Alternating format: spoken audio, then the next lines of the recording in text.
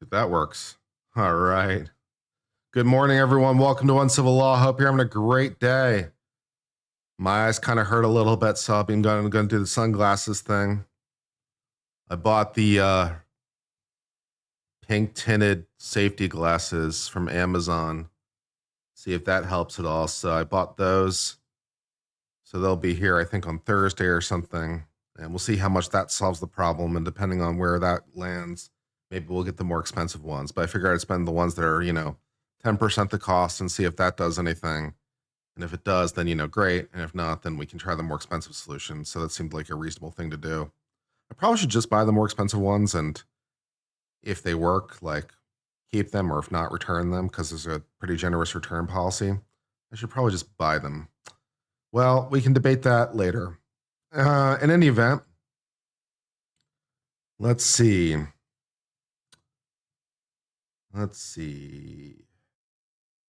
Okay, so I need to delete this thing from earlier today. Delete that stream. Great. Delete. Fantastic. Excellent. Everything is all right with the world. Yeah, buy them? Yeah, I really should, shouldn't I? Let me get my wallet and buy them. Let's do it. Fuck it. Hold on. Let's see. All right, so what is the thing? Light. Hold on.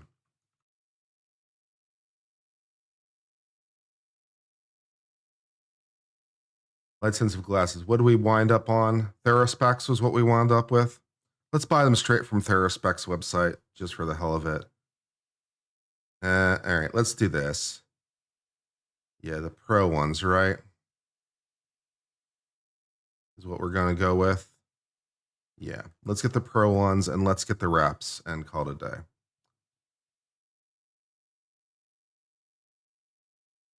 Let's do, let's get the wrap specs. Great. Let's do standard, probably. Probably don't need more than standard, right? Because standard's probably sufficient just to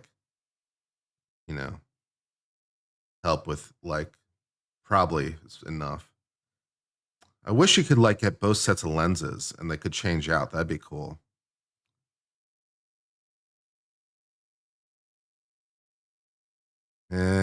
Let's get standard, I guess. All right. 1 to 3 business days. Oh. Okay, I accidentally have 2 in my cart. Oh, no, that's not what I want to do. Is there a coupon code? Let's find out.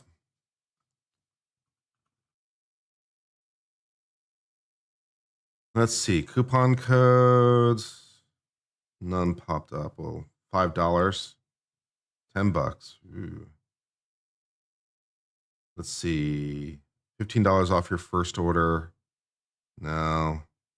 Let's try if this one saves me any money.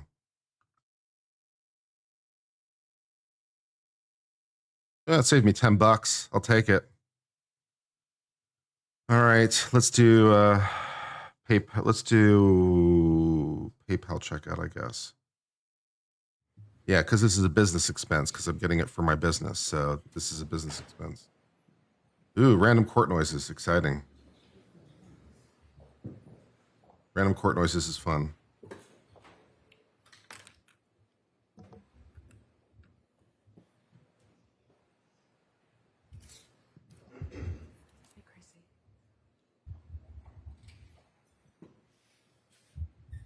Unexpected random court noises for you and me. Unexpected court noises the way to be. All persons having anything to do before the Honorable Beverly Canoni, the Justice of the Superior Court, holding in Dedham within and for the County of Norfolk. Draw near, give your presence, and you shall be heard. God save the Commonwealth of Massachusetts. This court is in session. Please be seated. I don't know if even God can save this one. I don't know, man. I don't know. I hear he's all powerful, but still. Ms. Reed. Good morning, Jareth. Ready, Jareth? Same 3 questions. Were you all able to follow the instructions and refrain from discussing this case with anybody since we met yesterday? Everyone said yes or nodded affirmatively. Was everyone able to follow the instructions and refrain from doing any independent research or investigation into this case? Everyone said yes or nodded affirmatively. Did anyone happen to see, hear, or read anything about this case since we left yesterday? Everyone said no. So, Mr. Foreman, with that, we're going to send you back out to deliberate. All rise for the court, please. Jimmy? Follow me. Well, that was exciting.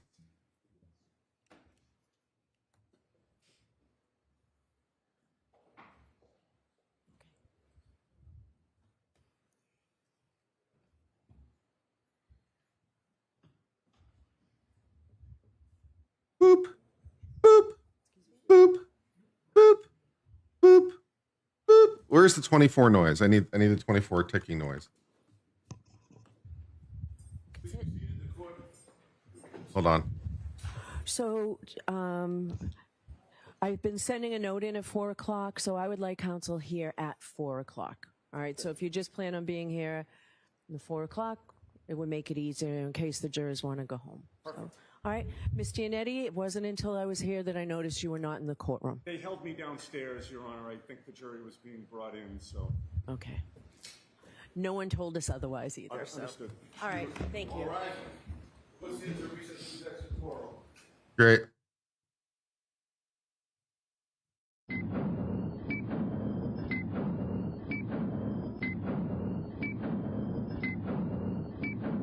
Cool. Excellent. Great. Awesome. Very good. The clock is running and we are super duper excited for all that. It's very fun. Great. All right, cool.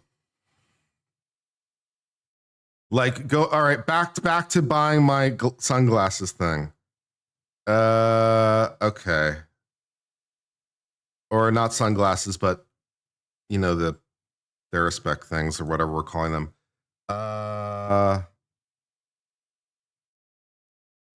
And everything has broken. I broke it. Hold on. I was trying to pay by PayPal and something broke. And okay, hold on. Let's give this another shot.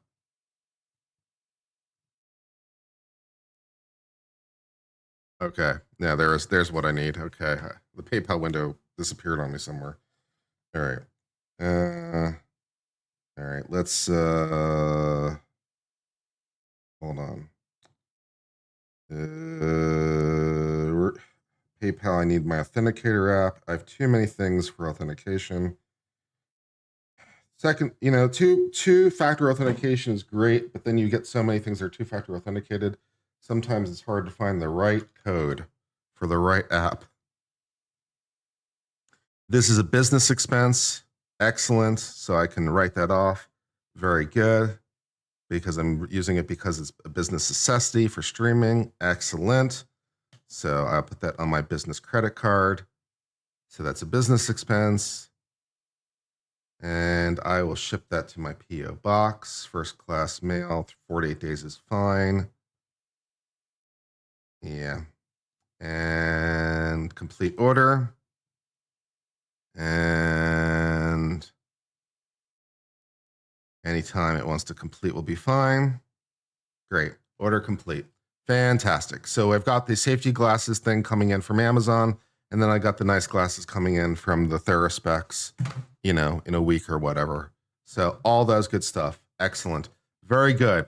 All right. So our jury watch continues. That's exciting. And today we're going to play Red Dead Redemption. I'm very excited about this. Well, Red Dead Redemption 2. Because apparently it was sitting in my Steam box the entire time. I'm not sure when I bought it, but at some point I bought Red Dead Redemption 2 apparently, and someone recommended it. And I'm like, oh, wait a second. I already own this. I've never played it. I really enjoyed Red Dead Redemption 1. I thought it was a great game. And I've heard reasonably good things about Red Dead Redemption 2. So, you know, hey, why not? And I got it up and running yesterday. I haven't played any of it, but, you know, I got it up and running so that we didn't have to go through setup and stuff. And I thought, you know, we could play that on stream and that would be fun.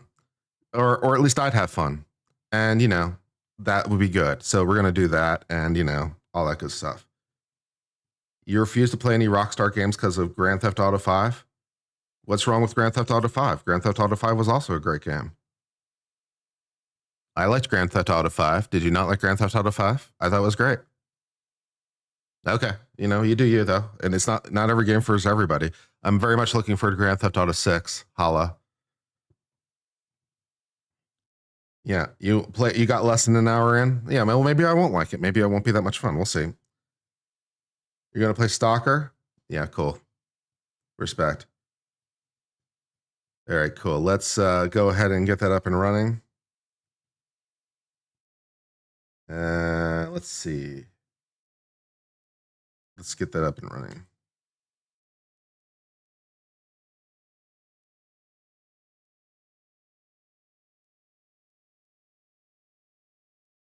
Candy Crush. I mean, you know, for a casual game, it's not bad. You could do worse. I play 2 dots sometimes when I'm like just waiting around and stuff.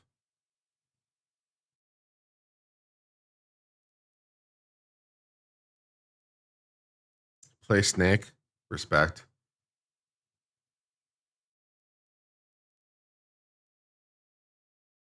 All right, the game somehow started full screen or something else is going on here.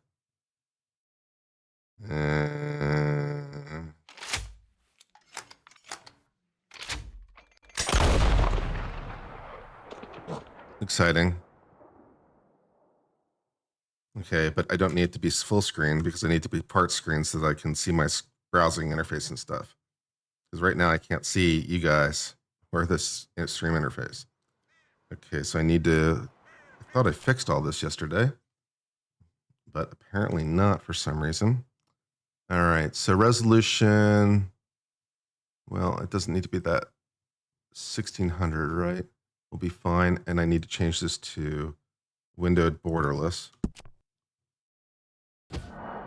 Yes, there we go. Great. All right. 2560 by 1440, right? Should be plenty sufficient. Can I move this window? I can't move it from the center of the screen. That's kind of annoying.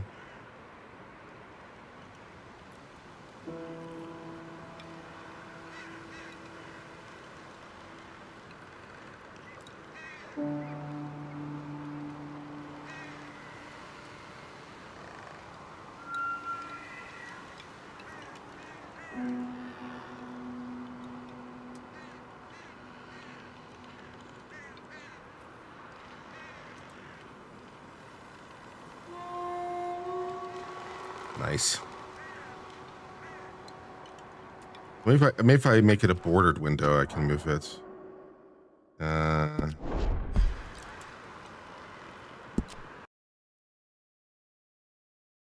Change it to a bordered window and see if I can move it that way. Windowed. Yes, now I can move it. Excellent. Okay, that's a lot better. Great. All right, cool. All right, let's give this a shot.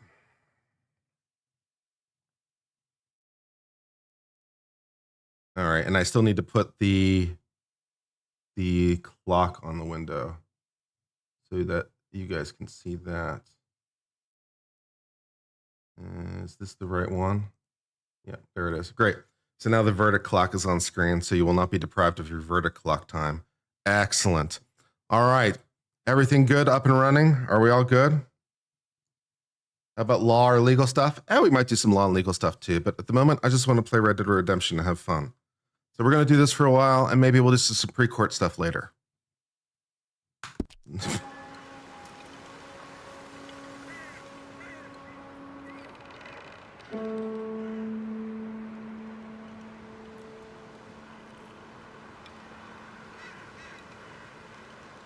All right, let's give this a shot.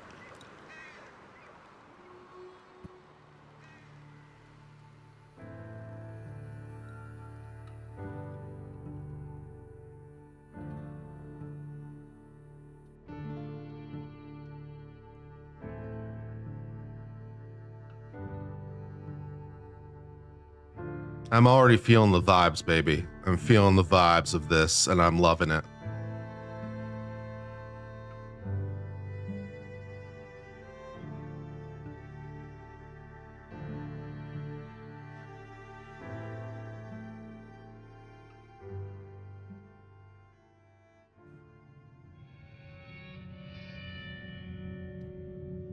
By 1899, the age of outlaws and gunslingers was at an end. Yeah, pretty much. Or very early 1900s, but yeah. America had become a land of laws. Yeah.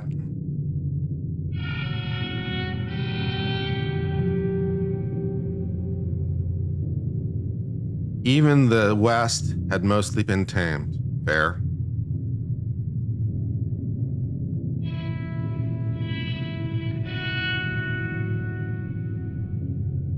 A few gangs still roamed, but they were being hunted down and destroyed. Dramatic.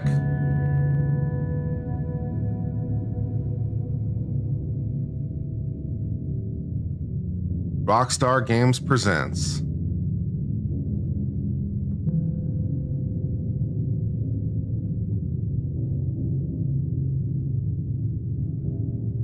Red Dead Redemption 2. Sweet.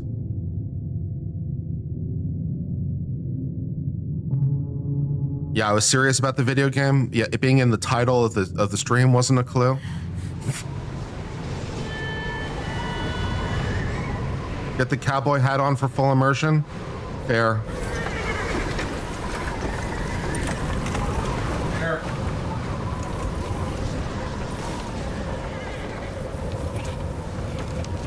Abigail says he's dying, Dutch.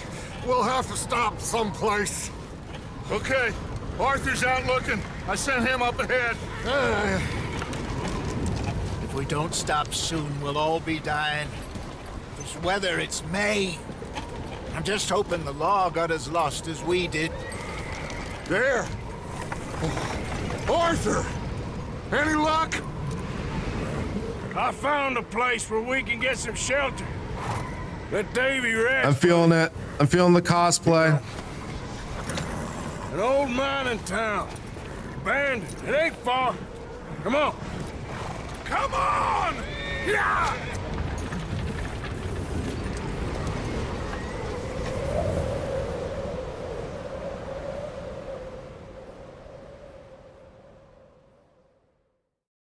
Sweet.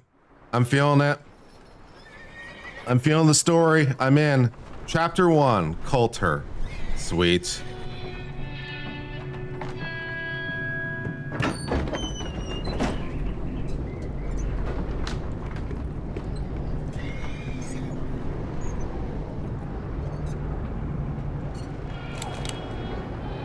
Bring him in here! Oh yeah, this is my first time playing Red Dead Redemption 2. I played Red Dead Redemption a couple times, but first time playing Red Dead Redemption 2, so I'm excited.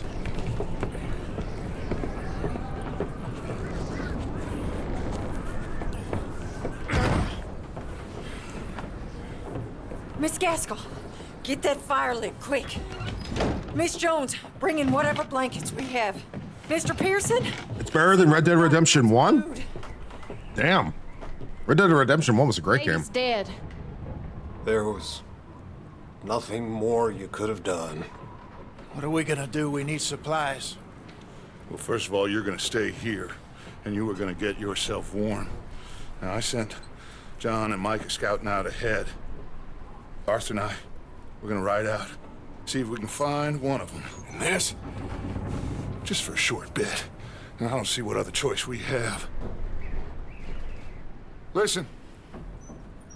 Listen to me, all of you, for a moment. Now, we've had, well, a bad couple of days. Yep. I loved Davy, Jenny. Are we going full Donner Party? Are we going to eat Davy? Okay, we don't know. But we lost some folks. Now, if I could throw myself in the ground in their stead, I'd do it gladly. Uh-huh. But we are gonna ride out and we are gonna find some food. Everybody, we're safe now. There ain't nobody following us through a storm like this one. And by the time they get here, well, we're gonna be long gone. We've been through worse than this before. Uh-huh. Mr. Pearson, Miss Grimshaw, I need you to turn this place into a camp. We may be here for a few days. Now, all of you, get yourselves warm. Stay strong. Stay with me. We ain't done yet. Huzzah! All right. We've got some work to do. We ain't run into them yet, so they both must have headed down the hill. Sure. Hey, I ain't had time to ask. What really went down back there on that boat? We missed you. That's what happened. Come on. Oh. Hey, you need horses? Oh, yeah. Hey, Mr. Smith, get yourself indoors. You need to rest that hand. I'll live. Get indoors, son. Nice. We need you strong. Okay. Sweet. All right, let's head out. Ain't sure what we're gonna find out here, Dutch. We have to try. Stay close. We'll do our best to stick to the trail. Hype. This goddamn weather. Been 2 days or more like this now. Oh, it has to blow over soon. Uh-huh.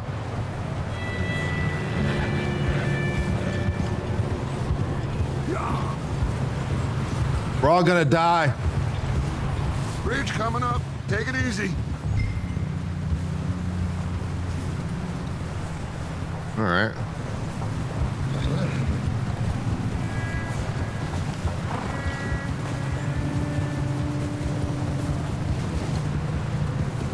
Right next to me, son. Don't want to lose you.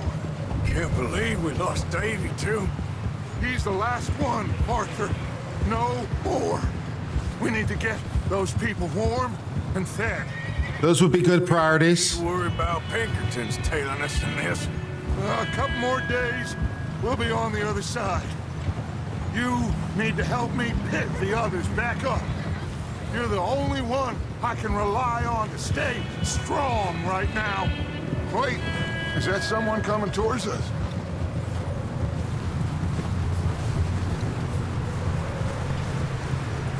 You up ahead. Who's there?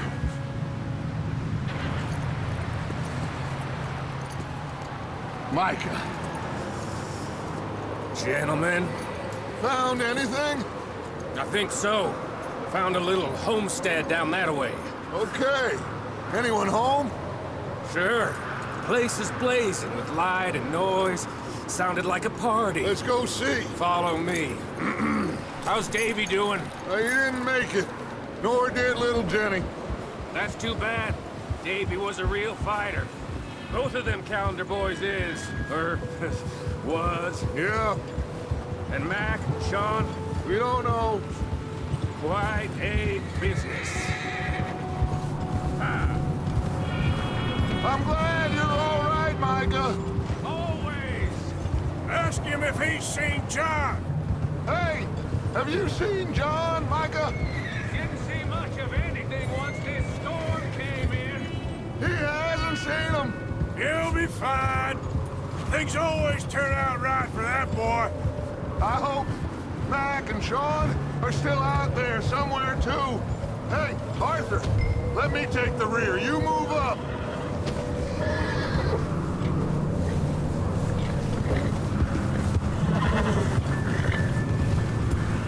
Giddy up.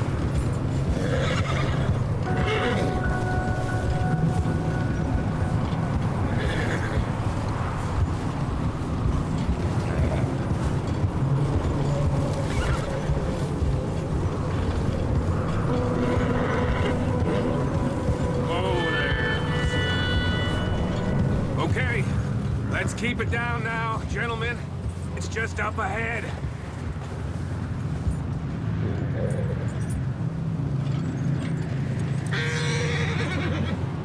Whoa. Okay.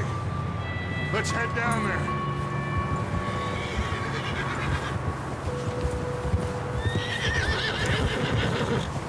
What game is this? If only the title of the YouTube video would answer your question.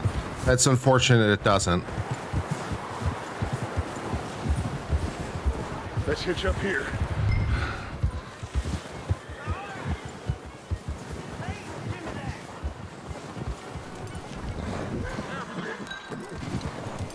Sir! Hey! Can't you ride, damn it?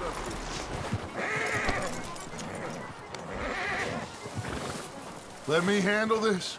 We don't want to spook these fine people.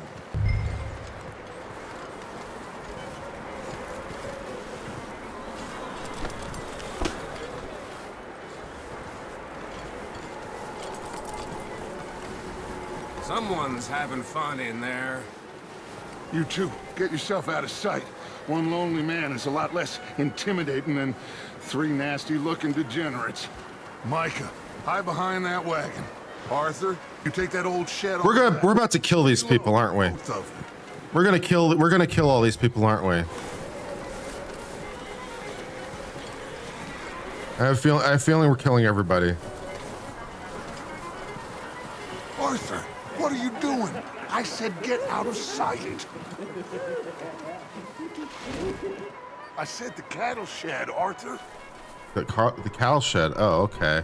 Well, sorry for misunderstanding your Arthur, take cover. Shut up. Over there. Arthur, get in position. Come on. I'm working on it. Just calm down.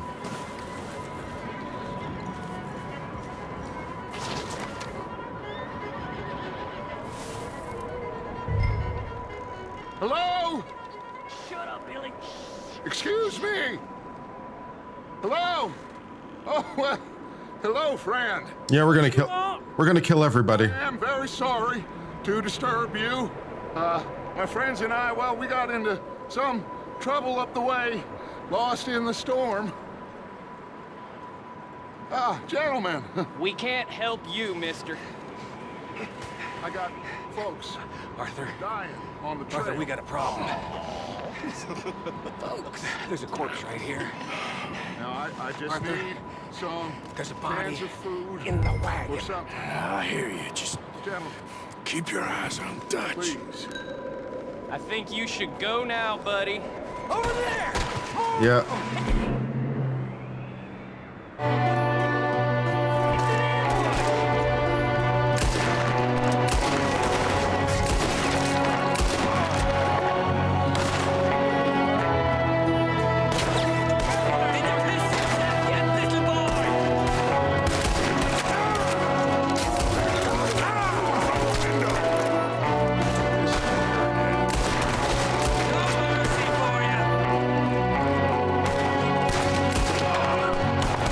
Nice music. I got more blood in the heel of my goddamn boot!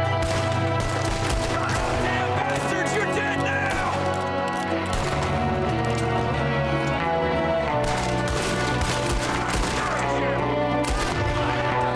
One of them's making a run for it!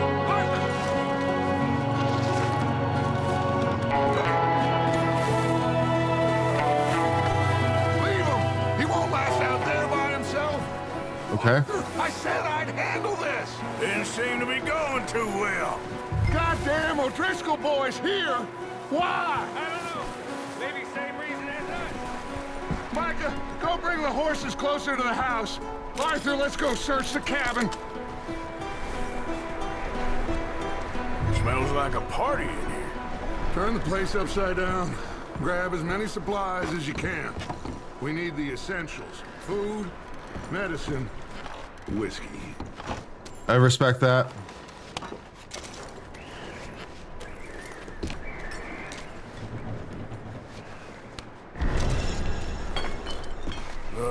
I'm starving. You should eat something now. Get your strength up for the ride back.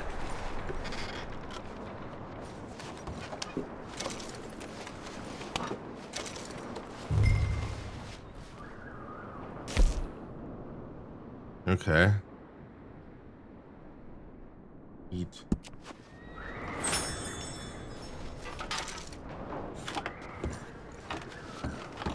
O'Driscoll's. I don't believe it. It's a strange one, all right. Maybe they're hiding up here, too. There's a big price on Colm O'Driscoll's head. Nearly as big as the one on yours. Wanting Colm dead. It's about the only thing me and Uncle Sam agree on.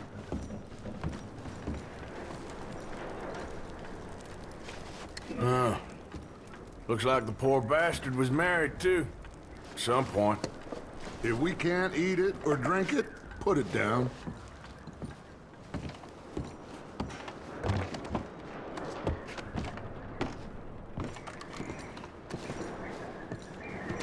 Place is dry and warm. We could maybe move the women and Jack down here. Maybe. We'll see how they are when we get back. I don't really want us to split up.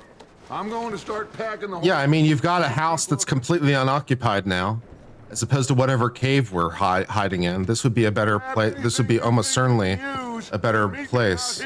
You got everything here. So yeah, moving everyone down here makes more logical sense.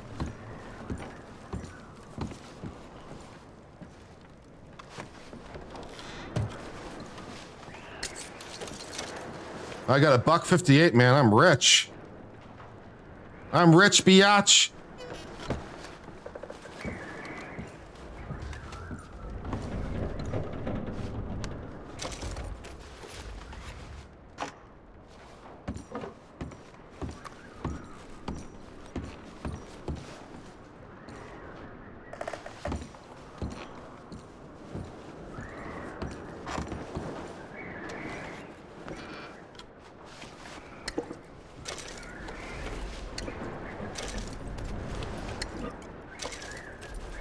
I'm taking random medicine out of a cabinet now.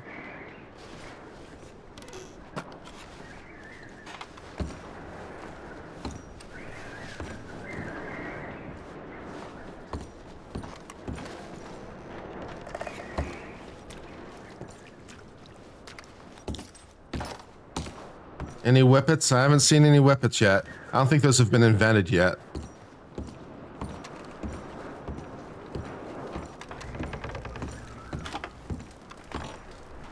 Was heroin available over the counter at this period of time? When was heroin being sold by like Bear? I think heroin was available. So yeah, we might not be able to find whippets, but we could probably find some heroin. Micah, Arthur, keep looking for stuff. Arthur, go see if there's anything in that barn. Micah, you search the cabin, see what we missed. Sure.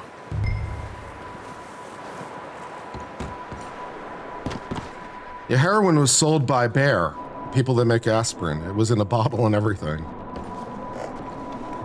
So yeah, we might not be able to get whippets, but we can just get heroin. Yeah, good times.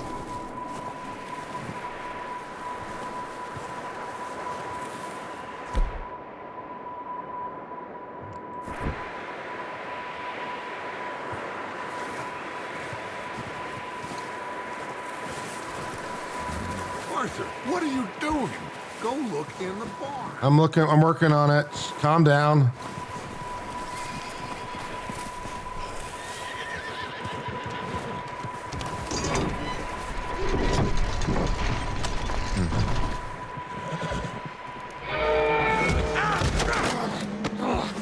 Bastard shot my cousin! Well, he started it. I'm gonna break your neck!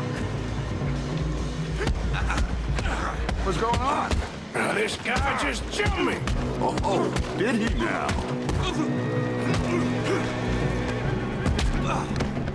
Sneaky little bastard. Should I kill him? Of course. No. Aww. Yeah.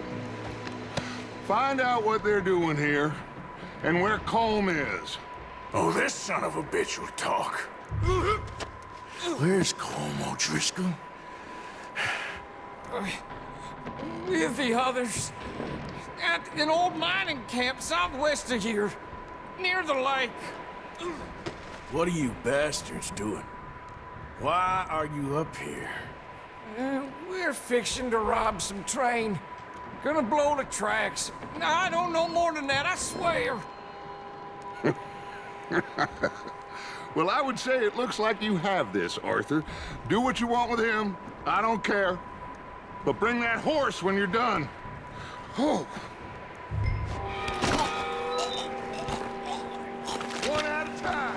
Yep, no, that was easy enough. It didn't spend a lot of time worrying about that.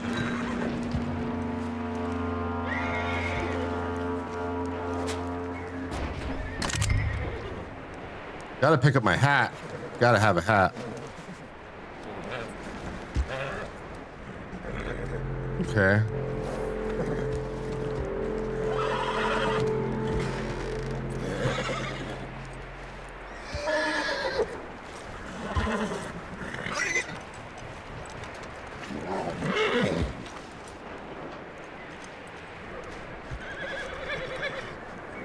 I'm holding. I'm holding. What more do you want me to do? I'm holding. Right click? Oh, the other button. Oh, okay. Calm the horse. Approach the horse.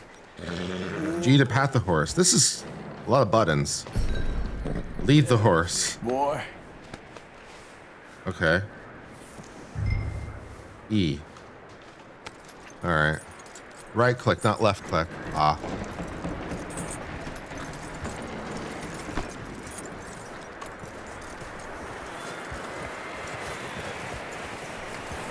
Is that bastard still in there? He's dealt with. Good. That looks like a decent horse. You should keep him. You need to hitch him. He's already skittish. I mean, he was already in the barn. I mean, you can get an Xbox controller. I do have an Xbox controller. You think you're doing? I have an Xbox controller floating around here somewhere. You think I should get? You think I should get my controller and use that rather than like my mouse and keyboard? Use an Xbox controller, and maybe I'll dig that out in a second. I've got one around floating around somewhere. I got you now. Come here. Wild thing, ain't ya? Leave her alone. I wasn't doing nothing. She's one of them O'Driscolls. No, she ain't, Michael. Look at her. Miss. Are you... Oh, you fool! Miss. Now, it is gonna be okay. We mean you no harm. Miss. Xbox will be easier. All right, let me get to an action break, It'll be okay. and I'll fish it out of wherever it's sitting. Come on now. Oh. Kill the girl. Kill the girl. Kill the girl. Hey, miss. They came 3 days ago. And my husband, they... Okay. Miss, you are safe now. And you can't stay here. You come with us. Arthur. Miss, it's okay. We're bad men. We ain't them. We're bad men, but we ain't them. I'm not sure how comforted I am by that, but okay. We'll keep you safe until you figure out what you want to do. What's your name, miss? Miss. Adler. Adler. Sadie Adler. Hey, Sadie. He was my husband. Well, so you're single. Oh, okay, great. Excellent. It's one way to get a wife, war bride it. I haven't tried that pickup technique yet. Hey! Somebody's coming! Looks like it's Dutch. Hey, everybody, Dutch is back! How'd you get on? Micah found a homestead, but he weren't the first. Colm O'Driscoll and his scum, they beat us to it. We found some of them there, but there is more about, apparently. Scouting the train. Thank you. That's the last thing we need right now, Dutch. Well, it is what it is. But we found Graphics are great. supplies, some blankets, Graphics look good. food, and this poor soul, Mrs. Adler, Miss Tilly, Miss Karen, would you warm her up? Give her a drink or something? And Mrs. Adler, it's gonna be okay. You're safe now. Uh-huh. They turned her into a widow. They did? I need some rest. I haven't slept in 3 days. You do understand you're basically the same as them, right? Miss O'Shea. You just killed a whole bunch of people. Mr. Morgan, we put you in a room over here. Thank you, Miss Grimshaw. Mr. Bell, you're with the fellas over there. What? How come Arthur gets a room and I get a bunk bed next to Bill Williamson and a... Yeah, and I got all the graphic settings like Get cranked yourself up. to bed. So my PC is humming right along, baby. I guess I could double check the graphic settings because it might have reset, but I thought I set them to like max yesterday, so. But it looks great.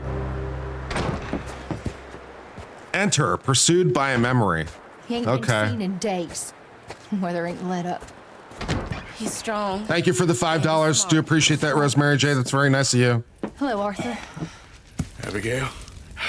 Arthur, how you doing? Just fine, Abigail. What GPU do we have? I think it's the 3070 Ti. I think it's what we have. I'm sorry to ask, but... It's little John. He's got himself caught into a scrape again. He ain't been seen in two days. Your John will be fine. I mean, he may be as dumb as rocks and as dull as rusted iron, but that ain't changing because he got caught in some snowstorm. Please go take a look. Javier? Yes. Javier, will you ride out with Arthur to take a look for John? He's got a stupid bowler hat. Two best Bowler friends. hat is gay. Now? She's Bowler hat ain't no cowboy hat. Fuck that noise. pretty worried about him. I know. The situation were reversed. He looked for me. Thank you. This way. Last I know, John was headed up the river. For all we know, he kept riding north and never looked back. He wouldn't leave. Not like that. Wouldn't be the first time. Stupid hat.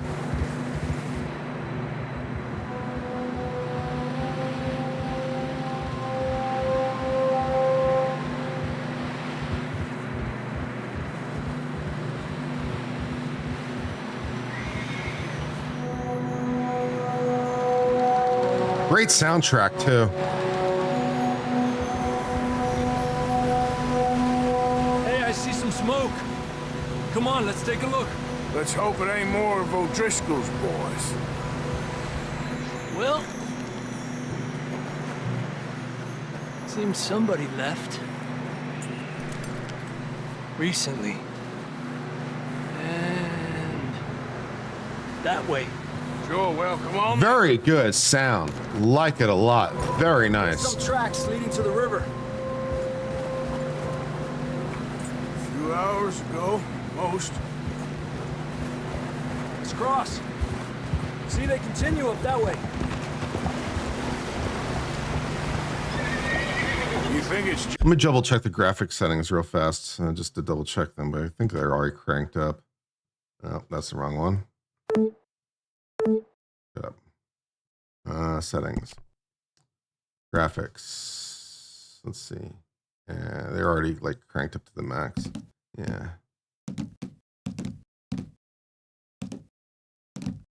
Yeah, everything's already set to like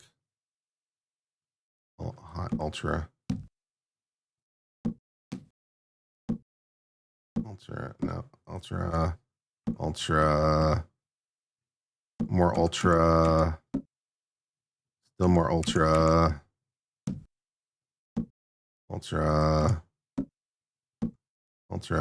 yeah. Yeah, that sounds good. All right. Yep. All right. All that looks good. Cool. Great.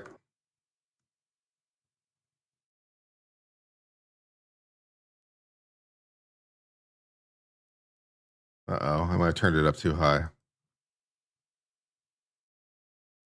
Uh-oh. I might have turned it up too high. Whoops. Everything crashed. Oh yeah, my GPU is my computer's not happy. Let's go back. Maybe everything on Ultra was not maybe that was the wrong call. Let's just keep it with the settings as they are. Yeah, let's just keep it as it was. That's fine. John, you tell me. These are horse tracks for sure, but could be anyone. Let's just see where they lead.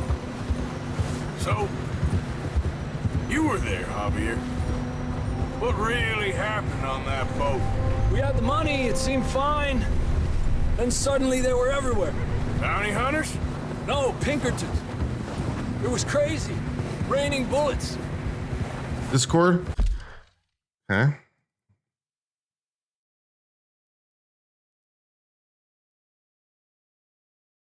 Court is live, I know. What else am I supposed to be, like, paying attention to? Was there something else? By the way, I hope you're feeling better, Mandy.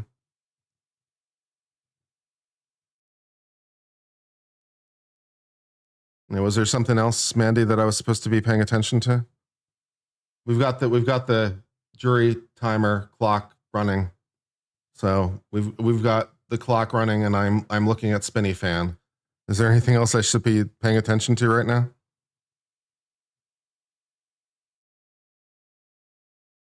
Miss Mandy is typing. Hold on while I wait. Take a slight break while we try to figure out what's going on over here. I just thought I'd want to know. I'm sorry. Oh yeah, no problem. Yeah, we've got the clock running. We got Spinny Fan running. We're aware. Yeah, it's fine. No problem. You're doing great. We love you, Mandy. Everyone say hello to Mandy and wish her to get better. She's not been feeling well recently. She's a great mod, and we love her very much. So everyone, wish Mandy to get better, please, and all that good stuff. All right, cool. Let's press backwards and keep going. Take it slow. Big ravine here.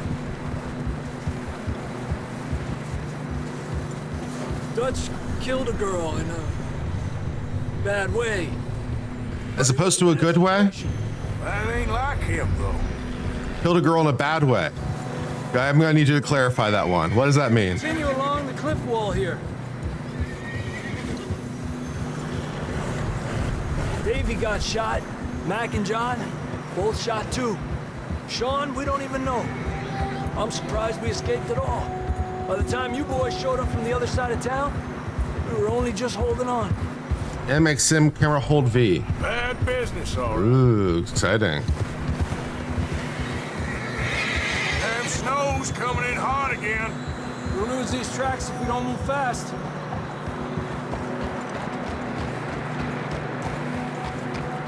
I've never played this game before. This is my first playthrough. I'm here for it.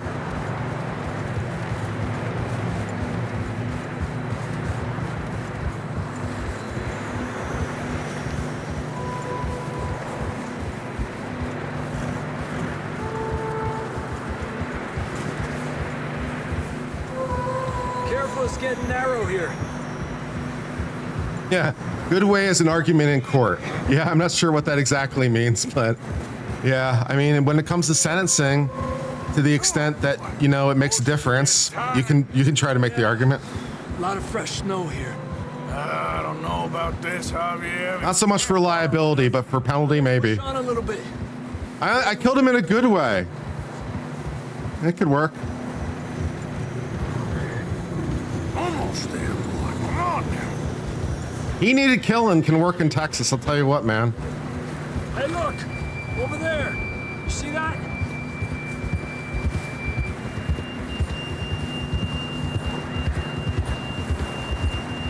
John was riding that horse when we left Blackwater. Texas is a weird place, man. If he can hear us.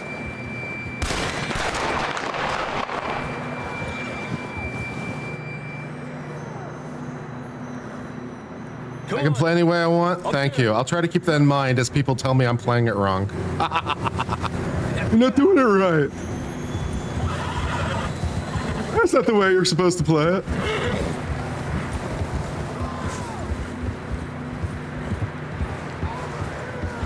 It's coming from up ahead somewhere. I don't think we can go much further on the horses. We'll have to walk from here. I grabbed that shotgun from your You can only carry one sidearm at a time. Okay. First to settle on my horse. Okay. Tab store viewed weapons. Well. Okay, I've got a sawed-off shotgun and a revolver. All right, the condition of the revolver is better accuracy. I'm gonna go with the revolver.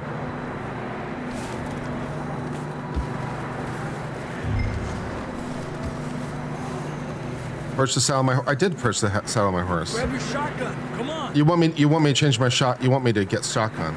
Okay, I guess shotgun it is then. Fuck me, I guess. Come on.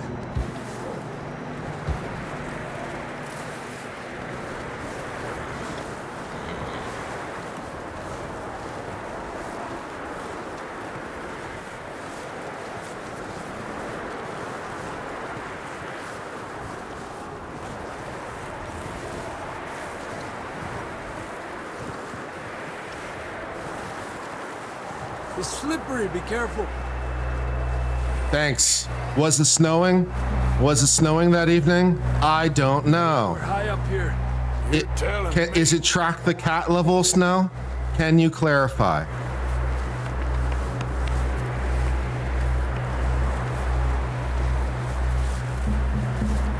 Drops down here.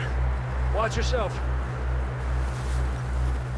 The game is telling me I'm not playing the game right. Yeah, I noticed. Here. I noticed. This isn't the right way to play. God damn it. Watch your head here.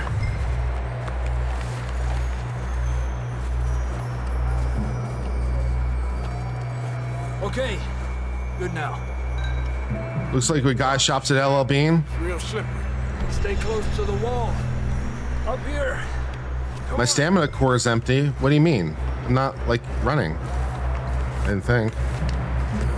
Gap here. That sounds closer now. Come on. We're coming, John. I don't think we're in Texas. I'm not sure where we are geographically.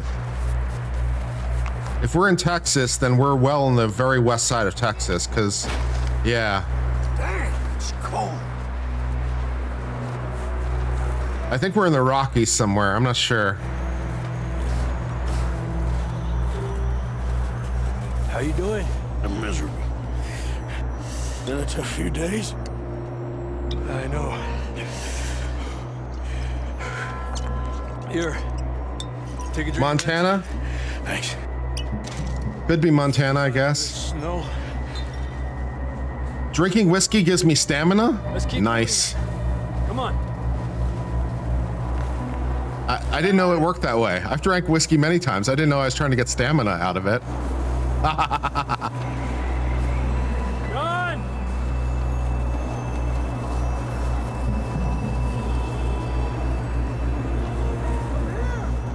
Out on the ledge!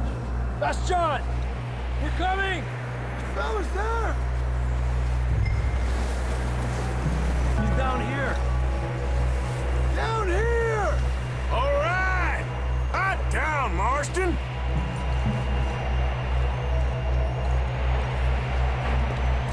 That's quite a scratch you got there. Yep. Never thought I'd say this, but it's good to see you, Arthur Morgan.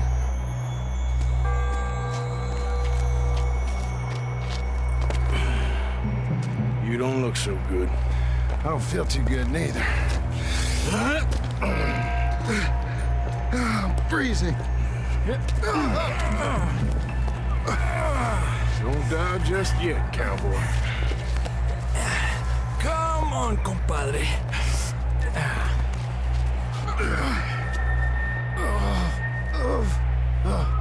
Well, we can't go back the way we came.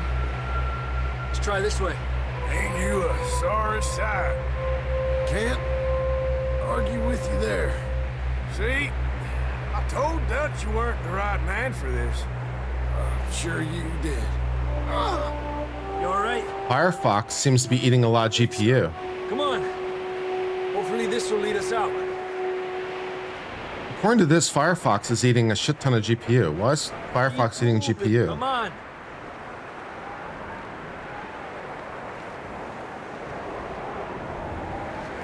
According to my system task manager, shut up. Firefox is eating GPU. Why is Firefox eating GPU? OBS is also eating some GPU. I am very confused right now. Why is OBS eating GPU? For video encoding?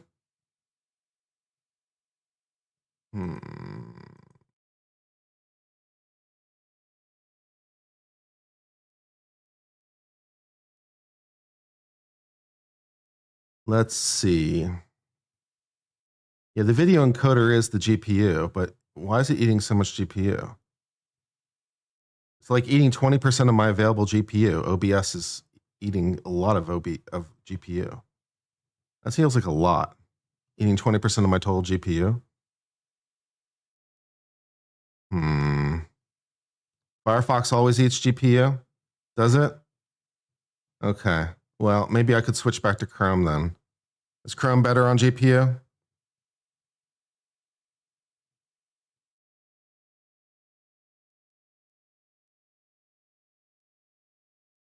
Chrome has, I thought, memory issues. Is Chrome better though? What should we be doing here? Help me out. Am I running this game on a personal build? Yes. It's a custom PC. What's my build? It's a Ryzen 9 3900X on a NVIDIA 3070 Ti graphics card, 64 gigs of RAM.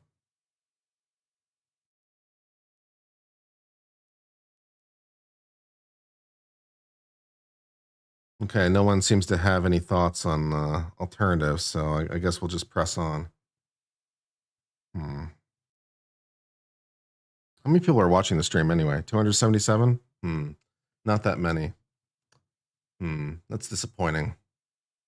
I just don't know what else to talk about. I've kind of run out of things to talk about with respect to Karen Reed. I mean, we could do Supreme Court cases, I guess, but you know, those aren't necessarily particularly popular either. So if anyone has any ideas on, you know, how I can get like 20,000 people watching the stream, I'm open to suggestions. I thought the gaming might be fun, but if people aren't enjoying it, we could do something else. I do aim to serve. Yeah, it's a reasonably solid build. I mean, you know, it's nothing to like complain about. It's solid. Have I tried Opera GX? No. Should I? Will Opera GX solve my issues? I could give that a shot. I could install it now, and we can get installed and running. I mean, we've got time. Do we want to install Opera GX?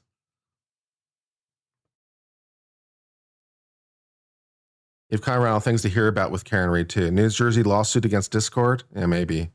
Go over Karen Reed past filings? I suppose I could. Play on man? Okay. We could rewatch parts of the trial.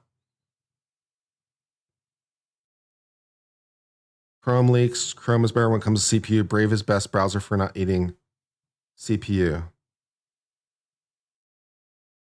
Brave, huh? All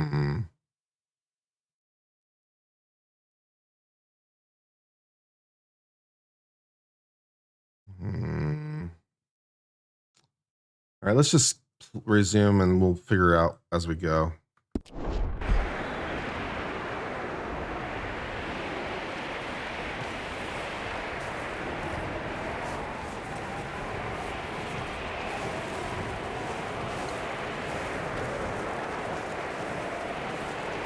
Going over Karen's trial may raise numbers. Rewatching old testimony, we could rewatch Trooper Paul or something, I guess. Use Brave to watch YouTube. Look up there.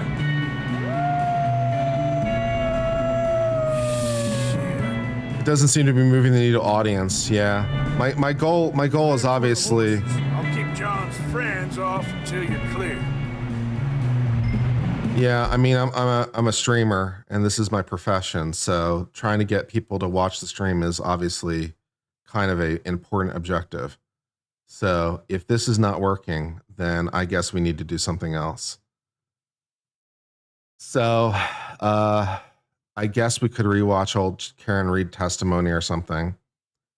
It'll raise numbers, redoing Karen Reed.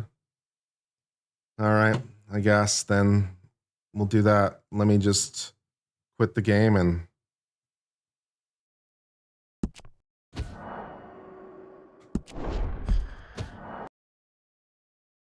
let's do old Karen Reed stuff, I guess.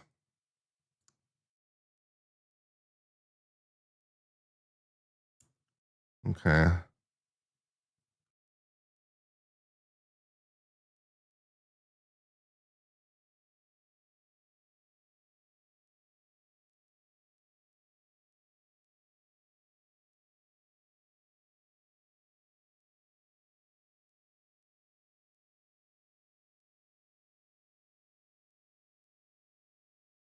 All right.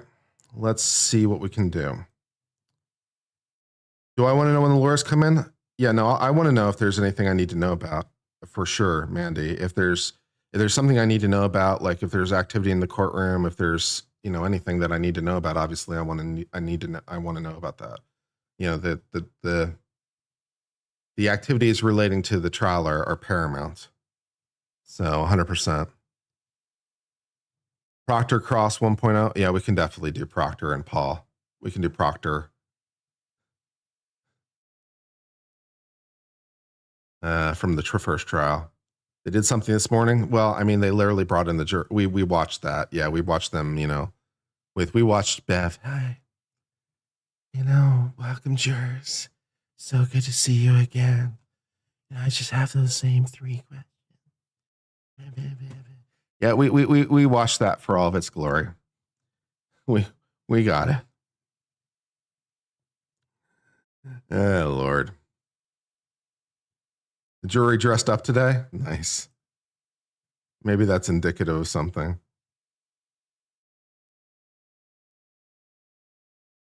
Jurors, I just need to make sure. Gotta ask you those same questions. And ask you. You know.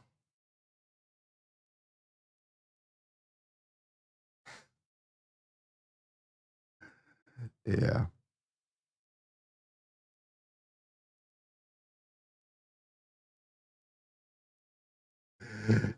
Good times.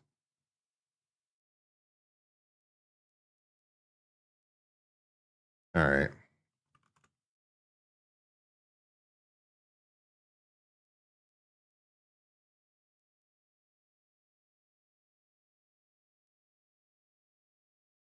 Let's see.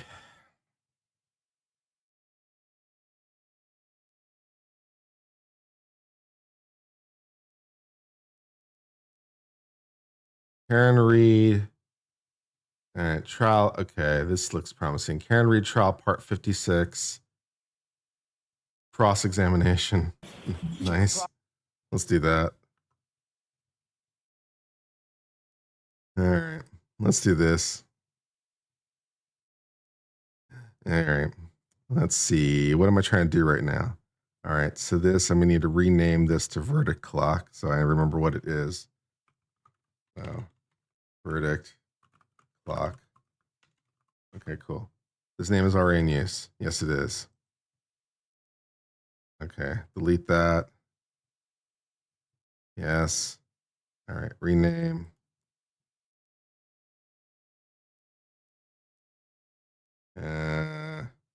Verdict clock.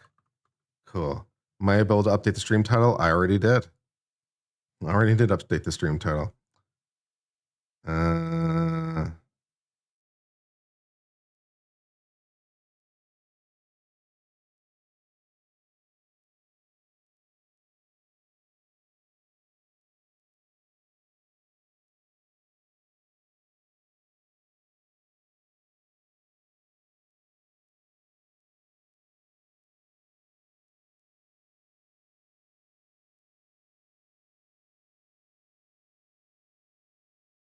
Rename this. Okay. Okay, cool. I managed to rename that. Excellent. All right, now I need to start a new window. I'm going to get rid of this window as well. I need to create a new window.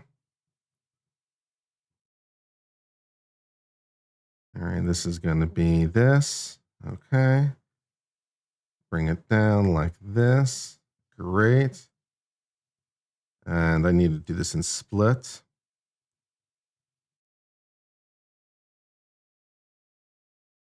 Oh.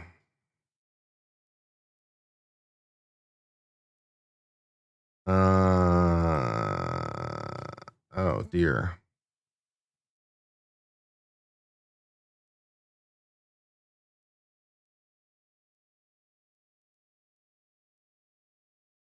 Okay, we'll do that. Fix that. Make this go big. Bring it down. Okay, cool. Make it look pretty. Excellent. All right, cool. Sorry for that. Sorry for that faffing around. Took a second, but we got it done. All right, let's watch this thing. Proctor, in the summer of 2022, August 17th specifically, you were sitting at your desk, presumably alone at your office, at about 10 p.m. at night, going through my client's personal cell phone, correct?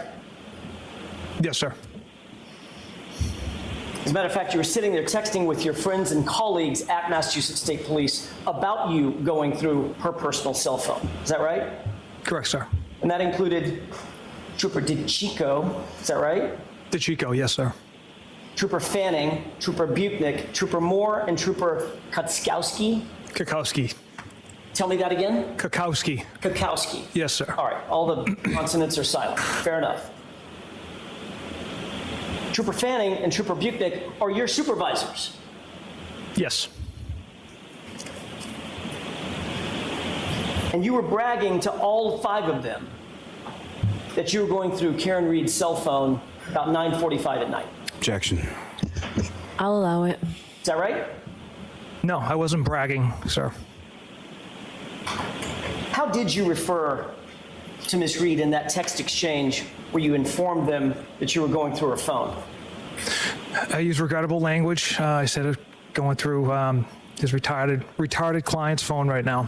You were shown a photograph of my colleague, Mr. Unetti, correct? Yes. May I approach? Yes. Same document I need a copy. Oh, Your Honor, I think the court has the copy that I was going to use. Oh, I thought I gave him back to him. You'd received a photograph. Actually, Your Honor, if I could, I would ask that this document be marked as next in order. Assuming the witness verifies its authenticity. So go ahead. Do you recognize this document? I do, sir. Same document that you were shown, copy of the same document that you were shown by Mr. Unetti, correct? Mr. Lally. Mr. Lally. I've done that twice. Mr. Lally. Correct. All right. Is that a true and accurate reflection of the text messages that you were exchanging with Chris Moore, Jeff Kakowski, John Fanning, Vito DeChico, and Yuri Buchanan? Yes. I'd ask that this be marked. Okay, any objection? Yes, Your Honor. All right, I'll see you outside down there. Have that, please. Yes, ma'am. May I inquire, Your Honor? Yes.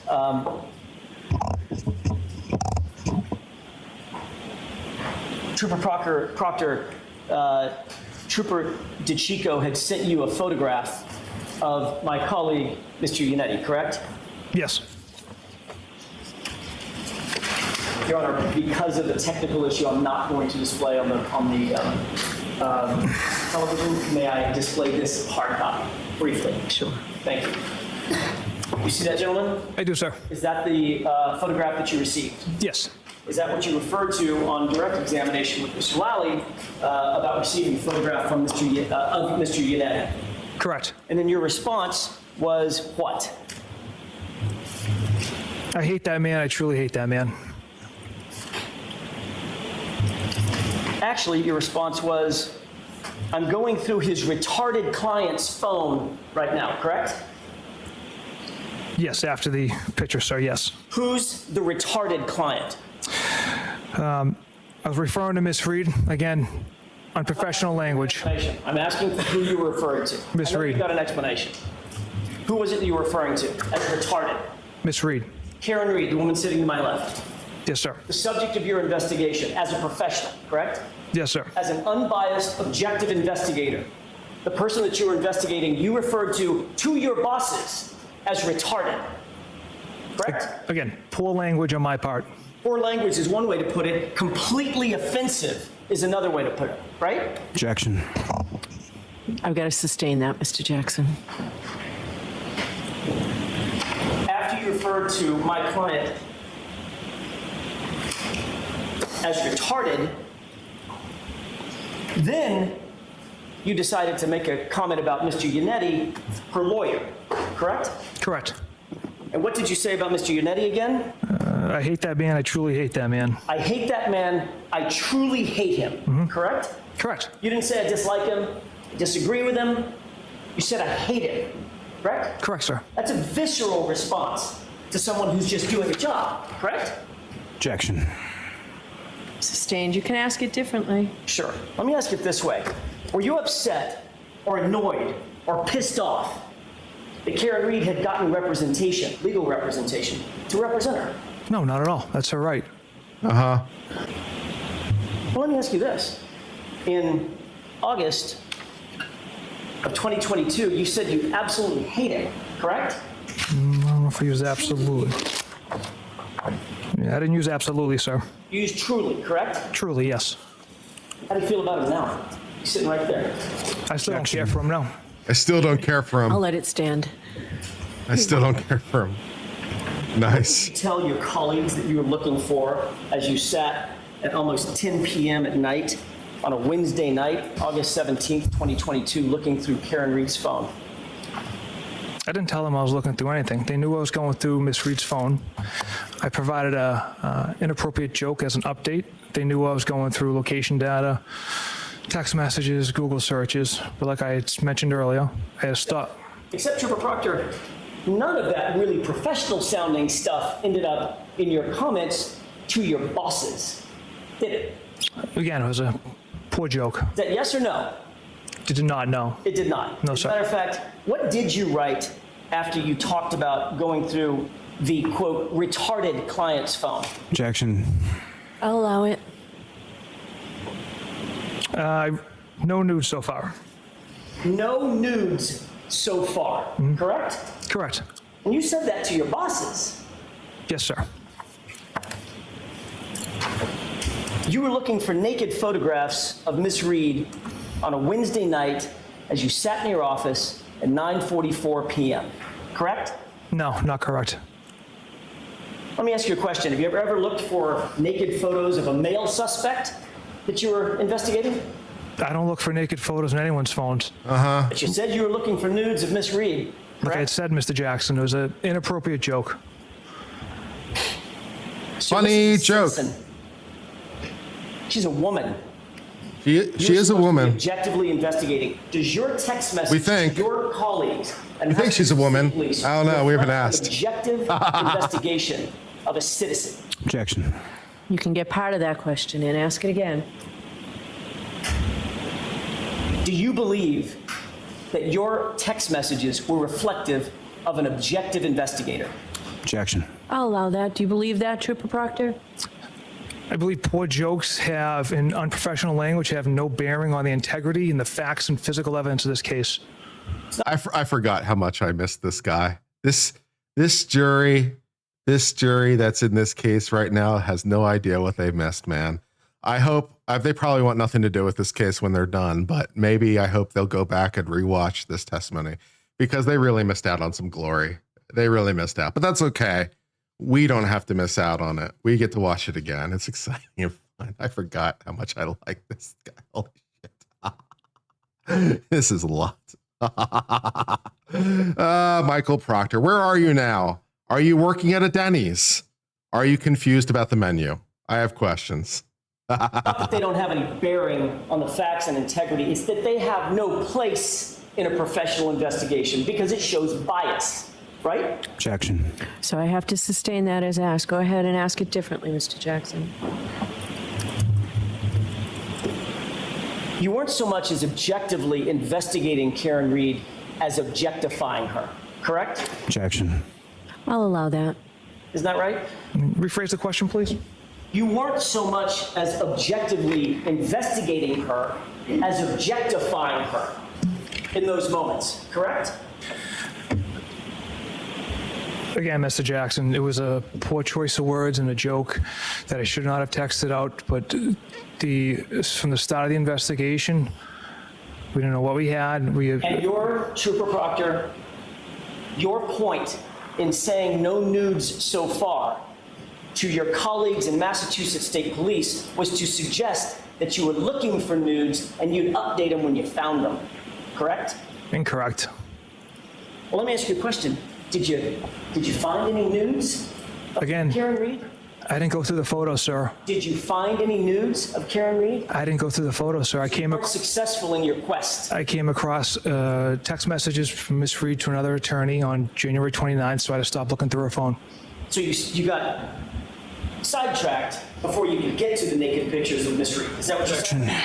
Sustained.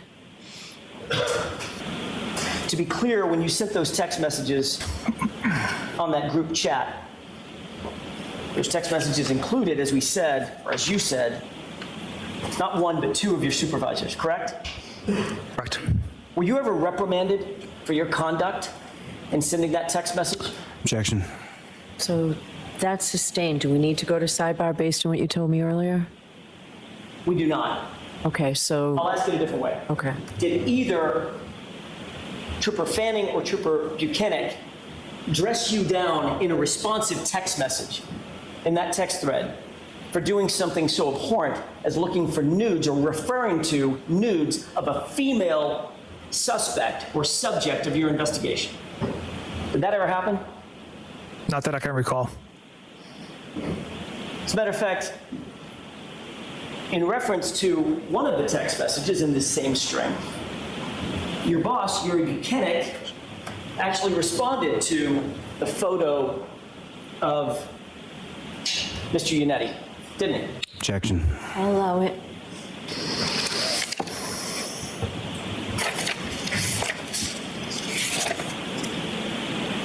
He did, sir. After you received the photo, that's when you said, I'm, quote, funny, I'm going through his retarded client's phone. Is that right? Objection. I'll allow this, but not too many more. Sure. Is that correct? It's on the top of page 685. That's correct. And Yuri Buchanan liked that comment. Funny, I'm going through his retarded client's phone. Didn't he? I see you laughed at an image here, sir. I can't tell if he liked that comment, sir. May I approach? Yes. I don't know if it's just because it's faded or... Yeah, my copy's faded. Top 2685. You can use my copy if that helps. All right. Thank you. What do you see on the top of that page? That Sergeant Buchanan liked it. Liked what? The going through his retarded client's phone, sir. May I approach? Yes. I'll take my copy. There you go.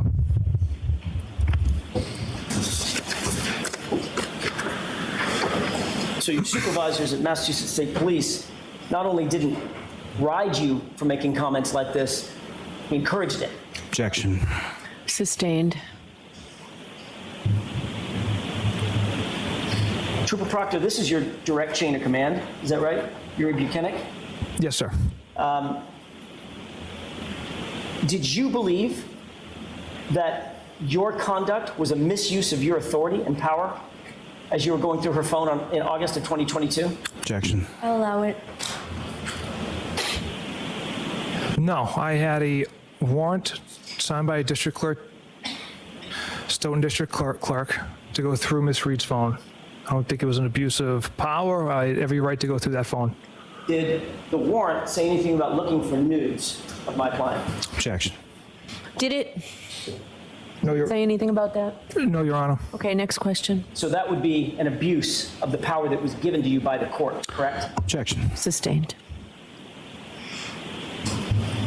Trooper Proctor, you'd agree that the hallmark of any good investigation, as you've been taught and others in the Massachusetts State Police have been taught, is that the investigation and the investigator have to be fair. They have to be impartial. Would you agree with that? Yes, sir. Meaning that the investigation has to be free of conflicts, right? Yes, sir. The investigator has to be free of conflicts, right? Yes. The investigation has to be free of bias. Is that right? Correct. You can't be biased against the person that you're investigating. That would compromise the entire thing, wouldn't it? Yes. Basically, you follow the evidence. You're supposed to follow the evidence wherever it takes you, right? Correct. Good or bad, top to bottom, just follow the evidence and report it back. That's how an investigation is supposed to be run, isn't it? Yes, sir. And these are things that you learn early on at Massachusetts State Police Academy and then in your detective training. Isn't that right? It is. And literally, it's part of an oath that you took at the academy that you will, quote, faithfully and impartially discharge and perform all of the duties incumbent on you as a Massachusetts State Police trooper, right? Yes, sir. You swore that oath. I did. When you start an investigation, everybody in that investigation should be treated exactly the same. Don't you believe that's true? Correct. Everybody, have you ever heard the phrase, everybody's a suspect until they're not? Right? Objection. Sustained. It's especially important early in an investigation, before all of the facts are known, that the investigator is not compromised by bias, prejudice, right? Correct. Most important early in the investigation, because that's when the most things are up in the air. There's the cloud, the fog of not knowing exactly what the truth is, right? Objection. Sustained. In other words, Trooper Proctor, you don't get to pick a suspect and then try to find evidence to support your choice, right? Correct. But in this case, it's exactly what you did, isn't it? Absolutely not. All right, Mr. Jackson, why don't we end for today? All right, go right ahead, Mr. Thank you, Your Honor. Jackson. Trooper Proctor, I'm going to ask. Thanks, by the way, to the trial channel for like cutting out like all the sidebars and stuff. That makes it easy, like so I don't have to cut it myself. So thanks, trial channel, for doing that for me. You are the real ones. You've made my life a little bit easier. It's great. Thanks. Ask you if you wouldn't mind to turn to tab 2 in the binder in front of you.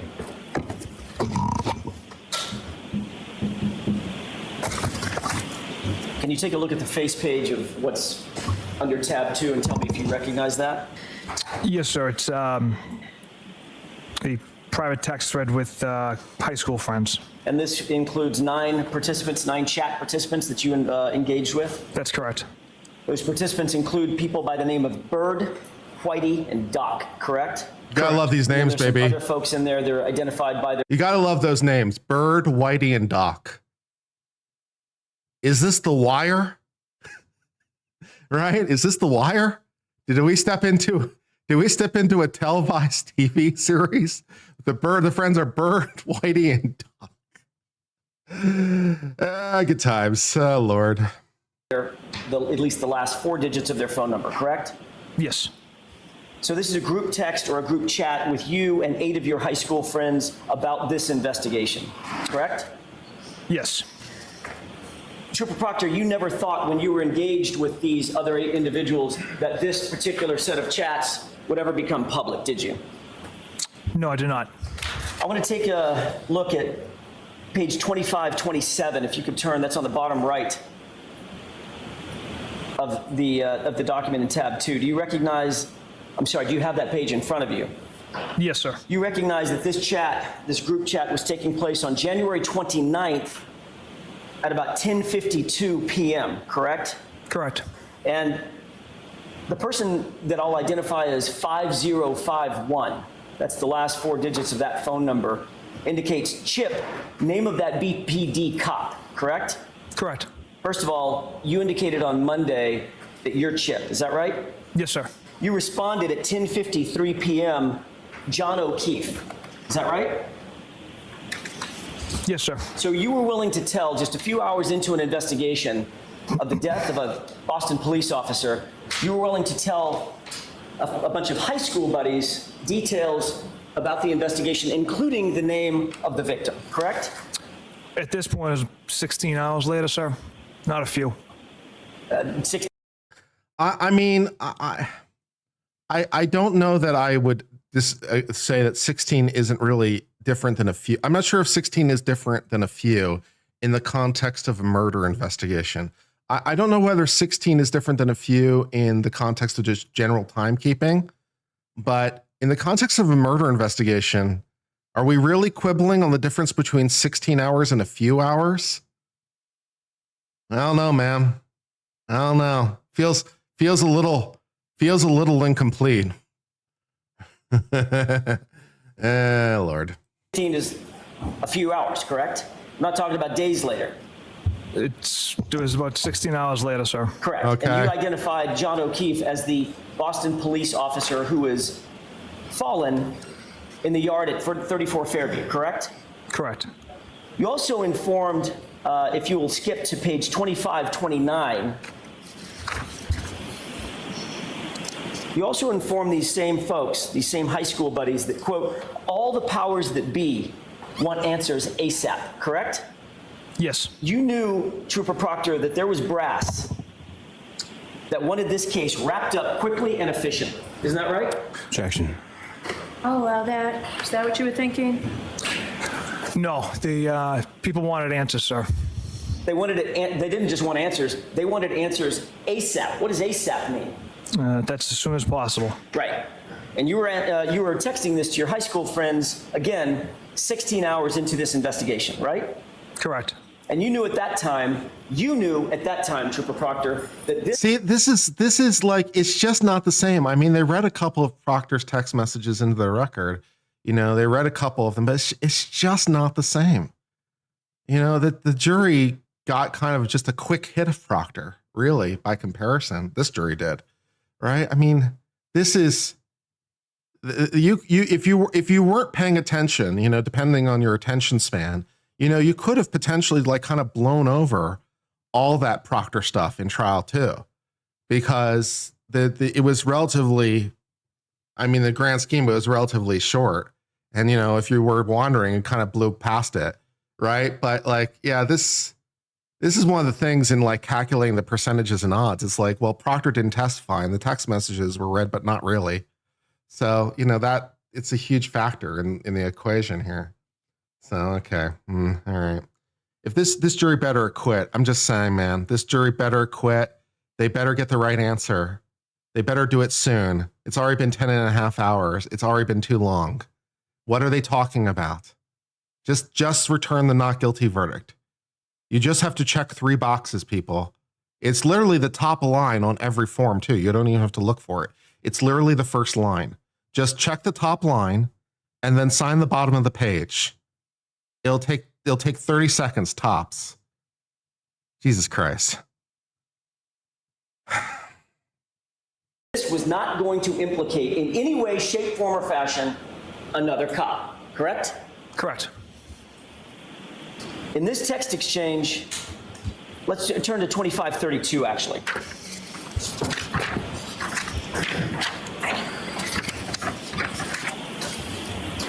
Do you have that in front of you? I do. In this text exchange at 10:56 p.m., your buddy Bird writes, "I'm sure the owners of the house will receive some shit." Correct? Correct. How did you take that to mean? Did you take that to mean that he could get in trouble? Yeah, I'm not sure exactly what my friend was getting at. Well, you had some idea. Yeah, The owners of the house isn't going to get any shit for this, right? That's how I interpreted it. Yeah, you interpreted it like he's not going to get in any trouble. He's not going to be a suspect, correct? Correct. And he's not going to be implicated in any way. Is that right? Correct. And your answer was one word, correct? Yes. What was that word? Nope. She didn't say they must discuss it before doing a straw poll. She said they shouldn't. She didn't say they had to. If you listen to the wording, if you listen to the exact wording, yeah, she didn't say they had to discuss it. She said it wouldn't be a good. You should discuss it a lot. Yeah. So yeah, they can, you know, by the literal instructions, just be like, nah, we're good. They can do that. It would be permissible. The judge can't force them to deliberate. If they're all like good, they're all good. Yeah. So, you know, yeah. Yeah. And then you followed that up with an explanation as to why you said no. didn't you? That wasn't the explanation why I said nope. I simply said homeowner's a Boston cop too, meaning Mr. O'Keefe was a Boston cop. The homeowner was a Boston cop as well. The question that preceded your answer, nope, the homeowner's a Boston cop too, was the homeowner's gonna get some shit for this, correct? That's not what I meant with that text. That's what you wrote. Not what I meant, sir. All right, let's take it in order. Question. Oh goodness, the homeowner's gonna get some shit for this. Answer, nope. Next text, he's a Boston cop too. That doesn't sound like an explanation for your nope. No, that's just saying he's a Boston cop as well. Mr. O'Keefe is a And that's Boston cop. why he's not going to get any shit, correct, Trooper Proctor? Well, he's not going to receive any shit, sir, because he had Mr. Albert, the homeowner, had nothing to do with Mr. O'Keefe's death. And How do you know knew that? this How do you know 16 that? hours into your investigation. Yes. Less than a day. Yes. To your satisfaction. To my satisfaction And and you to the hadn't members been of my to the unit. crime scene? So let him finish. We didn't get the, finish your answer? To my satisfaction and to all the members of my unit who investigated that day. Objection. Calls for speculation. So I'm going to let it stand. Trooper Proctor, you have to keep your voice up, okay? Jurors need to hear you way back there. Yes, ma'am. The fact of the matter is, you hadn't been to the crime scene by the time you wrote this text, correct? Correct. You hadn't been inside the home, correct? No. You had you had questioned a grand total of 3 percipient witnesses at this point, correct? Yes. And 2 of the 3 were named McCabe, right? Correct. And 1 of the 3 was named Albert, correct? Yes. And it's against that backdrop that you wrote, nope, the homeowner's not going to get any shit because he's a cop, right? That's not what I meant by that. At 10:57, Bird goes on to write, he, the homeowner, must have been a puddle to accomplish that. And then he writes, who's the homeowner? And then he writes, I hope not, but I can see it. Correct? Yes. A puddle means drunk, correct? That's a term for it, yes. In other words, Bird wrote that the homeowner must have been so drunk, so wasted to have killed him. Correct? Objection. Do you know what that means? Do you know what that text means? Just the puddle part, Your Honor. That term. All right, so he can answer that. And the puddle part means drunk or wasted, right? Yes. And what Bird actually wrote was, he must have been a puddle to accomplish that. Correct? That's what he wrote. And then you write back, quote, she waffled him. I looked at his body at the hospital, right? Correct. You used the phrase waffled about a Boston police officer who had fallen in the snow and died in someone's yard. And you decided to use the word waffled him, correct? Objection. So sustained. Ask it differently, Mr. Jackson. Did you answer, she waffled him, I looked at his body at the hospital? I did answer that, yes. And then Bird questioned, she waffled him, correct? Yes. And then you responded, he was banged up. Is that right? Yes.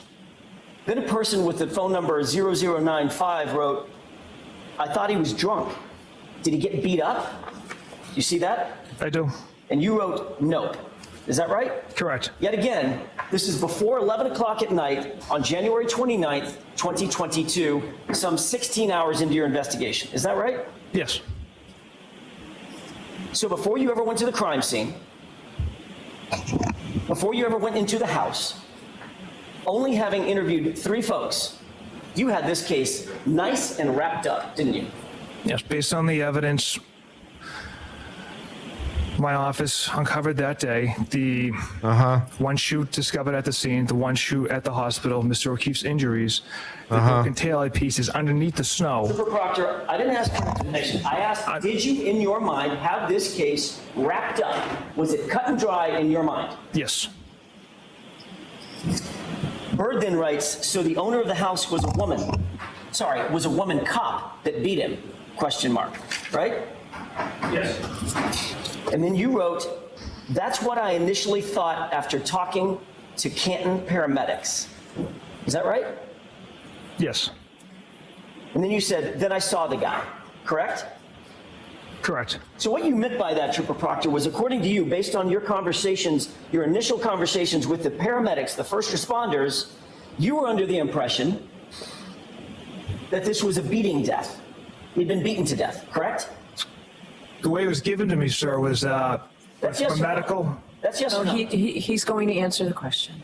If you want to withdraw the question, you can. No, go ahead. We entered this investigation with an open mind. It was given to me as a medical situation. And when we saw Mr. O'Keefe's body at the hospital, Sergeant Buchanan and I, we saw his injuries and we were kind of working through how these injuries occurred. As a matter of fact, both you and Sergeant Buchanan believed that he had suffered the injuries as a result of a physical altercation based on information you received from the paramedics initially, correct? Initially, we didn't know what we had. We knew there was some significant injuries. Why is it all distorted? Let me refresh and see if it makes any difference. Paramedics, the first responders, you were under the impression that this was a beating death. He'd been beaten to death, correct? The way it was given to me, sir, was That's yes from or no? medical. That's yes or no? He's going to answer the question. If you want to withdraw the question, you can. No, go ahead. We entered this investigation with an open mind. It was given to me as a medical situation. And when we saw Mr. O'Keefe's body at the hospital, Sergeant Buchanan and I, we saw his injuries and we were kind of working through how these injuries occurred. As a matter of fact, both you and Sergeant Buchanan believed that he had suffered the injuries as a result of a physical altercation based on information you received from the paramedics initially, correct? Initially, we didn't know what we had. We knew there was some significant injuries to Mr. O'Keefe. And we're still figuring out how those injuries occurred. Well, you just testified. Initially, we didn't know what we had. Right. But 16 hours after the fact, you wrote the following sentence. That's what I initially thought after talking to Canton paramedics, correct? Correct. So initially, you did think you knew what you had. A physical altercation leading to a death, correct? Correct. So when you just said, initially we didn't know what we had, that wasn't quite true. You did at least have an idea of what you thought you had, correct? God, OBS is chewing through GPU. God damn.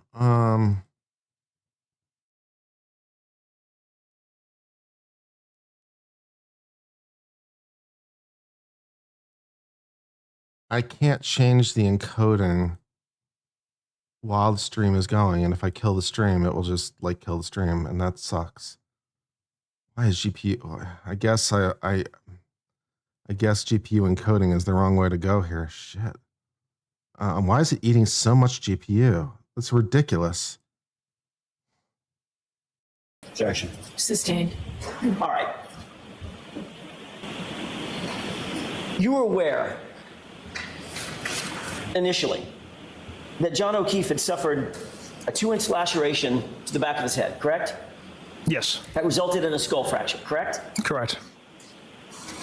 He had a laceration over his right eye, small laceration just under the eyebrow, correct? Yes.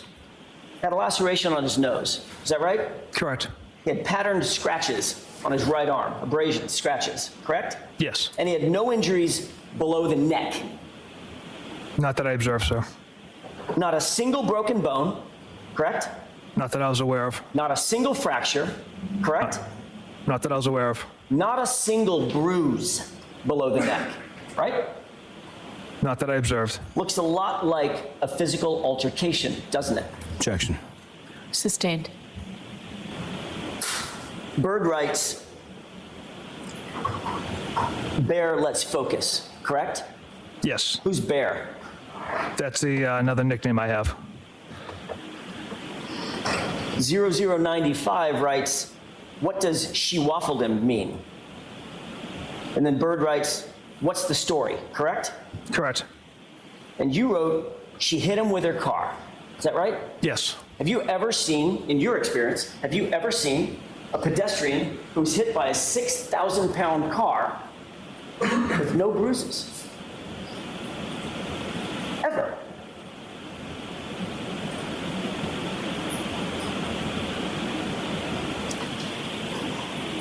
The pedestrian strikes I've seen have been at high speeds, And that's 60 enough plus. A person out of the shoe, right? 60 plus miles per hour. So I can't recall right now off the top of my head as far as injuries in the past pedestrian strikes I've attended. Okay. So someone, you indicated on Monday, under examination by Mr. Lally, you've seen a shoe missing. Correct. Pedestrian strikes, correct? Yes. Those are high speed, extremely high speed incidents, correct? Yes. 60 plus miles an hour, right? I can't recall all the pedestrian strikes I've been to as far as the miles per hour the vehicle is traveling. Trooper Proctor, let me ask you the question again. Have you ever, yes or no, have you ever, in your experience, seen a vehicle pedestrian incident in which the pedestrian has no bruises? Objection. Have you seen that? I can't recall. Okay, next question. Uh-huh. After you wrote, she hit him with her car, 5051 writes, oh Jesus, and Bird writes, okay, that's fucked up, correct? Correct. And then you wrote what? Intentional or not? Intentional or not? Is that right? Yes. Your words. Correct. 0095 then chimes in, gotcha. He was frozen in the driveway and she didn't see him? Question mark, correct? Correct. And you wrote what? That's another animal we won't be able to prove. That's another animal we won't be able to prove, correct? Correct. Trooper Proctor, you knew that there were going to be things in this case, even 16 hours into this, that you just admitted you would have zero proof of, correct? Objection. Sustained. You can ask it differently. Did you mean by that statement that this was one of several things that you knew we would not be able to prove? That statement, that's another animal we won't be able to prove, references the intentional or not part. You didn't care at that point when you wrote that, you didn't care what you could or could not prove, did you? Objection. I'll allow it. Isn't that what you meant? No.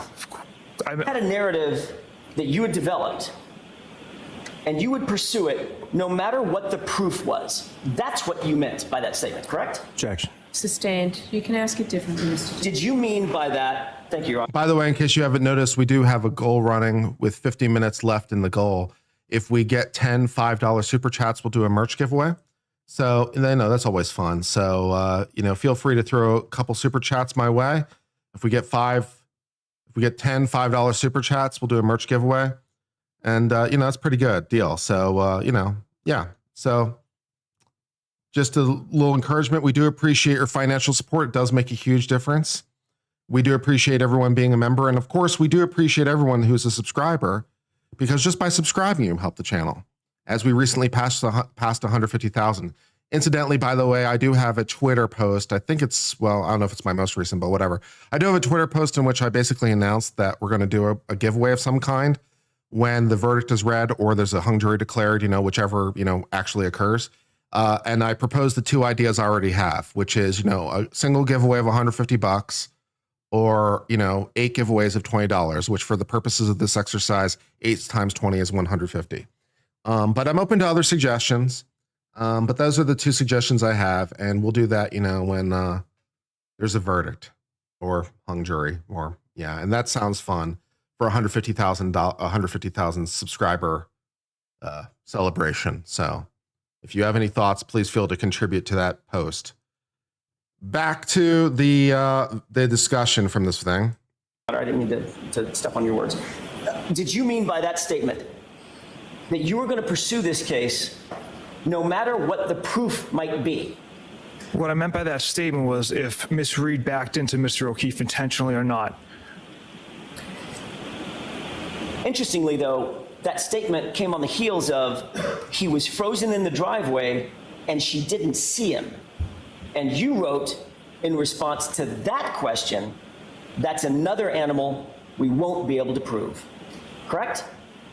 That's not what I was responding to. I was responding to the intentional or not part. So you were responding to your own statement? Correct. Okay. 0095 then writes, what's the name of the Canton cop living in Canton? The other one involved. Correct? Yes. In other words, that person was asking, tell me the name of the homeowner. Isn't that right? Yes. The guy that's the cop, right? Correct. And you ignored that question for a second time. Is that right? Yes. As a matter of fact, not one time, not once in this entire group chat did you disclose the name Brian Albert, did you? I don't believe so, no. You were actively trying to hide Brian Albert's name, at least from this conversation. Objection. I'll allow it. Is that what you were trying to do? Absolutely not. But you had no problem sharing John O'Keefe's name with your buddies from high school, right? Correct. And you had no problem sharing Karen Reed's name with your buddies from high school, correct?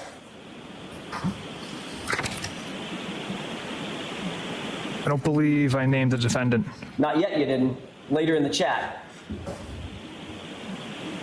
Okay, correct. 5051 then writes, the BPD have any jurisdiction here because it was their own? Question mark. Is that right? Yes. And a few texts later, if you look down a few texts, at about 11 o'clock, you see a text that starts, nah, cat. Cats? Like snow tracking? You responded, quote, nah, N-A-H, nah, cat, K-A-T-T. It's the total opposite. They have to recuse themselves. Same with Canton. Correct? That text ends as they have to recuse themselves. You then text back, I'm sorry, can I have a moment? Yes. Flip the next page. I see where you're at, sir.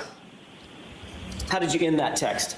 Same with Canton. Meaning Canton has to recuse itself also, correct? That was my understanding. So by 11 p.m. on January 29th, 2022, there was no question in your mind, Trooper Proctor, that the Canton Police Department was recused from this investigation in all particulars, correct?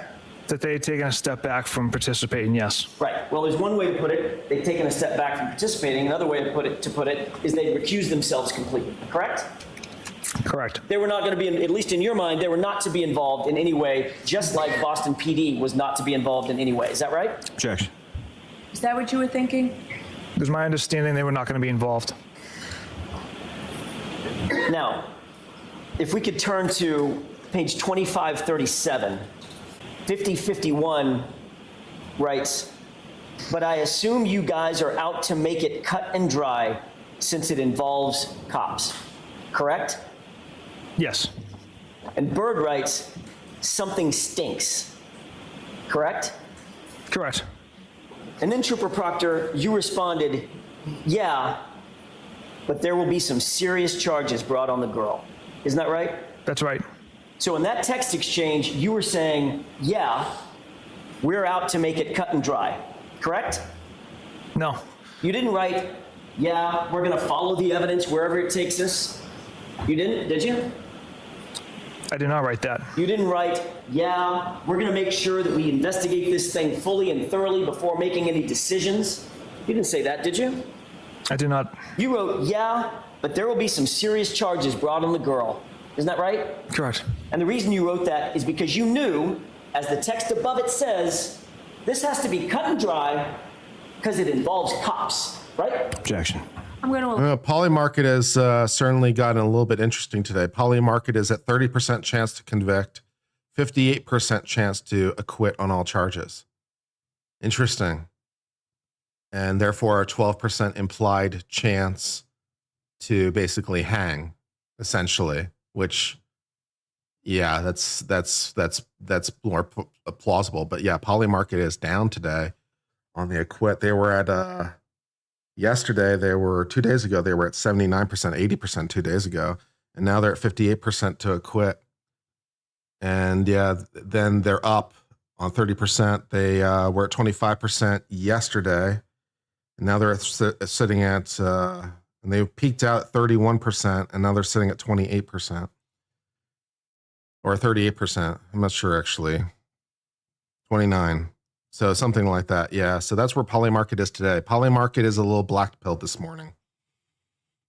Yeah, that sounds vaguely correct. Yeah. Allow that. Is that the reason you wrote it? No, Your Honor. And then you indicated we're going to put serious charges on the girl. Who did you mean by the girl, by the way? The defendant. Karen Reed? Yes, sir. So the way that you were going to make it cut and dry, pretty simple. Just pin it on the girl, right? Objection. Is that right? Gamblers in this domain are actually are a credible source in this domain. You know, gamblers in this domain are a credible source because they're betting real money on it, and prediction markets can often be pretty accurate. Now, you could criticize the total amount of money that's in the pool. So I don't know degree to which it's reliable in that sense. Maybe there's not enough money in the pool to make it reliable in that sense, but betting markets can be pretty reliable as it relates to these kinds of things. By the way, for example, the betting markets were much more accurate compared to like mainstream polling for various elections in recent memory. So, you know, yeah. So the betting markets are surprisingly good at pricing the correct pricing of things in this sort of domain. So yeah, I think it's more reliable than you might give it credit for. Yeah. Absolutely not. Follow the facts and the evidence from that day on the 29th, and everything led to Miss Reed hitting Mr. O'Keefe with her vehicle. But that wasn't the question that you were answering, was it? We're going to follow the evidence and make sure we do this thoroughly. The question you were answering I don't was, gamble. I assume you guys... I don't gamble. You, Trooper Proctor, and your team... I don't have any money riding on this. Jesus Christ. Since it involved cops, meaning Brian Albert, correct? Incorrect. Doesn't matter to me if the homeowner's a cop, if the victim's a police officer. Myself and everyone in my office investigated this case that Saturday, had an overwhelming amount of evidence that Miss Reed struck Mr. O'Keefe. So it didn't matter to us what their occupation was. We'll see. Let's keep reading, shall we? 5051, a little further down, says, gotta be, I could only imagine what internal affairs at BPD are trying to get out there. Correct? Correct. Meaning, this person, 5051, was opining, at least in your mind, you interpreted that as being Boston police are going to have a lot to answer for, given the fact that another Boston police officer was found dead on that officer's lawn. Correct? Objection. What were you thinking? Can't speak to the mindset to that comment. I wasn't sure how to interpret that one. All right, next question. So it looks like the jury might have a question. Yeah. So it might take a hot second for that question to actually be read in court, as you appreciate. But, you know, as you know, whenever the jury comes back or whenever Spinny Fan starts to come back, we will obviously change the feed. So we have our eye. I've got Spinny Fan in a corner. I am staring at Spinny Fan. Don't worry. So as soon as there's some movement or some sound or something, we will transition back and we will see what exciting question the jury has. Maybe the jury has a question really. Maybe they have partial verdicts. Maybe their question is, oh, we have verdicts on some but not all counts, or maybe they want to. Who knows? It could be anything. Who knows what it could be? We will see what it is. It could lead to fun and exciting discussions over here on Uncivil Law. Fun. Cool. Yeah, so we'll see. Our eyes remain on Spinny Fan. Spinny Fan will tell us the answer shortly. Great. Pressing on. Mr. Jackson? Then 5051 changes gears. It might be a question on second charge. It might well be. She hot at least, correct? Yes. And what was your response to that? It'd be a little early for a we're deadlocked note. That would be really depressing if we're deadlocked and can't move on. That would be incredibly depressing at this point. Lord, please don't let it be that. Please let it be anything other than that. From all accounts, he didn't do a thing wrong. She's a whack job cunt. From all accounts, He didn't do a thing wrong. She's a whack job cunt. That's what you wrote, correct? Correct. 16 hours into this investigation. Yes. Into your objective and unbiased, thorough investigation, correct? Correct. But sir, you didn't have all accounts, did you? What I meant by that was...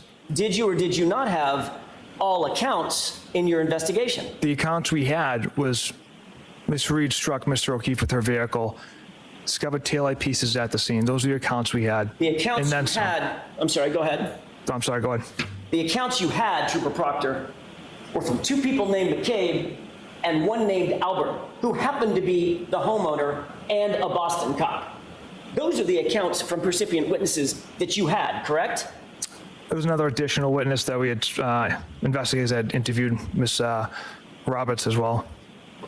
And from all accounts, he didn't do a thing wrong. That was your decision 16 hours into the investigation, correct? Yes. And the other decision that you made and the other determination you came to was my client, Karen Reed, was a whack job cunt, right? Say that, hard C. Say it, baby. Say it with passion. Yeah. What else did you say in response to, she's hot at least? Or she hot at least, question mark? So following that text, I responded, yeah, she's a babe. Weird Fall River accent, though. No ass. Yeah, No she's ass. a babe. Who's the she? Miss Reed. Weird Fall River accent, though. You talking about her, the way she talks? The accent. And no ass. No ass, now baby. You're talking about her body, her physique, correct? Yes. My presumption of innocence don't want none unless you got buns, hon. Lol. If that's appropriate? Absolutely not. Then Bird chimes in with a little comedy. Ah, not newsworthy then, correct? Correct. In other words, well, if she didn't have an ass, nothing to see here, correct? Objection. Sustained. And then 5051 says, oh, she's skating, right? Correct. And what did you write after that? My response was 0 chance she skated. And then what did you write? She's fucked. 0 chance she skates. She's fucked, right? Correct. You decided on the 29th of January, 17 hours into this investigation, you decided individually, Trooper Proctor, you're not only going to put it on the girl, you decided you're going to make sure this is cut and dried, and the way you're going to do it is to make sure that she's fucked. That's what you were saying. Objection. All right, so that's sustained. You can, the content's fine. You have to ask it differently. You're a bitch, bro. 17 hours into this She was investigation, fucked. Trooper Proctor, you made the decision Bitch, bro. that you were going to put it on Miss Reed, didn't you? Put the case on Miss Reed. She was going to catch the case, correct? No, absolutely not. What did you mean then when you said she's fucked?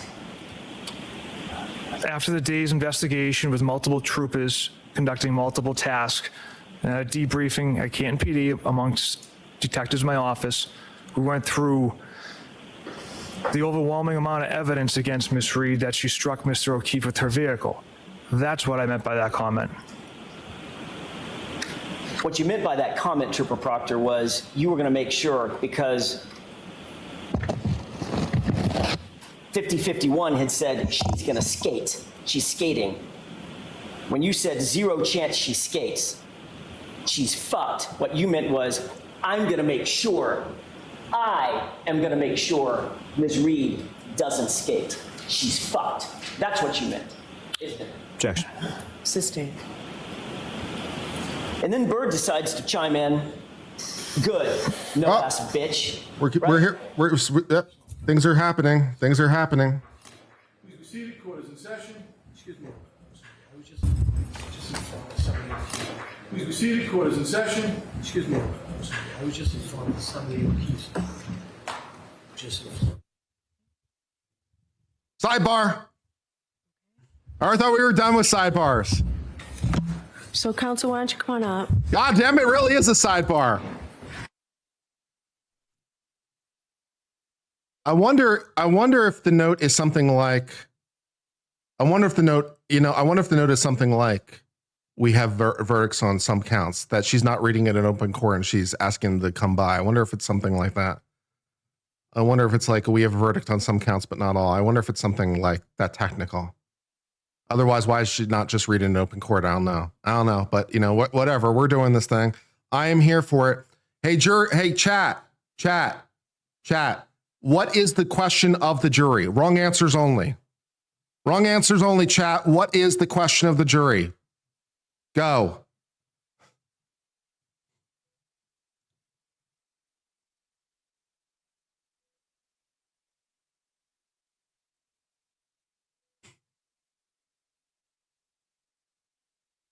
Please have another sidebar. Lunch and drinks at Waterfall? Yeah, could be. Can we get lunch early? Can we have a ham sandwich? Can we have pizza? Can we stay late for dinner? Where is lunch? Is there turkey today? That could be a question. Where's lunch? Can we go home? Is Bev taken? No one's asking that question, that's for sure. Is the sky blue? That's a question of fact. I can't comment on that. Can you explain reasonable doubt again? Lord have mercy. The jury question is, Judge, how do you keep your hair so immaculate? Could be some hair care tips. Could be that. How do you have such a cheery disposition every day? Where are the secret fractures? Are dogs an animal? Can we convict Brennan? That's a good question. I'd like to know the answer to that too. Can the Commonwealth also buy me a Lexus? Good question. Can we drag this out till Christmas? Probably. If they really want to, yes.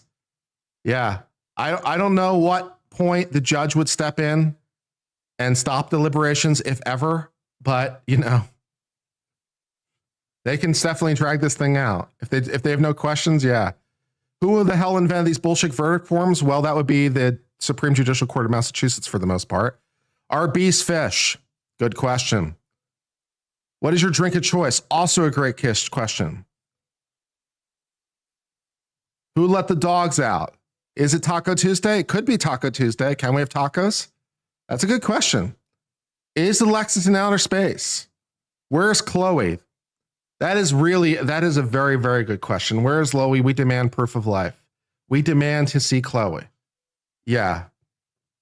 Can we charge Brennan for being shady and annoying? If wishes made it show. What are we afraid of being prosecuted for finding not guilty? Would you like to read the question in open court now or what? Would you like to tell us what the question is? Would you not like to share with the children? I swear to God, if you don't read this question, I'm going to be pissed. Bob, I can't do this. I can't do this. What can't you do? What can't you do? What's happening? Tell us. Tell us, damn it. Was it snowing? Can we get high?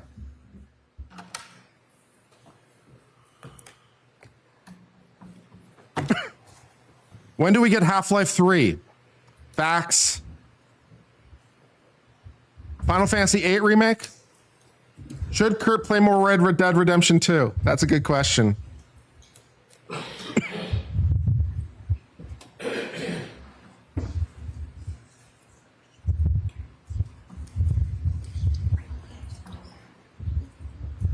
Brennan can't do this? Yeah, what can't you do? Tell us.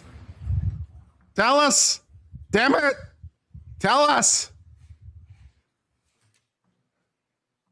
Seems like hung. I don't think it's hung. I don't think it's that. Why are the clocks between yours and Law and Crime not synced up? Oh, because I hit pause. That's why, I think. Sorry. Oh, wait. Yeah, hold on. Now I'm confused. I don't know why the clocks are out of sync, actually. That's a really good question. I'm not sure. Oh, okay. Okay, now we have synced clocks. Great. Now we have vertical clock in 2 places. I apologize for the confusion. Now we have vertical clocked in 2 places. That's some fun. Karen Reed might be crying. I don't know. It looks like they're writing something. Are we writing new exciting jury instructions? Are we writing proposed answers to the jury? What is the question? They're not going to tell us, are they? They're not going to tell us what the question is. The bastards. They're not going to tell us, are they? Fucking bullshit. Questions fill my head. Da, da, da, da, da, da, da. Here's number 3.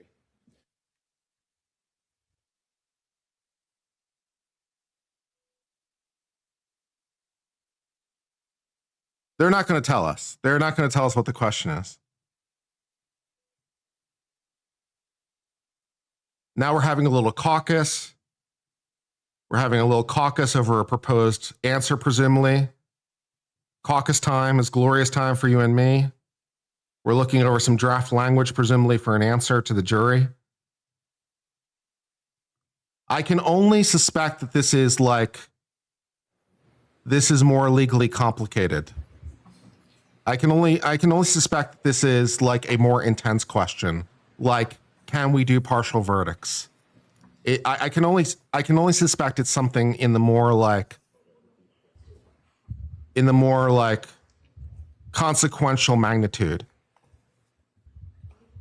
That's like, because they're spending so much time talking about it and like the lawyers don't know instantly what the answer is. My suspicion, if I had to guess, which I do, my suspicion is it's something like, can we do partial verdicts? Or can we render a not guilty on part of count 2? Or something like that. It's something in that magnitude because Miss Reed is being directly involved, right? Because this is something consequential, is what I'm thinking. And so I'm thinking the judge wants Karen Reed's active consent to whatever this is. She wants her to be informed, knowing, intelligent, and voluntary, right? She wants Miss Reed to be knowing, intelligent, and voluntary. Counsel, what I'd like to do is I'm just going to read the questions. Thank you. To you now. So Thank please you. Take your seats. Thank you. Please read the question. I'm going to read the questions. That'd be great. I'm going to have them marked. Then I will take a short recess, let you all talk about it, and then come back. Is it something like consequential? Is it something in this order of magnitude? So I received 3 questions from the jury. Okay. The first one is, they appeared on note cards, so that I don't know what order they came in, but this is the order I got them. This is the order I'm going to read them. What is the time frame for the OUI charge? Offense 002, Section 5, OUI at 12:45 or OUI at 5 a.m.? Good question. That's actually a reasonable question. Are video clips of Karen's interviews evidence? How can we consider them? They are. And the third, does convicting guilty on a subcharge, example offense 2 number 5, convict the overall charge? No, it does not. So I will give you some time to consult. I think the first one. But it sounds like you as to what the time frame is, and I don't need to hear from you now. That's pretty clear cut what they're looking for. It sounds like the second one, they're contemplating that DUI conviction. Evidence. How can we consider them? Well, we know they are evidence, and they can give them whatever weight they want. I would also be inclined to give a humane practice instruction, and tell me if you want the digital evidence instruction. It's a little awkward because it would be something like, before you consider any electronic communication in your deliberations, you must first find that it is more likely true than not that the person who appeared in the communication was in fact Karen Reed. So think about that. It feels a little pointless since we know we're pretty sure it's Karen Reed. We're pretty confident on that one. To give a humane practice instruction, and also tell me what you think about what to say about the weight. The third question is a little bit more, I think, unclear as to exactly what they're looking for. Does convicting guilty on a subcharge, example offense 2, number 5, convict the overall charge? What I'm proposing, I gave you both a verdict slip where I included the language. I know yesterday I said they have to be read hand in hand. The answer is no, with the by the verdict way. slip. I've incorporated the language. From She's having a tough time on this. The answer is no. Slip. I've given each side a copy. When I come out, I'd like your input on whether you think this is appropriate. I would instruct them, as I did before, that they start at the top and work their way down. That's the only thing I did not specifically put in here, but I think it takes it step by step, an analysis to do it. So how much time does the defense want to be able to respond to me? Perhaps 15 minutes. Okay, and the Commonwealth? That will suffice. Okay, so it's 7 past. Why don't I come out at 25 after, give you 20 minutes? Thank you, Your Honor. Cool. All right, cool. So, yeah, so the jury wants to know, first of all, if, of course, the clips are evidence, which they are. So that's pretty easy, right? I mean, that's just easy. So it's like, yes, they're evidence. You can believe them or not and give them as much weight as you want to. So that's a pretty easy answer, right? You can believe that they are what they purport to be if you want, and having done that, you can then choose how much weight to give them. It's up to you. So that's easy. The answer to the third question is easy, although they're going to struggle on this for a while, right? Because it is kind of confusing, as I discussed when I discussed the issue relating to, the whole thing with partial verdicts, or like lesser includes, when I did that whole discussion of lesser includeds, right? Because the top line says, manslaughter while DUI, right? And then it gives all those lower things, and then it says like DUI. So it's it could imply, it could be understood. It could be understood if you're checking box 5, because the top of the sheet says, it says literally at the top sheet, count 2, manslaughter DUI, right? And so it's like, oh, if we find number 5 by itself, we're finding manslaughter DUI. They're not, but of course, that maybe isn't necessarily clear to them, which, fair enough, right? It's like, are we finding her guilty of manslaughter? The answer is no. You're finding her guilty of just straight, no nonsense, no complication, straight, normal, uncomplicated DUI. Now, the time frame question is actually interesting. It's actually interesting because the time frame for the manslaughter DUI is obviously like 12 whatever, right? But the time frame for DUI by itself could be anything. It could be any time. So the time frame for question 5 is potentially unlimited, right? Now, yeah, that's actually an interesting point, because we're just charging her with straight DUI. And so well, that's actually interesting. As a lesser, that's actually technically interesting. That's actually a really, really technically interesting legal question. I actually don't know the answer to that question. Is it a lesser included or not if it changes the time frame? That's actually a very, wow, what a great legal question that is. Is it a lesser included if it changes the time frame? Because normally when you think about lesser included, you just think about them as elements. But here, you're changing the time frame. So it's actually a different offense. So actually, I think strictly, if I'm right, and I have never really thought about it this way, but I think strictly it is limited to the same time. So I think the legally correct answer, but when even the lawyer with 20 years experience has to think about it for a second, you're in trouble. But I think the correct answer is it is the same time frame because they can't explode it, right? If they were charging DUI as a separate charge, then it could be anything. But as a lesser included, to change the time frame is to change an element of the offense. So I think the right answer is the 12/20 time frame. I think is the right answer. What a great legal question, though. What a fantastic legal question. Love it. Love it. So they're going to go have an answer. They're going to have a powwow for a while, and they're going to decide whether or not I'm right about that or not, which is a very, very fun legal question, right? Because it's changing like suppose, because we've discussed this before, like every murder is an assault, right? So suppose you had, for some reason, it would be the same problem. Suppose you had a murder and for whatever reason, like they went all the way down to assault, right? I mean, normally you wouldn't do that, but you could, right? This is a very bizarre murder charge. It's like, we're going to charge you with murder and like basically every step below, all the way down to a simple assault, right? Now every murder is necessarily an assault, but every assault isn't necessarily a murder.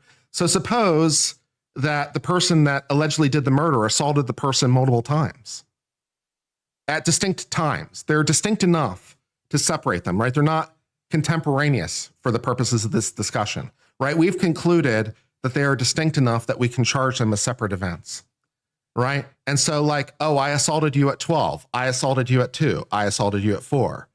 And then you died is the allegation, right? So the only assault that could count for the purposes of the murder is the 4 o'clock assault. When I do the lesser included, can I also include the 12 and the 2 o'clock assault? I don't think you can. I think you're limited to the same time frame. But what a great question. What a great question. Stump the lawyers kind of question. Great, man. Awesome. Fantastic. So what a great question. I'm not sure how much it matters, incidentally, by the way. Well, I guess it does kind of matter, because if she went and drunk when she got home and then she came out at 5 o'clock in the morning, and that's when the DUI happened. So yeah, presumably it would be easier to convict her of the DUI at 5 in the morning, because she would have been, drinking and, at home and would have been drunk. So yeah. So I think the correct answer is 1220. But what a great question. What a great question. Tell us all what it means. I just have been telling you what it means. But it sounds suspiciously like hypothetically, if we checked number 5, would we be convicting her of manslaughter? Well, that's probably less hypothetical, right? Hypothetically, if we were to do that, what would that mean, right? What are the implications of that? And hopefully the judge will answer that question. She really should, because she really should, and just be like, if she says don't worry about it, I will be a little pissed, right? Because if the jury doesn't understand like what crime they're convicting her of, right? They should understand what crime they're convicting her of. They don't necessarily need to understand what the penalty for that crime is, but they should understand what crime they're convicting her of. So if they don't understand what crime they're convicting of her by checking box 5, the judge really should clarify that. It's like, yeah, no, you're not. So I really hope the judge gives some kind of clarifying answer on this. If she just is like, don't worry about it, that would be a little unsatisfying. Are they considering only DWI? It sounds like it. It sounds a lot like that's what they're considering to me, based on the question. So yeah, it's like, are the Karen Reed clips evidence? Yes. You can give them as much weight or not as you want. It's up to you. You can choose what to do with them. You can consider them for whatever value you think they have or not. And please don't give the digital witness instruction, because it's way too clunky. You have to conclude by preponderance of the evidence it really is Karen Reed. It's Karen Reed. No one disputes this, so we can press past that completely. So that's easy. What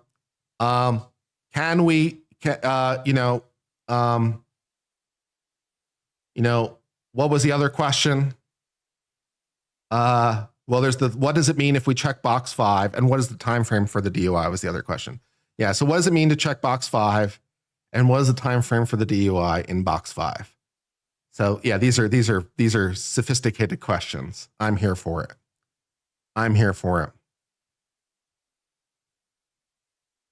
She was not driving at 6 in the morning. Fair.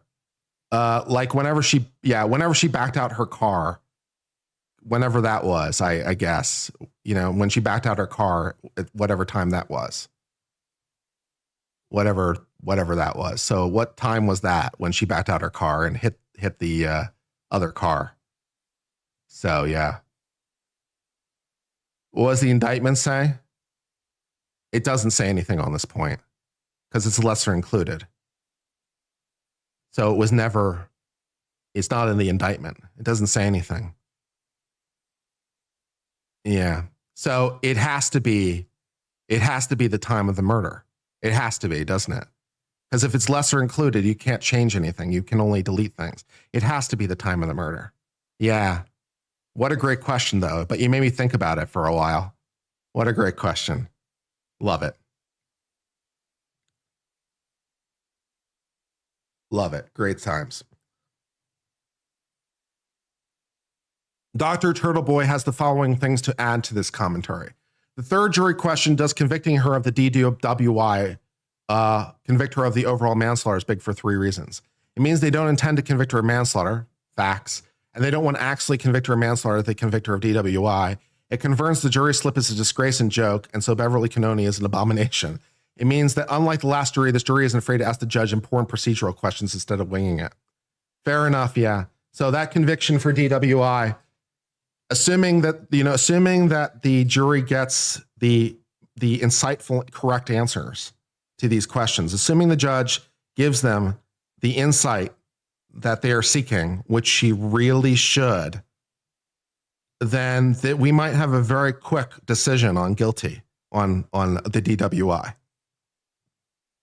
Well, or not, depending on whether or not the jury thinks she was drunk. If the jury must be thinking, well, no, it's dangerous to make that kind of conclusion.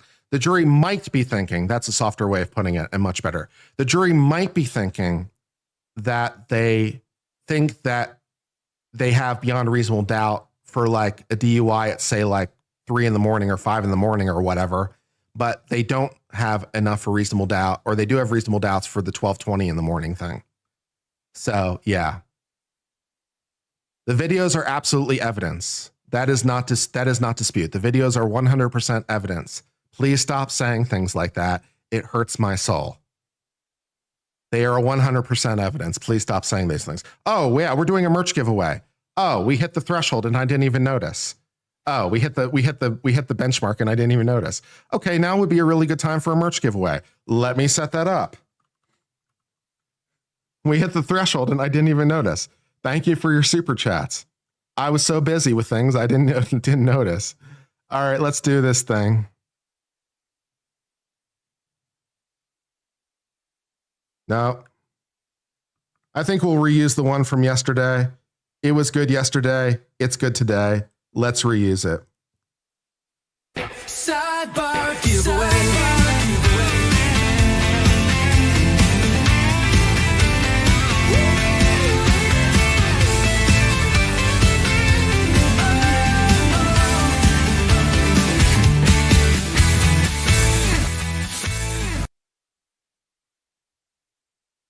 Great.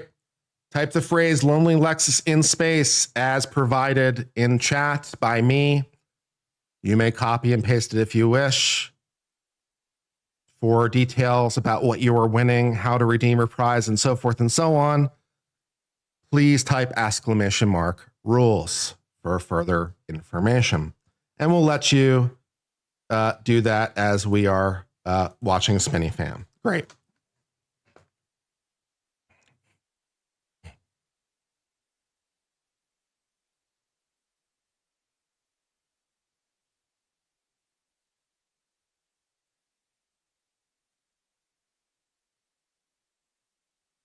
Please type the phrase as I provided it. Please, all lowercase. Please do not add to the phrase.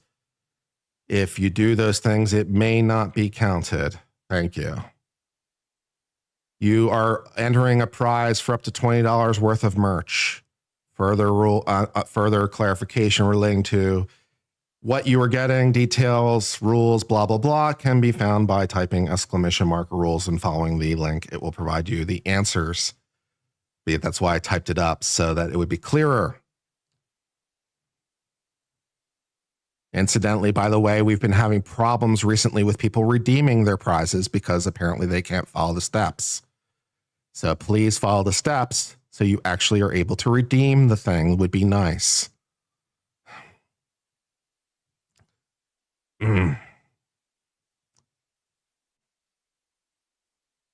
We can take away this little banner for the moment because Trooper Proctor is no longer testifying.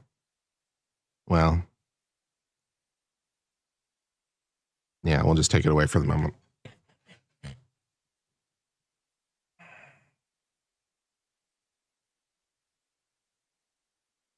Beef-fish sticker? Yeah, beef-fish sticker. Incidentally, now would be a good time to look at some of the items you could win from our merch store or items you could buy. So let's do that. Let's promote my channel. Let's promote let's do like a logical thing and like promote my merch. That would be probably a pretty good thing to do at this point, wouldn't it? Yeah. So let's, do that.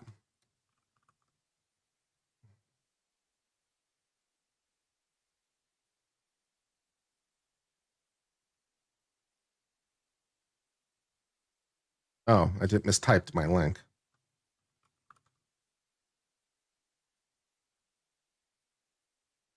Great. Excellent. No. Great. Callie the Beef-fish welcomes you to the Uncivil Law merch store. Do you see Callie there with Callie's little hat? Callie loves you. Callie loves you, and she loves the absurdity, and she wants you to have some wonderful, wonderful merch that you will enjoy. We have some great items for you that you can have.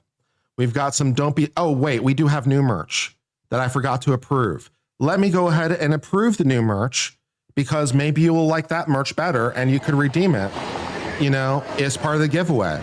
So let me approve.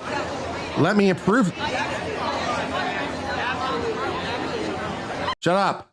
Let me approve the new merch and then you can, possibly win that stuff. Let me do that real fast. I'm going to add some new items you might be able to get during this contest. Please talk amongst yourselves for a moment. I forgot to do it, and now would be a really good time. All right, let's see. Let's do these stickers. These stickers look good, and mugs look good. All right, let's approve this thing. All right. By the way, thank you to our mod Jinx for creating much of this merch. Jinx is wonderful and has artistic skill and stuff, and we appreciate her assistance.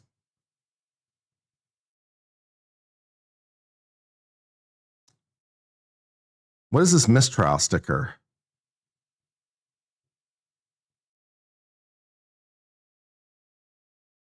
Well, let's rename it. Let's rename this product. We'll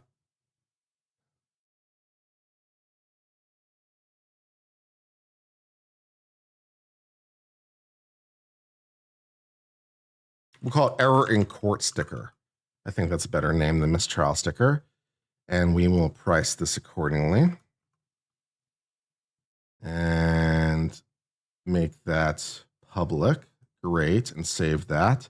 Excellent. Yes, I'd like to update the URL, please. That'd be great. Thank you. And I'd also like to approve this sticker. Let's do that. Okay, and make that public. And approve that sticker. Great.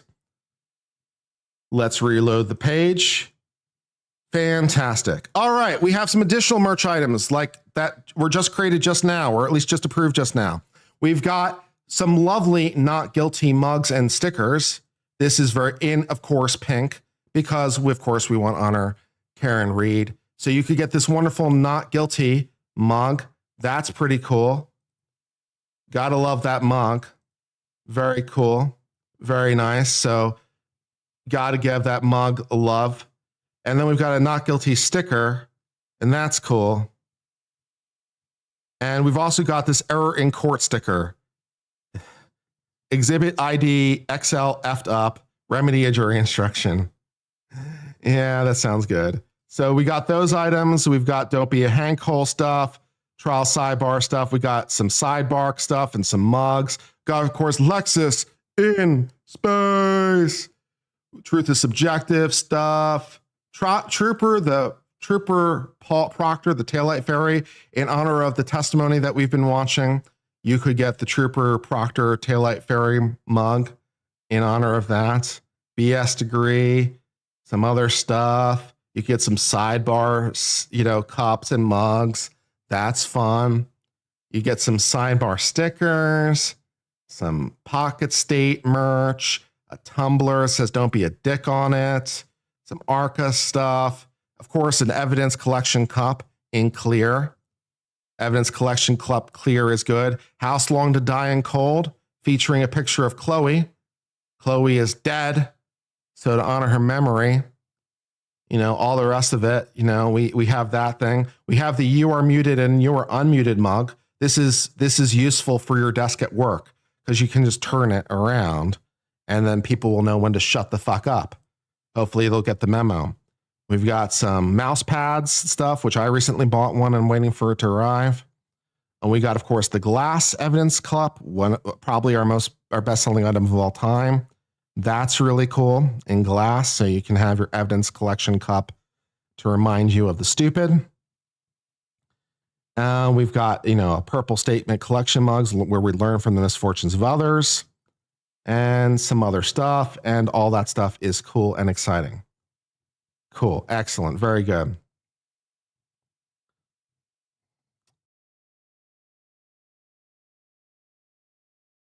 See, I might have to edit the product design of this Not Guilty mug, though. Yeah. We don't need the Not Guilty thing on both sides. The other side needs to have my logo. So I will change it so it has my logo on the other side because my logo is cool. Gotta have the logo.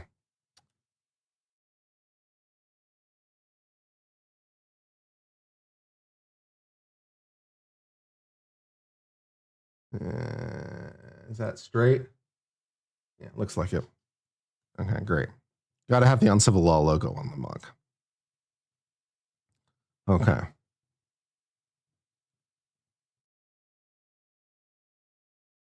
The Not Guilty mug has now been changed by me. The Not Guilty mug now features the uncivil law logo on one side and Not Guilty on the other side because, yeah. So, the judge is back. Any suggestions? Your Honor,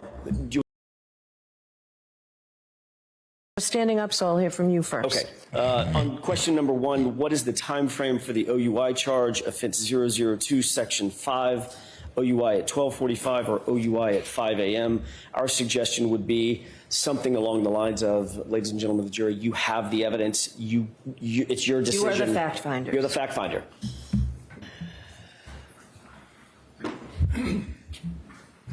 I think that's an error. Mr. Brennan, or whomever from the Commonwealth? My suggestion would be 12:45. Yeah, Brennan is right.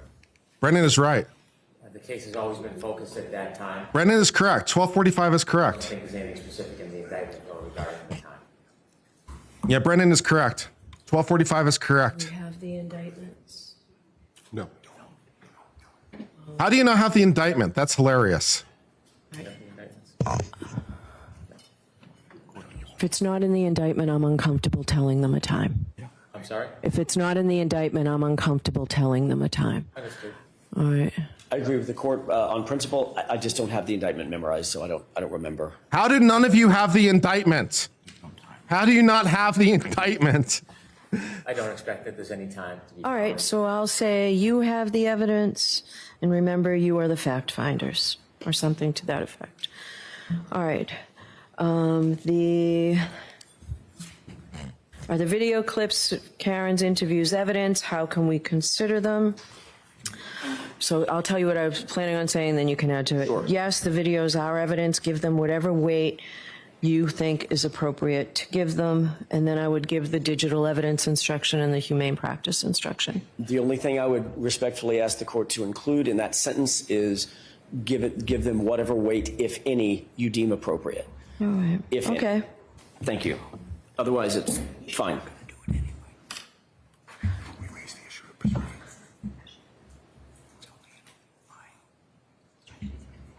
No one, yeah, apparently none of them have the indictment. No one has a copy of the indictment. That's hilarious. That's great. Okay. What's the Commonwealth's position? We have a different perspective on that. Okay. Part of the question, are the video clips of Karen's interviews evidence? The answer should be yes. Okay. How can we consider them? I think it's fair to say you should weigh the defendant's statements as you would evidence.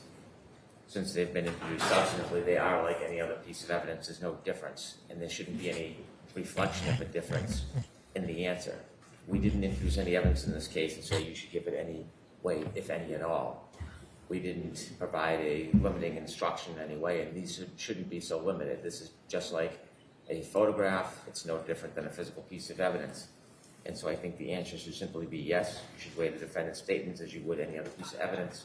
I do not think the court should give humane practice or digital evidence. It suggests that there's some deterioration or further analysis that is different. Those instructions were already given during the charge. In addition, those instructions are in their hand in the written jury instructions. And so, to put it most simply, as I think that we should, is this is a piece of evidence, and you weigh it like you would any other piece of evidence, whatever they decide, rather than give them guidance to curtail it or to limit it in any fashion. My only suggestion, Your Honor, is that every single piece of evidence that's provided to them, it's in keeping with Massachusetts laws, in keeping with the responsibility that they have. Every single evidence is given the weight, if any, they deem appropriate. That is not a misapplication of the law. I think the Commonwealth's suggestion suggests in the answer that they should or they have to give those statements weight, and the law is they don't have to give them any weight. So I think the appropriate comment by the court is exactly as the court suggested initially, which is you give it whatever weight, if any, you deem appropriate. Yeah, works for me. Works for me.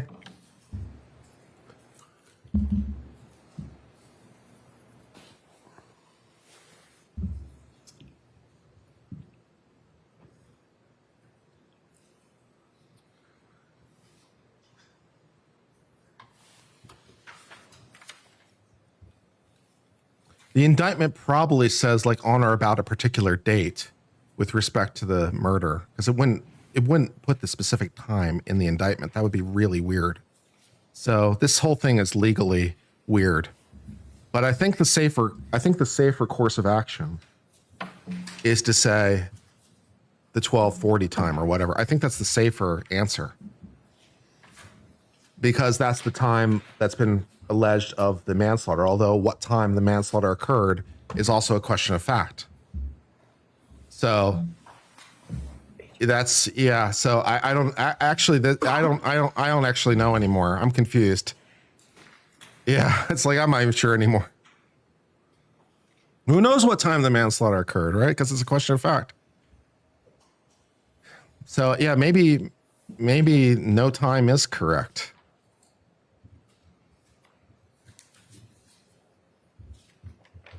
This thing is weird. This could be an appellate thing someday. If she's convicted of only count 5, this could be a very weird appellate decision someday on this point. It could get very, very geeky very, very fast.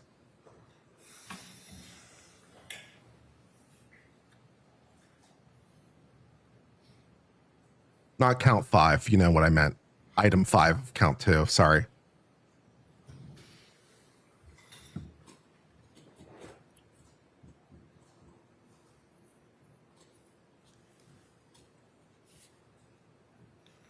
While they are trying to figure out what the hell they're doing, let's go ahead and announce a winner for our merch giveaway with 160 winners or 160 people in chat. Who will win our prize? Let's click the button and find out. Our winner is Amy Ashbrook. Amy Ashbrook, you are the winner of our merch giveaway. Congratulations. Please follow the rules in !rules for how to redeem your prize. Please do that. You are the winner of our merch giveaway. Congratulations on your $20 worth of merch. That was fun. I enjoyed that.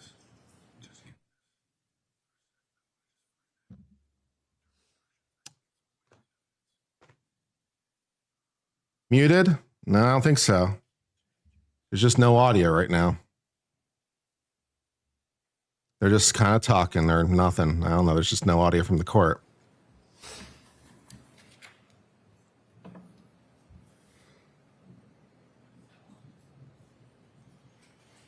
All right. So what I'm going to say is, yes, the videos are evidence. You should weigh the defendant's statements as you would any other piece of evidence and give them whatever weight you deem appropriate. But first, then I'll go and I'll read the electronic communications and the humane practice. That covers it. If the, I don't have a principled objection to it if the court adds the word "if any." I understand.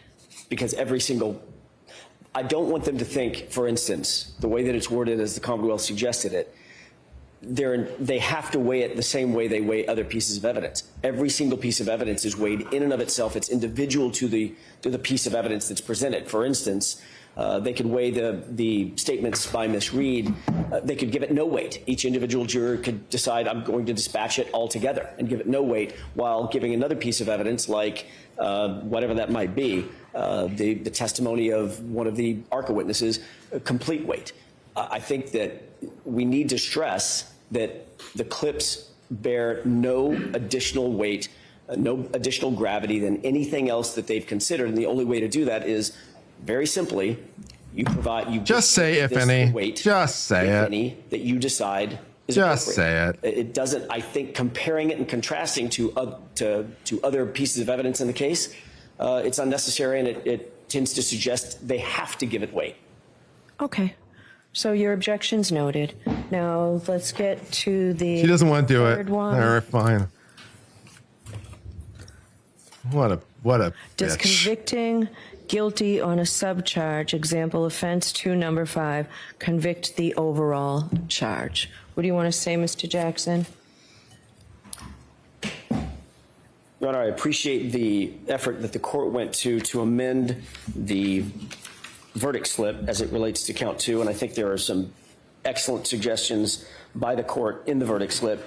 By and large, I think question number 3 is answered by the amendments in the verdict slip. So we certainly could say something like, does convicting guilty, the question was, quote, does convicting guilty on a subcharge, example offense 2, number 5, convict the overall charge? The answer is no, obviously. And perhaps we could formulate an answer that says something along the lines of, no, new verdict slips have been provided that will make it more clear, or something of that nature. As well as a decision of guilty on the OUI charge 002, number 5, is an explicit acquittal on the higher charges in offense 002, which is a proper statement of the law. And then there are suggestions that we have regarding the edits that the court has made to the verdict slip. And I'm happy to go over those with you and put those on the record. Okay, go ahead. We're going to try to get those jury verdict slips in again. Just under number 1. Number 1 reads, not guilty of the offense charged or any lesser included offense. We would propose that the court add the language, the consistent language that it's added throughout the verdict slip. If you, quote, if you find the defendant not guilty of the offense charged or any lesser included offense, comma, stop and sign the verdict slip, period. That's the only place that that language doesn't appear, and I think it should appear. Okay. The second is a relatively minor issue. However, under number 2, sub 2, the parenthetical check one or both of the following, I think it should say, just to clarify it further, if guilty, comma, check one or both of the following. All right, I think I'm going to leave it because it appears only under the guilty. It appears only on? Under the guilty. So go ahead, I'll hear you further. Going further, going under number 3, toward the bottom of the page, in the parenthetical that the court suggested, which we find is excellent, if you find the defendant guilty of the lesser offense of involuntary manslaughter, we would simply add that clause. So we'd have to add it in all of them. Correct. Which makes sense. I think Correct. we had it in the first one. Right. Okay. And then moving to Did you guys know at the top of that the page, you could have so much wrangling over exactly Again, how a page is formatted? Did you guys know that you could have so much wrangling over exactly how a page is formatted? Whether there's things under a thing or there's boxes or did you guys know that? This is great. We had the same suggestion. It appears that the court is not inclined to give it. If guilty, check one or both of the following. And there's a typo. It says the parenthetical We says fixed it. check one of. Okay. Yes, so we changed of to or. So my only suggestion to that would be to, again, add the if guilty, comma, check one or both of the following. Okay. On that page, going down to the bolded parenthetical, same thing. If you find the defendant guilty of the lesser offense of motor vehicle homicide. Okay. Moving down under sub 5, the We still OUI need to say stop and sign the verdict slip.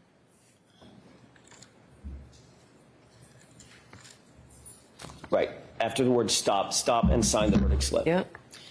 And then under sub 5, again, the same thing. We just suggested for consistency that it say, if guilty, check one of the following of the both. And the final edit would be in the final parenthetical, the last sentence. If you find, I think her should be changed to the defendant. If you find the defendant not guilty on this offense and all other offenses, check the first box on page 1. Okay. And those are the edits that we have suggested for the verdict slip. Lol. Mr. Brennan? I don't have any disagreement with the edits. Okay. The idea of instructing them on the nuance of selecting one guilty or not guilty, I don't think needs to be explained. I think with the edits, this proposed instruction explains it. Yes. All right. I don't have any issue with if you state if you decide on a lesser included offense, it does not include the earlier offense. And I'm not sure of the exact language that can be used. I don't think that's necessary, but that is something I wouldn't have an objection to. But I think the form that you filled it out with the edits is going to be sufficient for them to follow. What do you think about the defendant's position that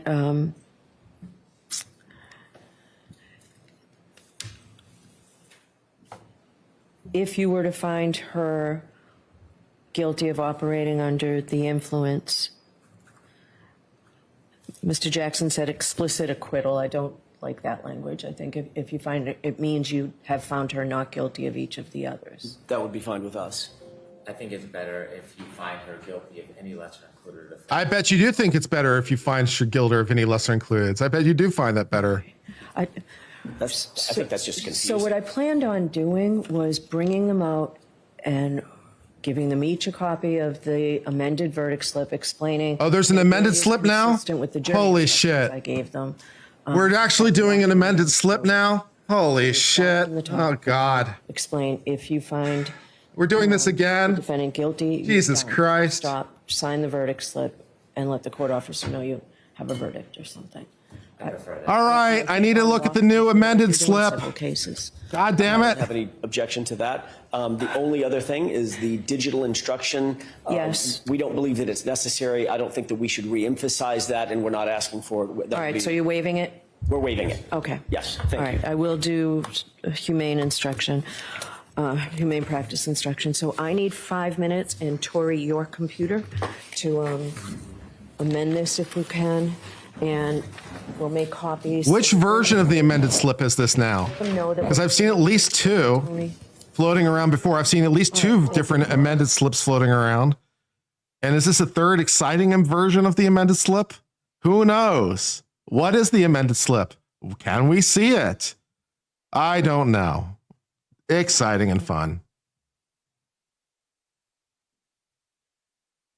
Yeah, because I saw one that was just like the charges with guilty, not guilty boxes, and then I saw one that like had instructions under each one. like kind of like a New York style sheet, to be honest. And is this one of those versions? Is this the third version? Oh, man.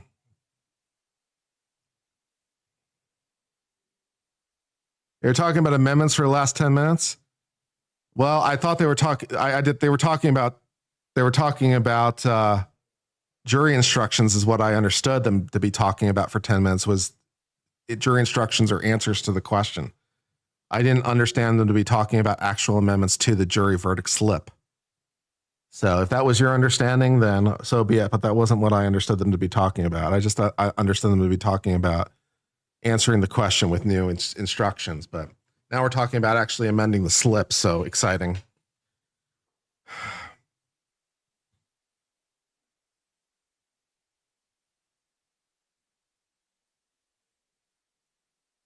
Spinny fan spins around a little bit.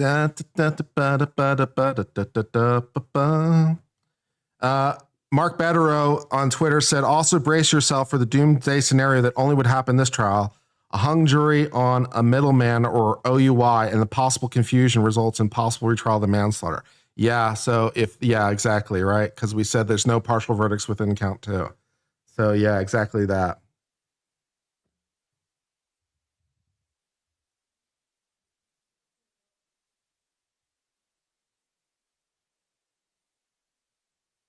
So hopefully at some point we can see whatever the amended verdict slip is that is actually used here, because there were like 2 different versions floating around, and who knows what version this is.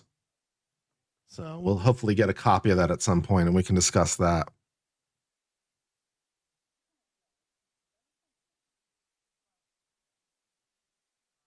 I think the odds of a verdict by the end of the day are looking pretty good. Assuming that the jury understands what they're provided, it may be very, very quick indeed. Because it sounds suspiciously like they're ready to convict on count 5 and call it a day. And if they're ready to, apologize, not count 5, I keep making that mistake. Ready to make on item 5 of count 2. And if they're ready to convict on item 5 of count 2, that means that they're not guilty as to 1 and 3. So it looks like we might just be getting a DUI conviction and everyone goes home. So the most expensive DUI conviction ever. Plus whatever appeals are coming. It's got to be setting some records. The most expensive. But that looks like the direction we're heading. I only hope that's the direction we're heading. Yeah.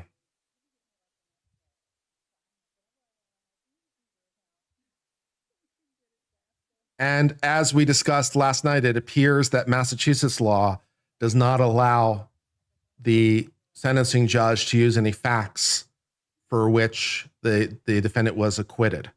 So unlike the federal rule, it appears that she will not be able to use the death of John O'Keefe as a factor in sentencing. And there doesn't seem to be any other factors. I mean, there's certainly been none brought to my attention, like other things that the Commonwealth would want to bring into the equation. So I don't really know that there's anything else they'd want to bring in anyway. So it seems like we're heading, if I understood the sentencing guidelines, which I'm not guaranteeing I did, but if I understood the sentencing guidelines, then it looks like our sentence would be probation-like sentence. You know, do an alcohol class, you know, do this stuff, maybe a little home confinement, possibly, you know, some stuff like that. But yeah, that's kind of the direction we're heading. It seems like, if I understood it correctly, which I'm not guaranteeing I understood the sentencing guidelines correctly, because the way that they were written was a little complicated for my taste. I've seen states write it cleaner. So, yeah.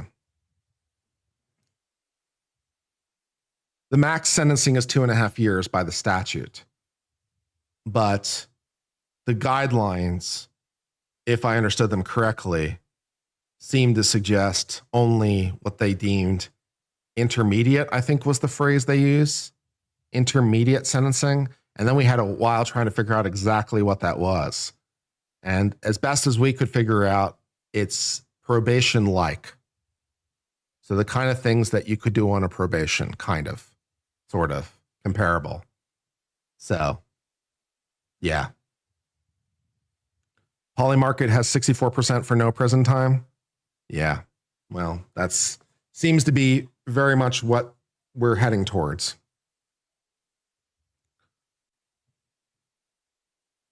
Would they want to appeal the DWI? I don't know.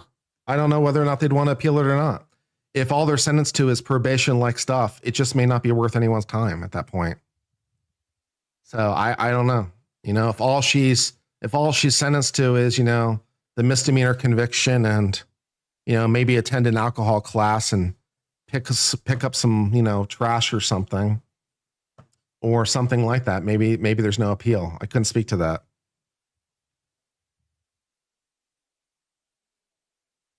What would change for them to change their outdated language? Basically, the Supreme Court of the state would have to adopt new forms and stuff.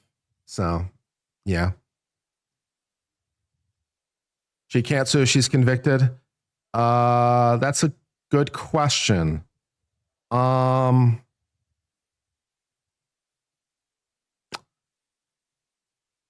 don't know.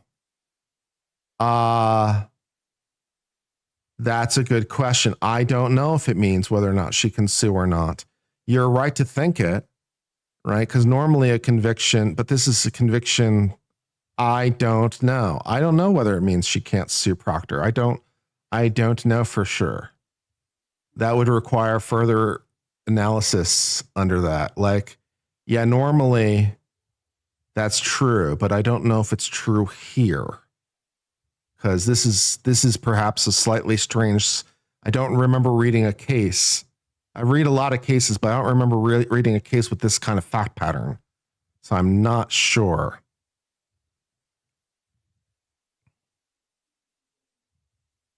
Andrea said if she gets any conviction, she wouldn't be able to sue Proctor. That is probably true. That sounds right, but I'm not sure. Andrea is a smart cookie, though. So if she said that if she's convicted of anything, she can't sue Proctor, then she's probably right. But I'm not sure. I don't know for sure. So I'm going to go with I don't know. I'm not sure.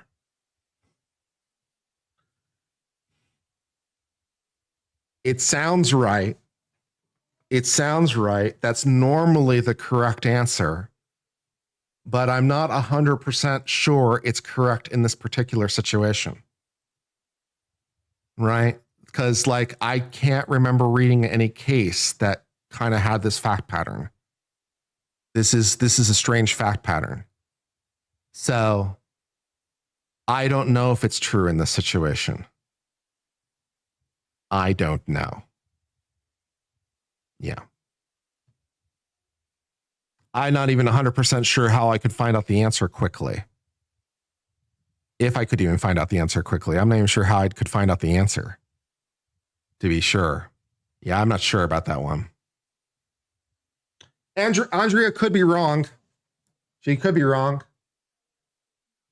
For whatever value it has in this situation, although Andrea is really smart and she does her homework. So Andrea, of course, her specialty is criminal appeals, not necessarily civil appeals relating to this. So this would be like, and yeah, this is some civil appeals and also arguably involving some federal law relating to some stuff. So Andrea might be wrong, but she's pretty smart. So I don't know. I'm not sure. Ask Larry. I don't know if Larry would know. I don't know if anyone would know. I'm not sure that I'm not sure that there's anyone with enough knowledge to be able to say. In this situation, I don't know for sure. This is a very weird situation. DUI guy on Twitter says, this is all but over, folks. Karen seen crying in the courtroom. David is smiling. The family is happy as they speak to David. We have a resolution. I hope, man. I hope we have a resolution.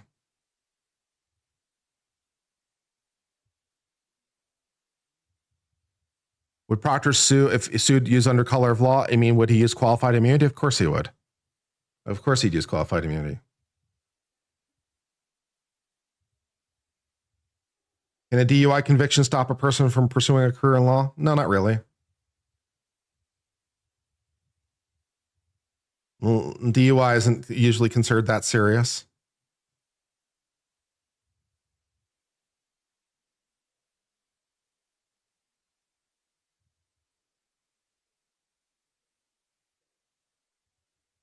The jury isn't trying to preserve Karen Reed's rights to file a lawsuit. Very much so. Yeah. I don't know. I'd have to really, really dig into it. I'd have to really dig into it to figure out whether or not she can sue or not. What a great question. Can you imagine if she didn't do the interviews? Facts. Facts. Yeah, you would need a lawyer. The lawyer I would trust on this would be a lawyer who would specialize in like suing police. Like if there was a lawyer who specialized in this specific kind of civil work, like suing police, you know, under basically 1983 kind of stuff. If there was a lawyer who hyper specialized in that, then I would trust that kind of lawyer. But this is potentially like this is potentially kind of niche. So I'm not sure.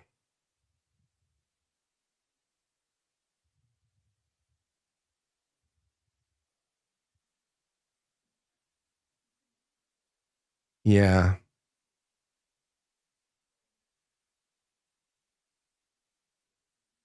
What a great question, though. What a great legal question.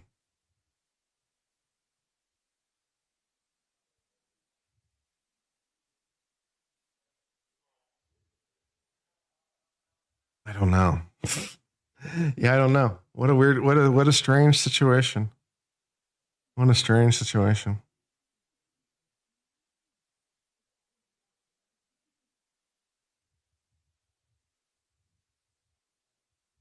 Ask JD. He does these kind of cases. Fair. And also our new friend, Travis might know. He represents cops. So he might know. JD might know. Travis might know. Yeah. Because yeah, Travis might know.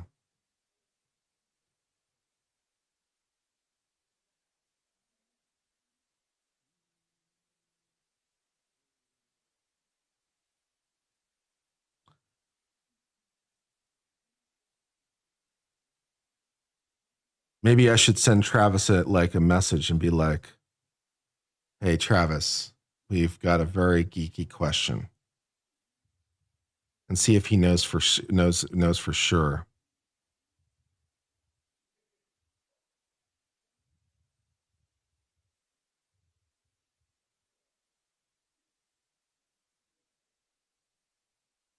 Let me send him a text. He might know, or might have a better idea. I'm here to figure it out for you guys.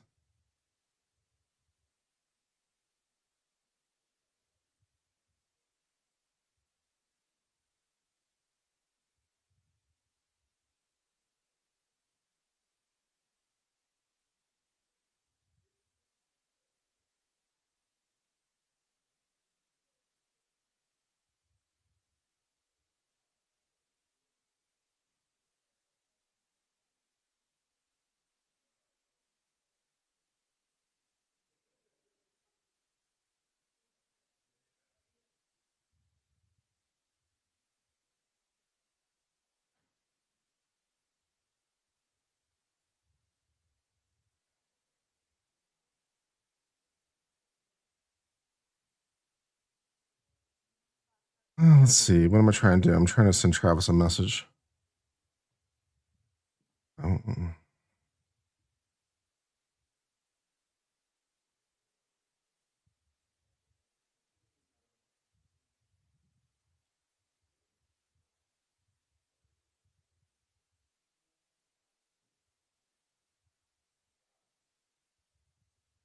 I seem to be having trouble typing right now.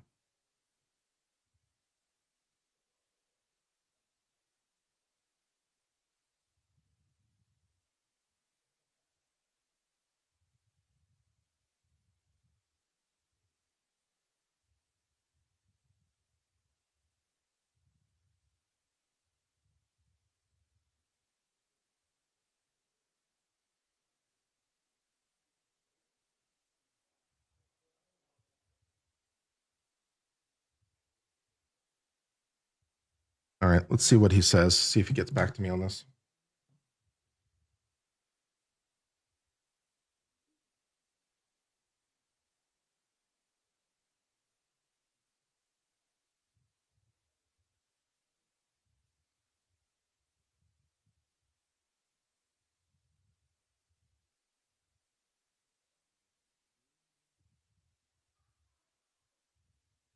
I don't know that she's factually innocent of the DUI. Yeah, I think there's enough evidence to convict. I'd probably be inclined to vote guilty on the DUI. There's been enough information introduced. There's reasons to have doubt, but I don't know. I'd probably vote to convict. Especially if it's open as to the time. If it's open as to the time frame, then that makes it a lot easier.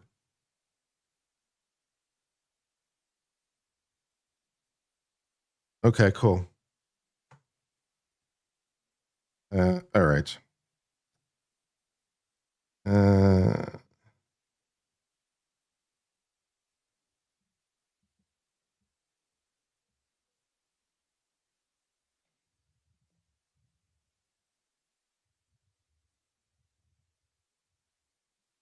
Let me do it this way.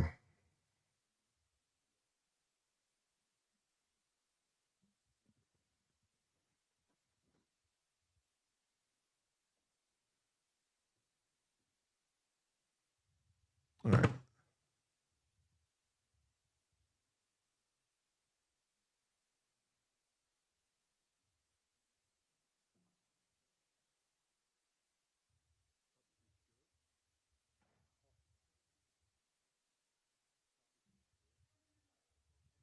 Talk amongst yourselves.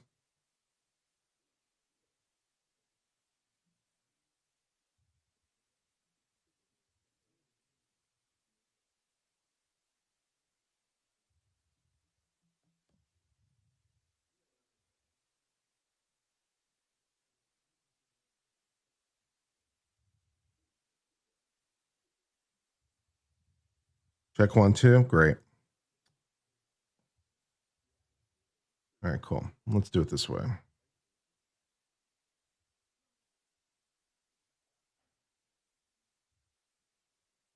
Yep.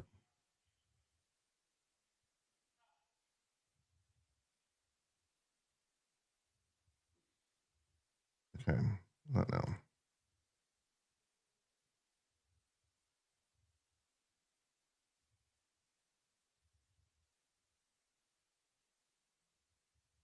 All right, let's see. I need to do this. I need to create a window capture. Do this.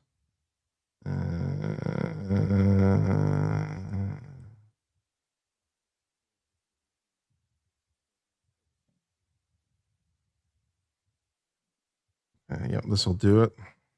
Okay. Yeah, this is going to be a little jank, but it will work. If it works, then it ain't jank, right? Something like that.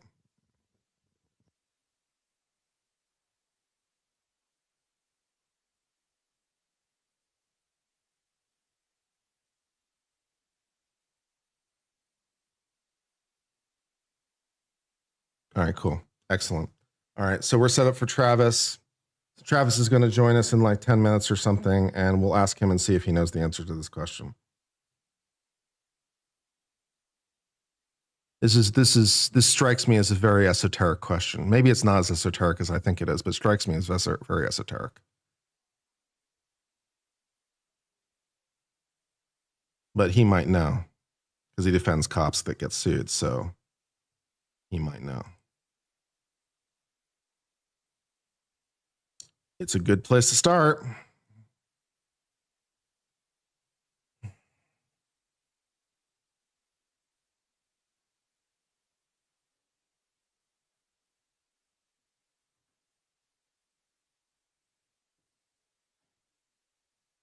You a guy will have an opinion, I bet.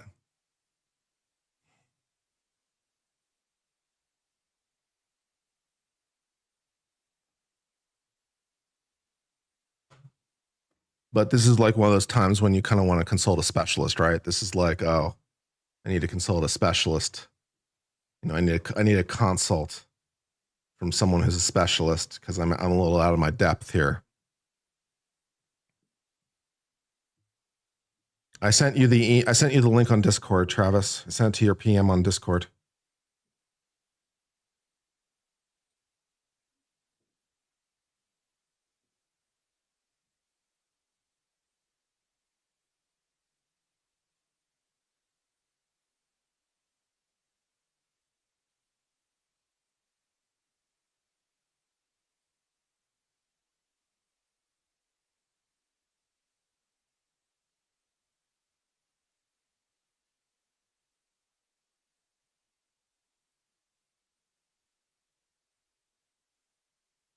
What are the odds of anti-Karen Reed votes pivoting after this to feign some indignation? Who's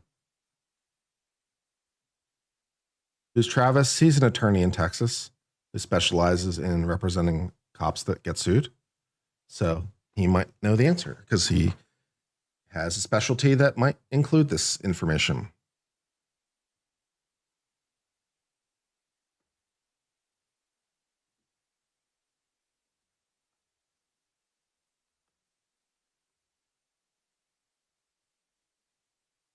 You're sitting right behind Vinny Palantain.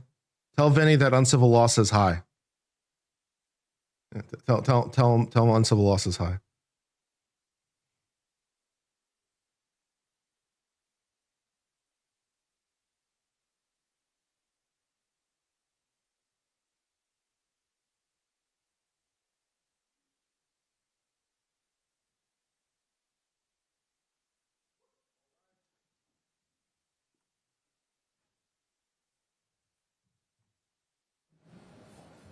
All right. Court's back. Exciting. All right. Are you sure about that 5 minutes? So we can bring the jurors over. Tori, do you have those?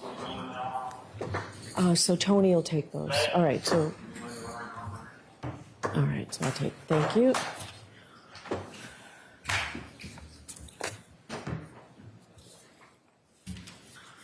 No verdict. We're just answering the jury's question. We're bringing them over to answer their question.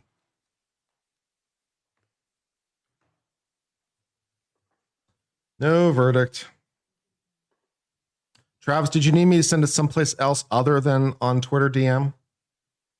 Or is there a problem? Because I'm slightly confused.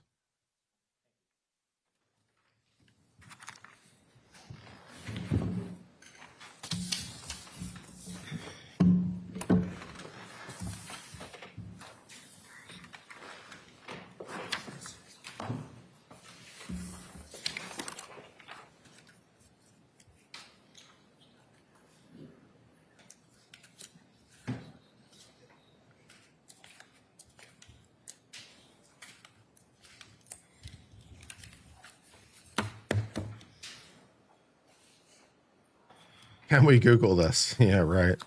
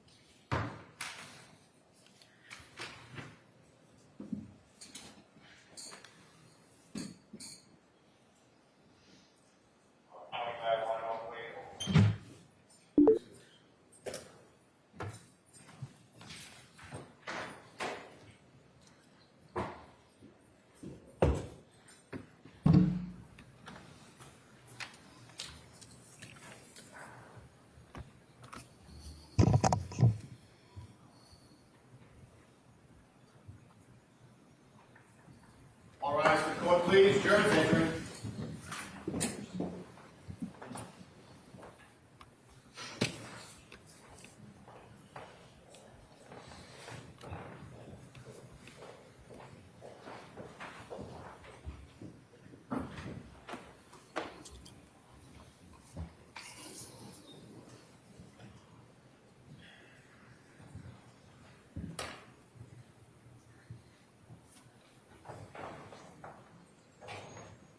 Welcome to the party, Travis. Howdy, Kurt. Thanks for having me on. Session, you may be seated. All right, jurors, we're in receipt of your question. We've been working on making sure that the answers we give you are the right ones, so it's taken us a while.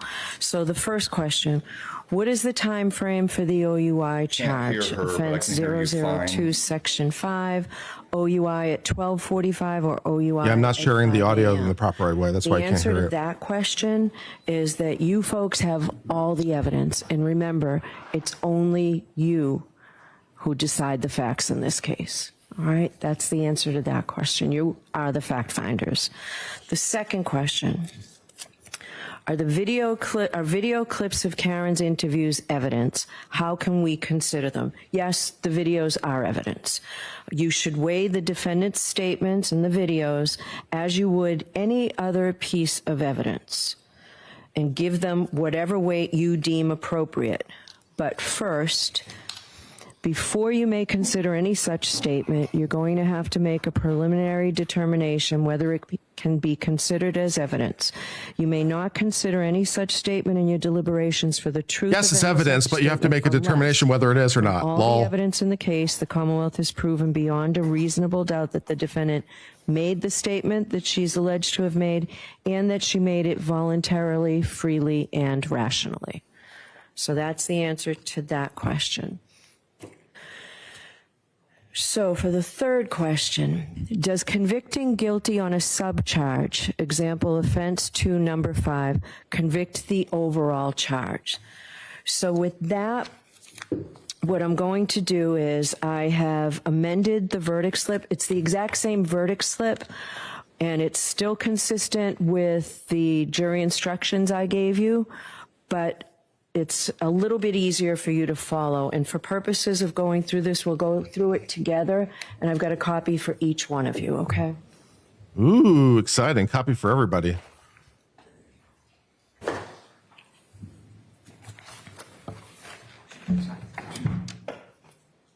Can I get a copy, Your Honor? Please? No? Oh. I want one.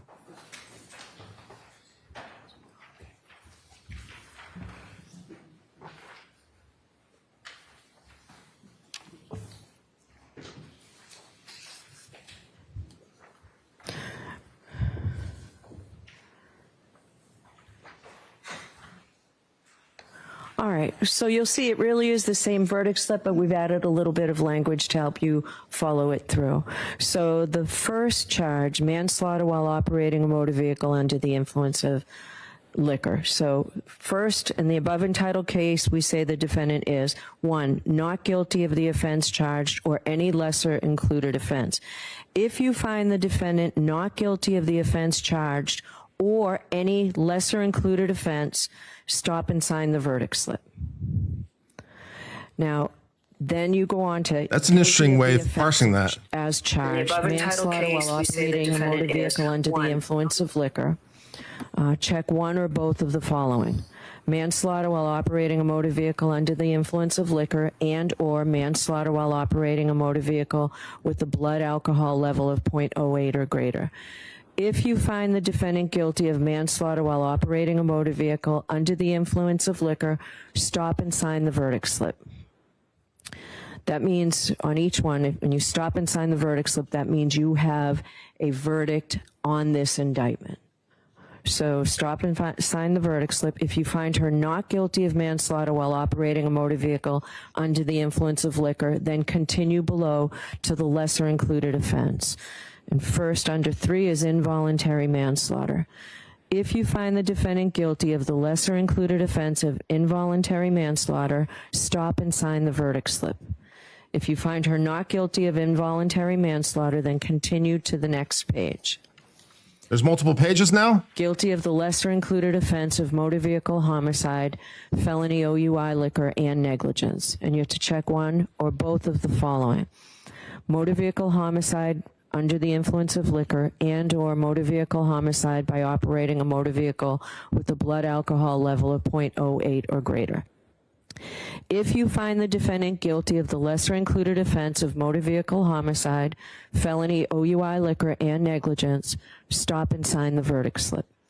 If you find her not guilty of motor vehicle homicide under the influence of liquor, then continue below to the guilty of the lesser included offense. We're spelling this out in real detail now, aren't we? We're making it real clear. Following, operating a motor vehicle under the influence of liquor and or operating a motor vehicle with a blood alcohol level of 0.08 or greater.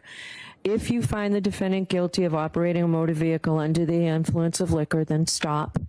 If you find the defendant guilty, you stop and you sign the verdict slip. If you find the defendant not guilty on this offense and all other offenses, check the first box on page 1. And remember, your decision must be unanimous. All right, does that make it any clearer, hopefully? All right, so with that, I am going to send you back out. Before the jurors are set up, Sure, why don't you come on over? Well, I look forward to reading this multi-step form, but this is like spelling it out. We've definitely seen this in other jurisdictions. Like, we're just going to spell out like every step with paragraphs describing exactly what you're supposed to do. So hopefully this will avoid confusion. We can only hope. Hopefully, I think the light finally turned on for Judge Cannoni. Yeah. She just wore out, and she's like, I'm not doing this again. But this sounds a lot like a New York instruction, because in New York, they are very explicit. Like, you have to like make a decision as to each thing before you can move on to the next one. You're not allowed to like skip around. Glad counsel told me I did. So if you go back and look like at I was saying the other day when I was on, if you find the defendant guilty of the lesser included offense of motor vehicle homicide, felony OUI liquor, and negligence, stop and sign the verdict slip. If you find her not guilty of motor vehicle homicide under the influence of liquor, then continue below. I think I said then find. I don't know what I said. I heard myself read the guilty of the lesser included offense. So if you find her not guilty of motor vehicle homicide under the influence of liquor, then you continue to decide whether the Commonwealth has proven to you beyond a reasonable doubt that she's guilty of operating under the influence of liquor. And if they have not, and if you find the defendant not guilty on this offense and all other offenses, then you go back and check the first box. So you follow it from the top to the bottom in this manner. Okay? Thank you very much. We're going to release you. All right, the court, please. Jurors, follow me. Very cool.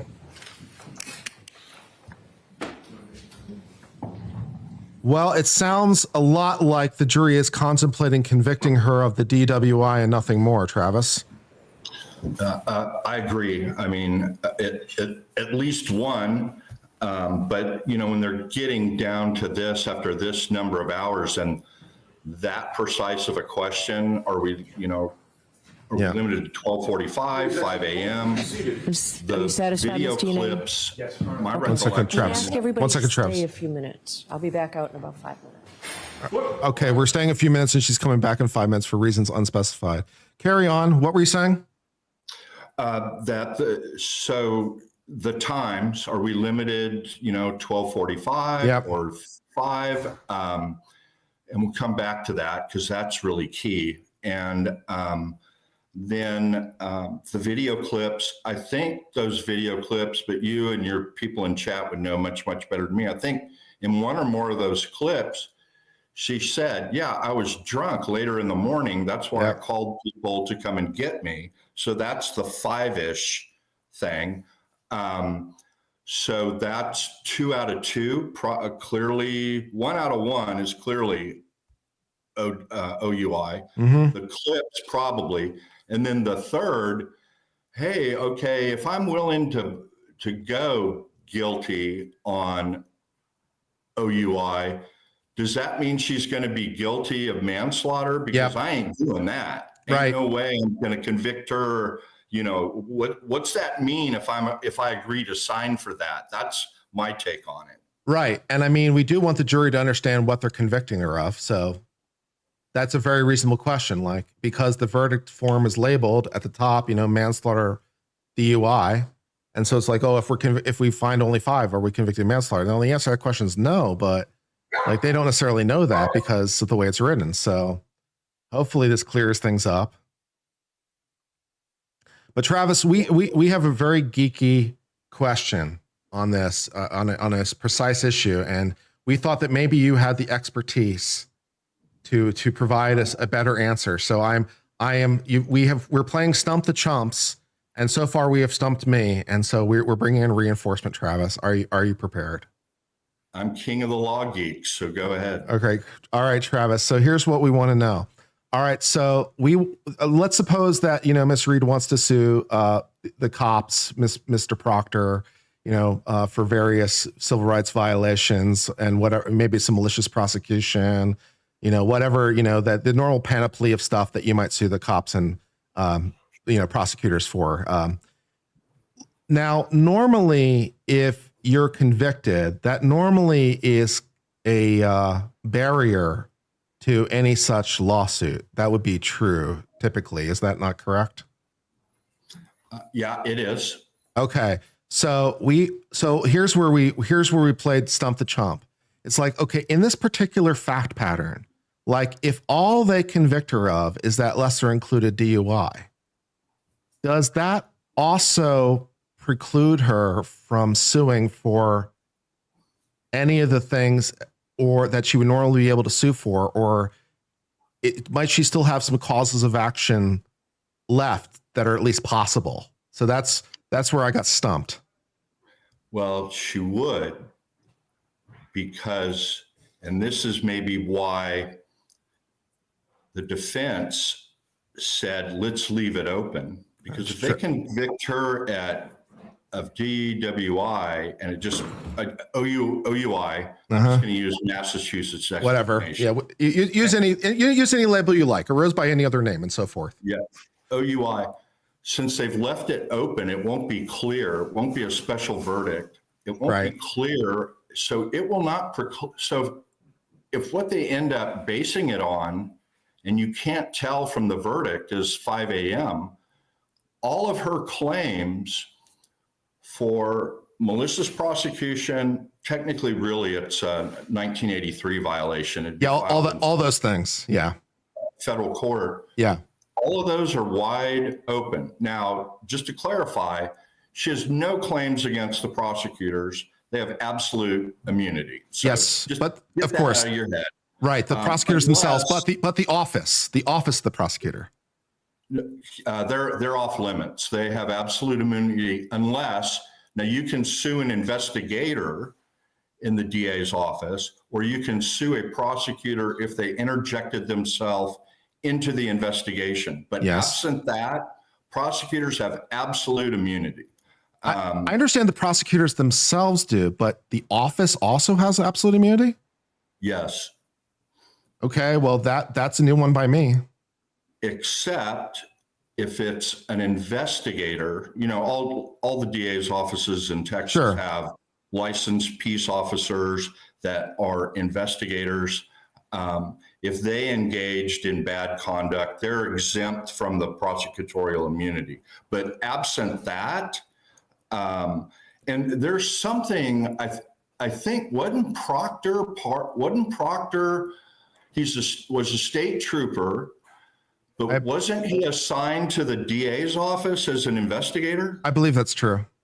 Okay, so that would be fair game. Now, unless they can show Lally or Brennan were actively participating in the investigation, then, they can't be sued. But no, it's going to be wide open. I thought, well, okay, so let's keep that aside for a second. If you're the defense and you're given a choice, and you want to try and get a not guilty on the OUI, are you gonna say, no, judge, we think it's 1245 and that's it? And there's some arguments for that weren't made by either side. And then if you're the Commonwealth and you kind of see the writing on the wall and, well, man, we need at least come away with something. Wouldn't you say it could be 12:45 or 5 a.m.? Do we agree on that? I think the answer, and first of all, I agree with you completely on the prosecutors themselves relating to, as long as they're in their prosecutorial role, they have absolute immunity. The exceptions, as you indicate, is where they step outside of the prosecutorial role, and the prosecutors themselves enter an investigator role. And we've seen cases like that where that's happened. So you're absolutely correct on the prosecutors themselves. As long as they stay within their prosecutorial function, you can't sue the individual prosecutors. That's true. Now, with respect to the DUI, because it's a lesser included, right, of the manslaughter DUI, then it would have to be the DUI relevant to the element of the crime that is the manslaughter, right? So it's the DUI at the time the manslaughter occurred. So we believe that the DUI occurred at that time, but not the manslaughter, which, is easy enough. She was just drunk driving on the road at that time. And then you're there, right? And then, she just didn't hit him at all. And so you don't have the manslaughter and Bob's your uncle. So yeah, from a legal posture, it seems to me, because you can't add anything new for a lesser included. So it would have to be at the time the manslaughter occurred, whenever that time was. And so that the question of when the manslaughter occurred is a question of fact, but whatever that time is would be the time for the DUI. So I think that Brennan was correct, because Brennan's like, we think 1245. I think Brennan's actually correct, because that's when they think the manslaughter happened. And so that, I think, is the better answer. So that's what I think. Argue it. He just said, well, it's 1245, and then all of a sudden it started going. Well, the defense started and said, go ahead. Looks like there might be the court might be back. So let's pop that back on screen. Yeah.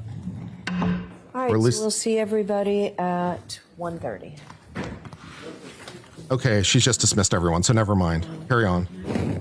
So they said come back at 1:30, which I believe is when they're done with lunch. So the defense started and with we think you're the finder of fact, which means it can be any time. Yeah, that's wrong. That's wrong. Which surprised me, because I thought, well, that increases the likelihood that she's going to end up with an OUI conviction. And then the Commonwealth, he, like you were starting to say, he didn't add the argument, Your Honor, it's a lesser included. So you have to put it in the context of the main charge. Right. The main charge has always been what happened in front of whatever the address is on Fairview. It's got to be in that context. And her saying, well, what time's in the indictment? They never put it's on or about a date. Right. They're not going to put the specific time in the indictment. That would be very strange. They're going to say on or about a particular day. That's what they're going to say.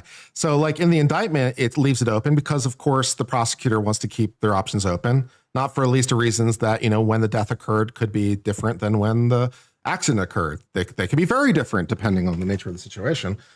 So you don't want to nail the time down. Yeah, there was a very intense huddle with Jackson was initially sitting down and writing feverishly, and Yannetti and Karen and one other lawyer were huddled to the side, to his left. And then they all stood up and were in a standing huddle. And Jackson has his pad and he's talking directly to Karen. And I'm thinking, okay, he's explaining, here's the positives and negatives. And it's total speculation, but it could have been, look, I don't think we want to remove this option for the jury. They've kind of tipped their hand. Mhm. We don't know 100% if we said 1245 or nothing, that would then kick the dynamics that they convicted her of something more serious. Because compromises happen. It's like, well, I'll never go for involuntary manslaughter, but I'll go with a OUI. And then someone saying, well, I'll go with OUI, but not if it means she's convicted of manslaughter. So those questions kind of answer these give and take things that come up in deliberations. So, or he may have been saying, look, Karen, if we leave the time open and it's not clear that they're convicting her or acquitting her at 1245, that leaves an opening for you for a subsequent civil case. I don't know if he explained that, but that's the practical effect. But you would think if they were going for a grand slam, a tsunami, not guilty across the board, they would not want 5 a.m. in there for the OUI. Well, the other reason to do it is that they want to give the jury as many ways to convict on that OUI as they can. So they will convict on the OUI as opposed to anything else. They want to extend out that range of the DUI because we got to convict her of something. So let's give them as many options as they can. So if they want to find any possible way, 12 o'clock, 5 o'clock, it was yesterday, who the fuck cares? As long as they check box number 5 instead of one of the other exciting boxes, we're happy campers. So that's the other answer to the question.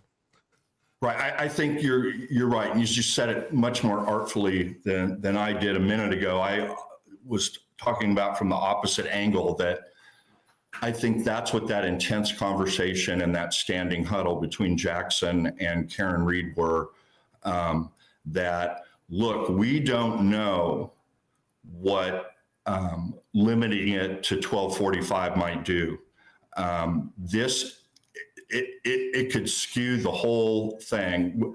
I think what we should do is leave it the way it is and give them an out at 0500. And if that's what you end up getting convicted of, so be it.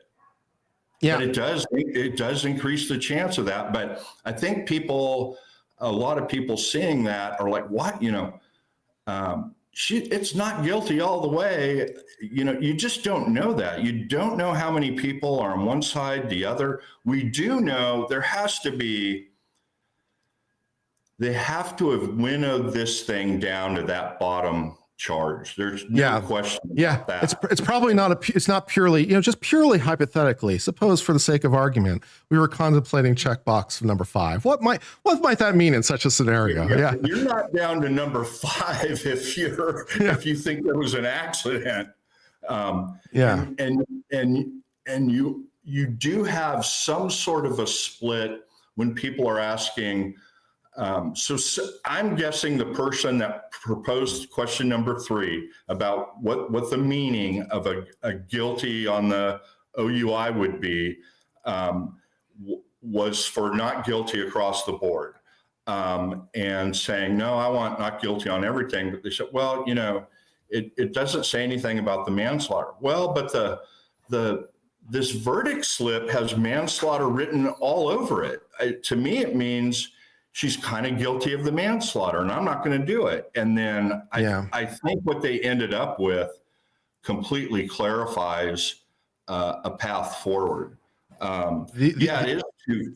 Go ahead. The other complication is, there's issues with it from a different angle, but because you opened up the DWI to potentially beyond the scope of the parent charge, if she's convicted of DWI, we don't know when, right? And so it's ambiguous because if the DUI is a lesser included, it can only be at the time of the manslaughter occurred. So now we don't know what DUI she's being convicted of, and so she has an appeal. She's got an appeal option based on the fact that she was convicted of an invalid charge. she was convicted of something that wasn't legally viable. There's an appeal to be had. I mean, Well, she is inviting the error, but I mean, there's something there somewhere. There is. She may have waived on that one, but certainly her other ones that the right. I think if she was adamant and they really wanted it at 12:45, I think they would have had to have raised it or waived it. But Massachusetts is quirky. But now, so to your original, I don't think it was that law nerdy at all. I think it was a very astute question. It's a little nerdy because it's like, normally a conviction is sort of a bar, but this is like, or collateral estoppel. Yeah, but this is a strange situation because we're dealing with a very interesting lesser included that raises. It's like, how does that work in terms of prosecutorial issues or 1983, or how does that work? Are there still viable causes of action? And so it's like, I'm not sure. So it's like, let me consult someone who might know the answer because I don't want to talk out of turn. Yeah, we deal with that all the time, and I handle about 3 or 4 1983 actions a year. And, but because it's open, it's not going to serve as the legal terms on why you're prevented from doing something in a civil court is res judicata or collateral estoppel. Yep. And because the standard in the case, the criminal case, the way it works, it's different than what people are familiar with in OJ. It's beyond a reasonable doubt that she was intoxicated, drunk driving,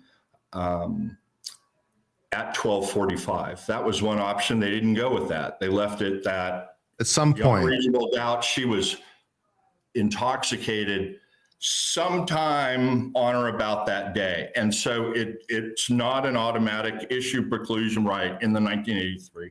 Love it. Sorry to hear about your photo sensitivity. If you want to put your sunglasses on, it's not going to bother me. That's all right. I know a few people that have that, and it's terrible. Yeah, some it doesn't necessarily bother me every single day, but some days it does get to me. So it's just having issues.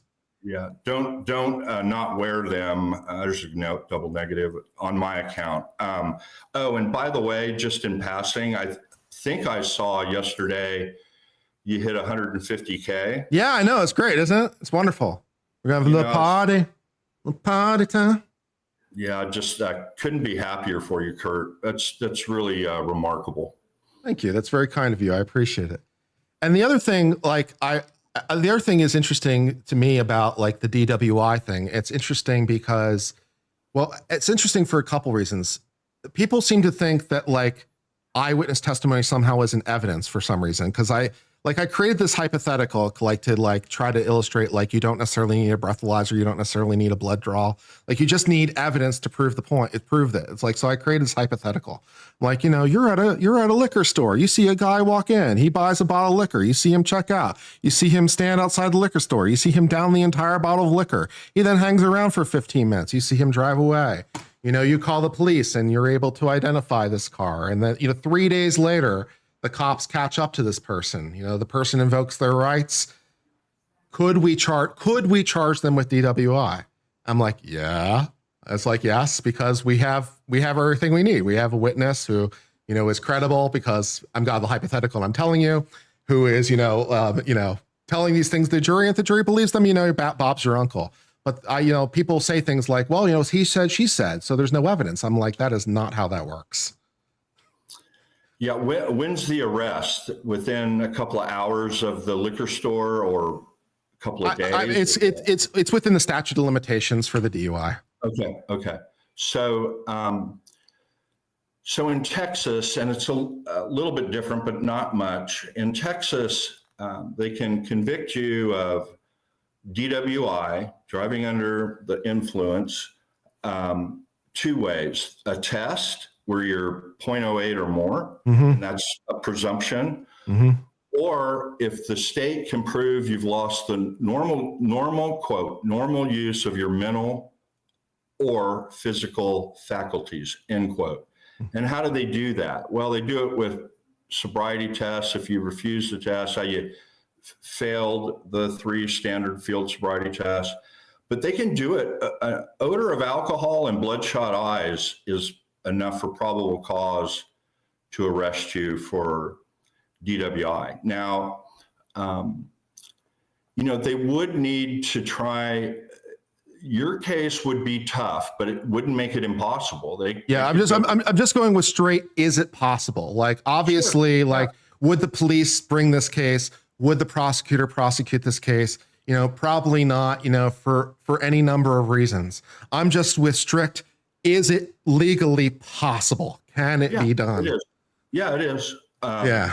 Especially if the person who saw him drink the bottle just observed 1 or 2 things about stagger, anything, because that goes to loss of use of your normal physical or mental faculties. But what the defense would be is, there's lots of defenses to be had. The problem. He slammed the bottle, and the charge is you're intoxicated at the time of driving.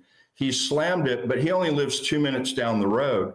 You don't fully absorb for 15 to 30 minutes. Well, that's why I added to the hypothetical. He hung around the liquor store for 15 minutes before driving off, so I could add in the time. Slipped one in on. I slipped it in for that problem. Yeah, I slipped it in. He hung around for 15 minutes before driving off. Yeah. I swore to God I was done with. You'll like hypos? Hypos. Law school hypos are fun. You don't like law school hypos? Oh, come on. Yeah, they are. No. They are fun, and it's what law nerds talk about in their spare time and find more entertaining than a lot of other things that are out there. Yeah.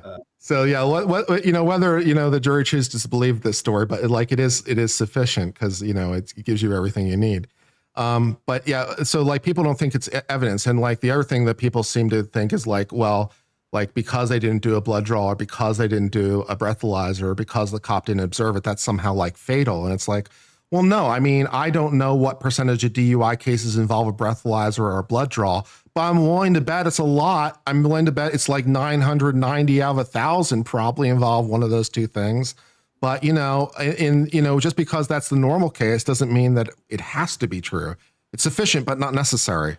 To your point, every case where there's an accident, where the officer doesn't pull over the driver because of weaving or whatever they observe. So the officer arrives on an accident. One of the elements is you have to wheel the defendant. You've got to put that person behind the wheel. So you have to have an eyewitness, right? Say, that's the person. And it can get real esoteric. There's 2 people, a driver and a passenger, after a real serious collision. They're all over the car. One person's laying on top of the other, and they'll go and try and prove who was driving with DNA on the steering wheel. But typically, in the real world, it's get complicated. That's why in hypoland, I can just establish things into existence and make our lives easier to illustrate the point. Every accident where during the investigation of the traffic collision, they smell alcohol and it turns into a DWI investigation, requires an eyewitness. So let's change your hypothetical a little bit. Let's say there's an anonymous witness. Oh yeah, purely anonymous witnesses we're going to have problems with. And calls it in. Yeah. It gives a license plate. They go to the person's apartment, opens the door. Within 10 minutes of the call, he's hammered. We got a call, and the person admits, it was me driving and I was hammered. What's the law on that? Well, the confession goes a long way, my friend. So a drunk driver's confession alone. Ooh. Remember this term, corpus delicti? I do. You got to have you got to have one piece of corroborating evidence. Interesting.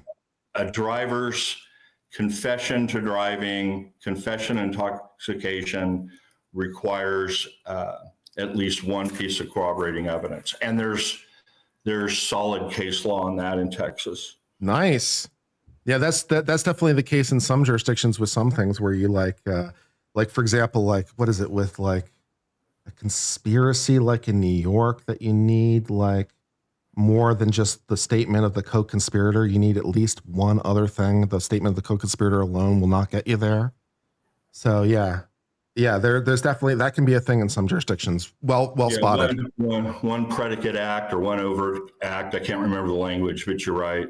Well, yeah, but it's not even the issue of the predicate act or the overt act. It's like the testimony of the co-conspirator alone is just not legally sufficient. So the co-conspirator will testify to the predicate act and the overt acts and all that stuff and the substantial step and all this stuff. But you need something. You need anything beyond the co-conspirator statement to you alone, at least in New York.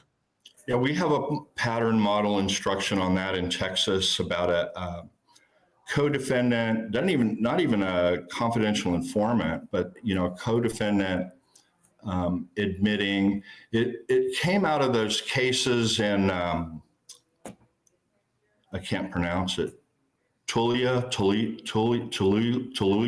Sure. How do you pronounce that town up in Texas where they falsely convicted? Oh, don't ask me to pronounce names of towns in Texas. That's just a trap. Well, anyway, they got everybody in town. They had a real dirty, bad cop up there that was hoping to get onto ATF. So he's making all these busts. And then... What was he dirty? Was he dirty specifically because he wanted to join ATF? Did he think that would endear him to ATF? Because, hey, maybe that's what he's trying to do. No, just producing these numbers on drug busts, and really what he was doing is just getting everybody to turn on everybody else. Then coincidentally, there was a person at the lab in that area that got fired from a lab in Virginia, and Texas, like we frequently do, is, oh yeah, we'll hire you. That's not a disqualifier. He was dry labbing. So the cop was taking a wallboard gypsum and grinding that up. And remarkably, when you grind up wallboard gypsum, drywall, it looks like a couple of different substances.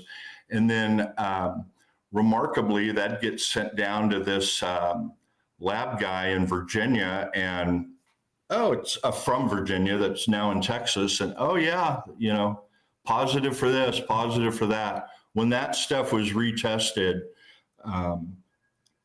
all came back as gypsum, nothing else. Terrible, terrible deal. But famous stain in our jurisprudence. But in any event, the verdict form, is now 2 pages. That's something I wanted to comment about. Oh, do we have a copy of the new exciting jury form? I don't know. Is it floating? So. It sounded like it might even be more than 2 pages. It sounded like it might be a couple pages. Because originally it was 1 with none of that language. No, yeah, absolutely not. That's what everybody had. And then when they got to question 3, and we can replay that if you want, but Jackson stood up and said, first of all, Your Honor, thank you for making the amendments that you did. I think it made it a lot clearer. I think all we need to do is add this, and he read some language. If you get here, stop. And I'm like, I've never seen a verdict form that had that language. I've definitely seen it before in other jurisdictions. I've seen it like where they spell out things with like, oh yeah, in this case, absolutely. I've just been seeing the 1-pager that they had to squish on there that had a tiny little bit of room for the signature on the bottom on the manslaughter. And I'm like, where's you getting this language from? But I recall that the point is there was clearly changes to what was been floating around. I think this has been a problem in this case, first one and this one. They don't immediately file the jury charges and their file stamp. And I don't think they immediately file for access the verdict slip, which we do in Texas and federal court. I mean, those things are available immediately. We've been all using this original form. Yeah. I bet, yeah. This gets recycled as it does. Yeah, of course. And that had and until I saw that, I was one of the ones that was initially confused that when I was on during the charging conference with you, it was really hard to hear, but you were able to pick out with good headphones and whatnot that the defense was asking for lesser included. And my assumption was, okay, that's going to be the involuntary, those things under that. And then there was no specific discussion, or I couldn't hear, yeah, we want the OWI lesser included. But then when she read part 2 of the instructions, it was clear in there, but I missed it. And I'm thinking, there's no standalone OUI charge in here. What's everybody talking about? There is no. I better go back and listen to that, because you and I were on, and I was in and out with I went back and listened to it 3 times, and son of a bitch, she says OUI, and you just do the first 3 elements of the manslaughter, and then you go up to that, and driving, public road, intoxicated, over 08, or under the influence. I'm like, son of a bitch, there it is. And I'm like, yeah, why would they want that? Everybody's debated, about that. They're going to debate about whether, if it comes back guilty on this OUI, whether they should have stood firm and said, no, it's 1245. But there are other considerations. By leaving it open, she's not precluded from bringing a 1983 malicious prosecution action against the investigators, and whatever, the Alberts, or, whoever. If she needs help on that, call me. But that's a waste of time. I mean, you're never going to see a dime out of that. I don't know how their homestead exemptions are in Massachusetts, but in Texas, getting a judgment on something like that against a homeowner with a homestead, I mean, you're never going to see any of that. But federally, you can bring a state actor, and there's no sovereign immunity. You get around sovereign immunity of the state actors, which would be the investigators, Proctor, Higgins, whoever. And, they do have to pay. Yeah, it'll be interesting. I don't know if they were, I mean, these guys are chess players. They're not playing checkers. And a lot of commentators, non-lawyer commentators, they're talking about things on either side in terms of checkers, and it's not checkers, it's chess. And really it's Star Trek chess, 3-dimensional. Yeah. And then with this particular court, Judge Cannoni, the chessboard keeps moving, and then the rules keep changing. You get a distinct advantage, and then all of a sudden you get amended rules.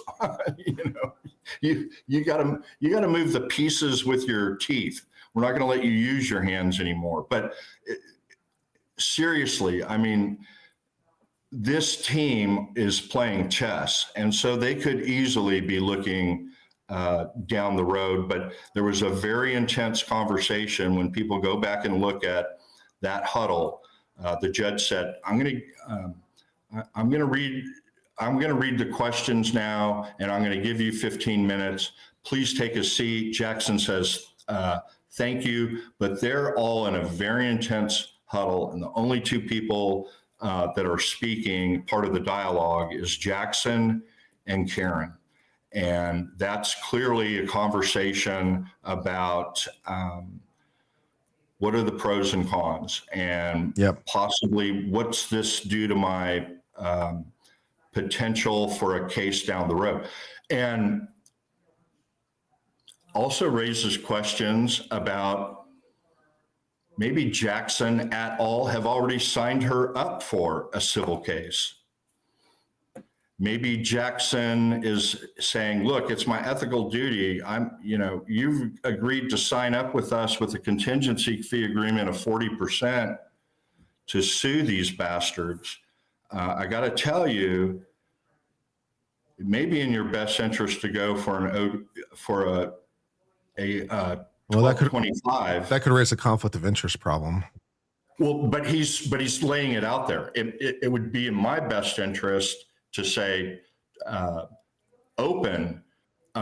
It may be in your best interest to go for 1245, but I'm just laying this out there. It's total speculation, but we'll know who part of if there is a civil case and who's on that team. I think these people are way above board ethically, and if there was any discussion about it, I think it would have been clear that Jackson was saying, look, I'm advising you under the scenario, we have an agreement for a subsequent civil case. So I'm going to tell you how this could impact you criminally, and I'm going to tell you how it could impact you civilly. And you need to understand, I have an interest in the civil case. And so if you want to talk to somebody else, but who knows? But I'm pretty sure they did it ethically, but that's one of the things they could have been explaining. Let me ask you one quick question I've been dying to know. Oh, dear. I heard some comments about they didn't do the typical admonishments, at least on the record, on camera, of Karen not testifying. Is that true? They didn't give the colloquy about, she didn't advise her about rights. Either trial, she didn't do it with the standard colloquy. Okay. See, in Texas, they do, because there's a number of cases that if the judge does not do that and things go bad, it leaves an opening for the defendant to come back and get a new trial. Sure. And and so they go to great pains to eliminate that possibility, and both in the guilty plea that they have them sign and the colloquy. But Massachusetts may be like, because it's a common law state, it's like, no, they sign a form that they submit that they've given them the admonishments, and that's all we require. But yeah, in Texas, it's a very lengthy colloquy. Yeah. Yeah, I was surprised they didn't give it either time too, because it's like standard, like I'm so used to hearing it. So especially in this kind of case, you want to advise the client of their rights. If for no other reason, then you don't know what happened behind the scenes. I mean, with any given attorney, you don't know that the attorney presented the form or represented accurately what's on it or whatever, right? It's like, you don't know. So you need to, like, as the judge, need to make sure that you're advising them of their rights. So, maybe on the off chance it's the first time they've ever heard it, right? Yeah. So what happens in Texas when it gets time to rest, we tell the court, Your Honor, we're at the point where we're getting ready to rest. We need a 15-minute recess with our client. Right. And everybody knows what that means. We're going to go to a private room.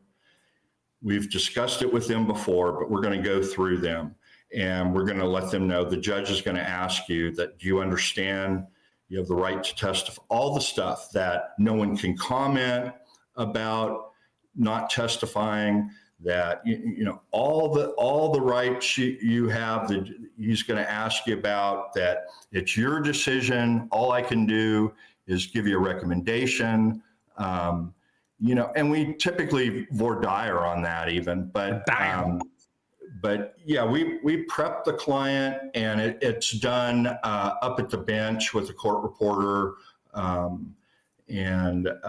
but Yeah, you don't want your client. No, he never mentioned anything to that about me. Right. And then the other thing they do is they'll put, right before trial starts, they'll put the state's last best offer.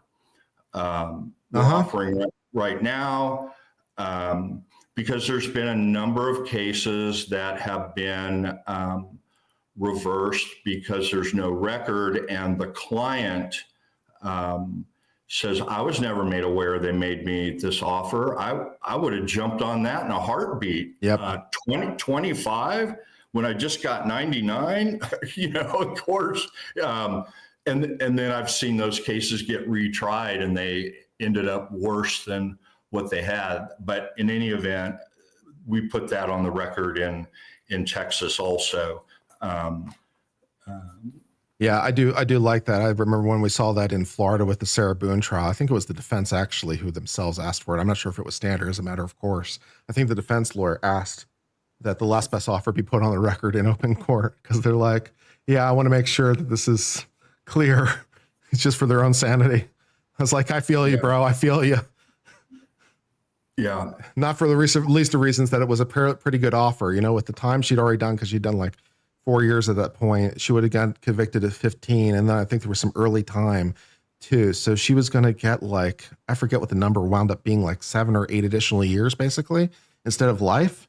I'm like, that worked out as, make sure that's on the record. Yeah. Did you want me to hang with you for a little bit more? Yeah, I have time, or if you wanted to do something else, whatever you need. Well, we were watching the beautiful testimony of Michael Proctor, hero to the cause, dishonorably discharged, former lead investigator, Massachusetts State Police, investigator for the prosecutor's office, and so forth and so on. We were watching some of his glorious testimony because he is a treat, and reminding ourselves how wonderful he is. Yeah, I primarily represent officers, and he just turns my stomach. Fortunately, I've never had to represent. Even you have limits, right? I just get physically ill. It's just really, really terrible. So I'm going to bow out for that. But thanks for having me on. I really appreciate it. And sincerely, your 150K, I know that's a serious milestone, and it's well-deserved, Kurt. Cool. Well, if you ever happen down to Harris County, I hope you'll give me a ring. I will for sure. And if you're ever back in your own homestead, I'm up in Grand Mesa area, in Leander, around the golf course, and just north of. I don't play golf, but I'll go skeet shooting with you. I don't play golf, but I skeet shoot and trap shoot. See, there we go. We can do that instead. Yeah, that's a lot more fun. Yeah. Be well. I'll be popping back if we hear about a verdict, and I can pop on back with you then. But I really enjoyed some law nerd stuff. Cool. Made my day. Excellent. Thank you very much for dropping by. Goodbye, everybody. Thanks. Bye-bye. All right, so that was our friend Travis, who provided us some additional insight on the issue of relating to the suit. So he believes that there might be some causes of action possible because of the specificity about what's happening. I think that's an interesting possibility. I think there's definitely some possibilities. So yeah, that's interesting though. So fun times. Let's take a quick look at. Oh, also I found a little loophole in the verdict form, which hadn't really occurred to me before when she was reading it for like the 8th time or something. I found a little loophole in the verdict form. So this is the verdict form. It says not guilty of the offense charged or any lesser included offense. You could read that a different way than the way it's intended to be read. The way that they intend you to read it is every lesser included offense. But what it strictly says is any.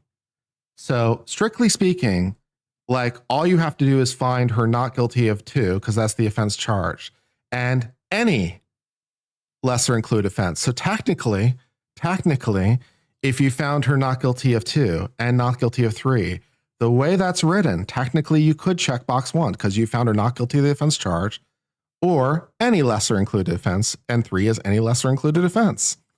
So you strictly speaking could check 1 based on that basis, and that would be correct based on the way it's written. So I enjoyed finding that little loophole to my day.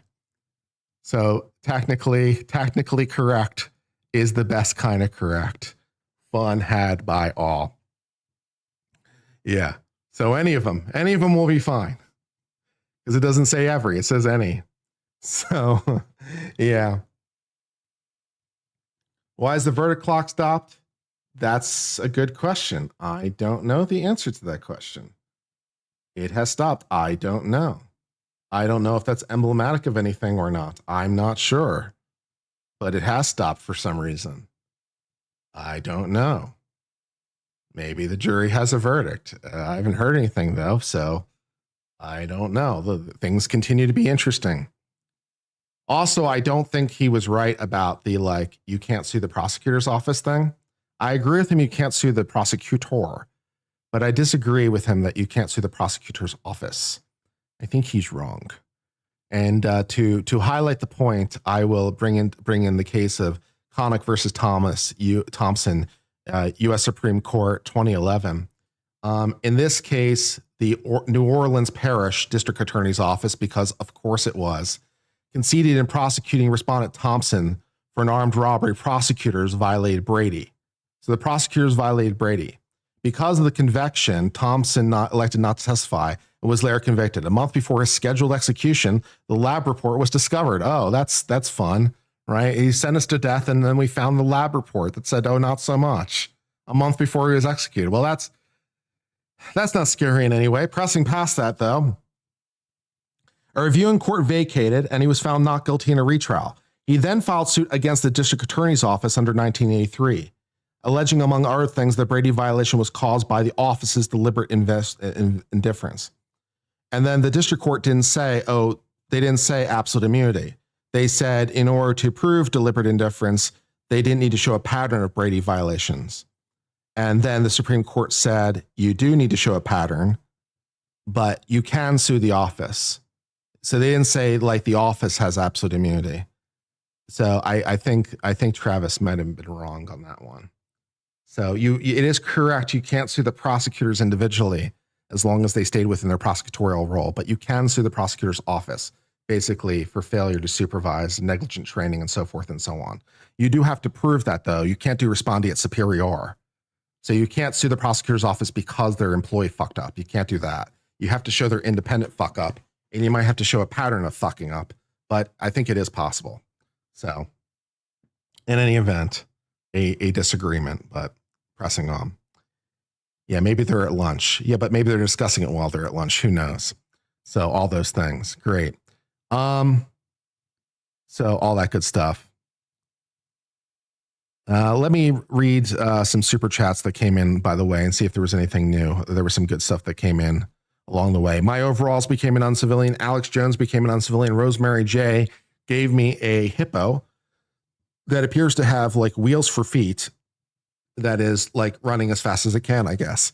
DS is a member for 32 months. DS sent 5 memberships.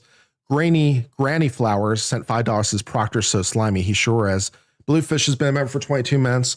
Rye Blue Sky for $4.99. F and Hippie for $5 says Dr. Welcher recommends you spread the load on your giveaway. Nice.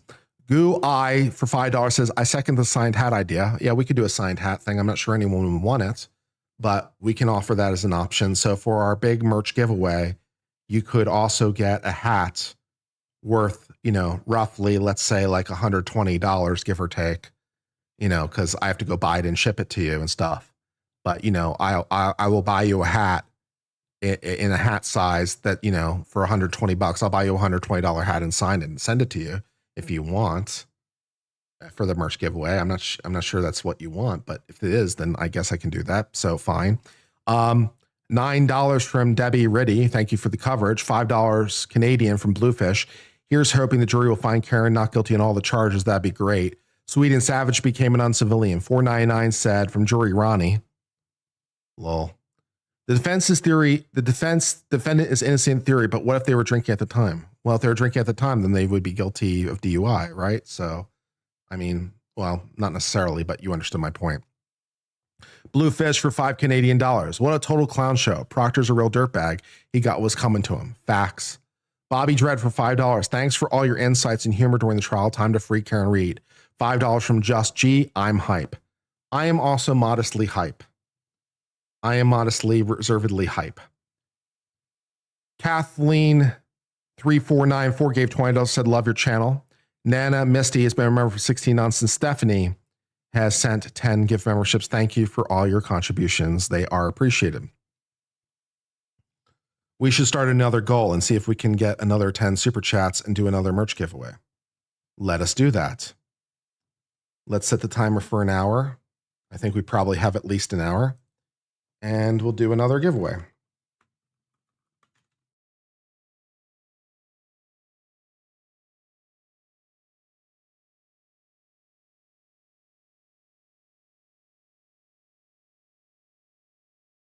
Great. Okay. What else? Let's see. Are working lunches a thing for jurors? Yeah, I don't think there's any rule either way. I think they're allowed to deliberate or not. As long as they're all in the room together, they have to all be present to deliberate. But yeah, if they took their lunch in the jury deliberation room, then yeah, they can continue deliberating. That'd be fine. But I can give you hippos. Apparently, you can give me super stickers involving hippos. Yes. No verdict yet? No. Could I play the 55 messages Karen left that night? No, that's okay. Thank you. Did they play all 55 in court? I don't know. They played many of them in court. I'm not sure that they played all 55 of them, but you know. $5 from Diabolic Tutor. As for spraying the load, you could do an Adam and Eve gift card. Nice. All right. Should we watch some more of Trooper Proctor, your hero and mine? Should we watch some more of Trooper Proctor's brilliant, brilliant testimony? I think they played more than 3 to 4. I would have said like a dozen or so, but I think they played it like a dozen or so of her messages, but whatever. It's not important. Will this be forever known as the ham sandwich trial? Probably not. Probably not. Not your hero? I can be your hero, baby. Yeah. Trooper Paul next. You bet your ass, of course. Yeah, for immunity. Kirk, can we discuss the office layer in specific context 19.3? For example, a DPS trooper you can sue in federal court, but not DPS itself. Well, DPS itself, yes, because it's the state. As the state entity, you'd have a problem because you're suing the state on a state level and you have a sovereign immunity problem. DPS as a state has not waived sovereign immunity, right? So, right, if you're suing the state level office, you have a problem because of sovereign immunity issues. That's true. So that is a problem. Yes. You can't sue the state in 1983. That's correct. You cannot. But you could sue the local prosecutor's office because they're not the state. So you couldn't sue the AG's office, but you could sue the, district attorney's office of, the county or whatever, because they're not the state. Police department isn't a state agency. Typically true. Yes. So you can sue the officer and department. It's too technical for her purposes, but learn something new every day. Right. So that's true. You can't sue state level officials because of sovereign immunity concerns. That's true. That is a problem. But no sovereign immunity for this prosecutor's office. So yeah, and also a similar problem with suing, for example, the state police as a whole with respect to Proctor. Same problem. Yeah, you would have a problem suing the state level. You'd have a problem suing the Massachusetts State Police as an entity because of sovereign immunity, right? But you could get to the individual officer. So normally, or at least, yeah, I think you could do it in this scenario at least. So yeah, but sovereign immunity is always an issue that pops up when you're suing state level officials. That's true. James Crow for $5 says, the attorney interviewing witnesses count towards them doing inner investigation work? No. The mere like prep work? No, is not. Mere prep work is not. Mere prep work is in the scope of an attorney. The question is it within the scope of an attorney? Prepping a witness is within the scope of an attorney. So that is not sufficient. No, they would need to do something that a police officer would do, as opposed to what an attorney would do. So that is that's the line of demarcation. Does an attorney do this thing? If an attorney does this thing, then it's cool. Right? So, yeah. If an attorney doesn't do this thing, they might have a problem. Do I play an instrument? No, I have a guitar, but I've never really learned. So I've got a guitar and I've never taught myself. So maybe one of these days I really should.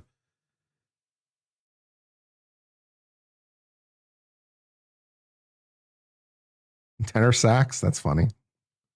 You can sue officials in their official capacity, not the entity. Right. Yeah, that's the right answer. Yeah, so you can sue the state, you can sue the local prosecutor's office, but not the AG's office. You can sue the individuals, but you can't, yeah, all those things. Yeah. But you can't sue the prosecutor unless they step outside their prosecutorial role, and so forth and so on, as we discussed, exceptions and exceptions to exceptions, and so forth and so on. Yeah.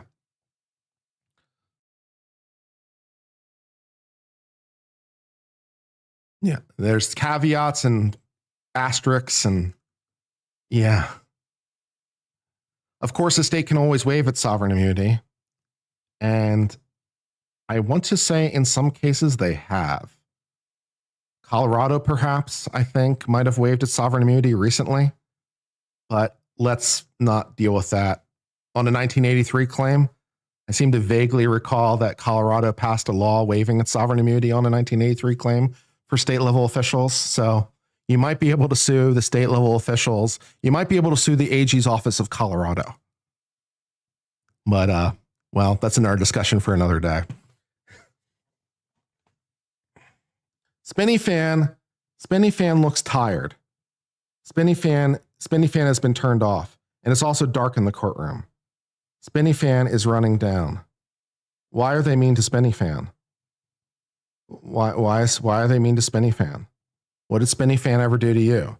I will represent Spinny fan in a cause of action as next friend to Spinny fan.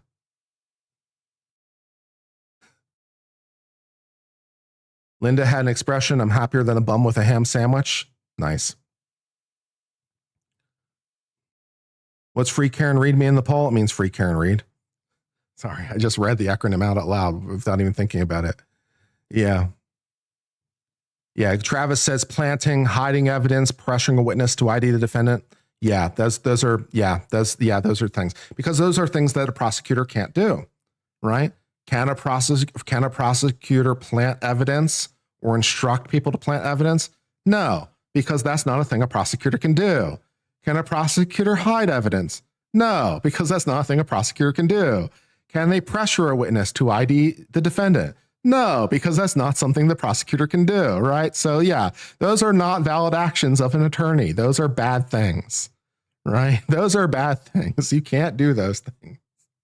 No, they can't do those things. Yeah, so if you do those things, you might have a problem. You might also have a problem if you're the police, if you do those things. Perhaps when you're, doing the death penalty thing, maybe you should give them the lab report, like we just read in that case with Connick, right? And of course it was the New Orleans prosecutor's office, because of course it was. Of course, if you had to guess what prosecutor's office it was, right? The parish of New Orleans would be a pretty good bet, right? What are the odds it was the parish of New Orleans that was the dirty prosecutor's office? This is my surprise Pikachu face. Right? So, yeah. But maybe with the death penalty case, maybe you should give them the lab report that indicates maybe it wasn't the defendant after all. Maybe you should give them that thing. Maybe that would be a good thing to do. Brady has only been the law since 1967? But some prosecutors' offices still haven't gotten the memo, I guess. I don't know how this is confusing. Maybe you should give them the exonerating evidence. Maybe that would be good.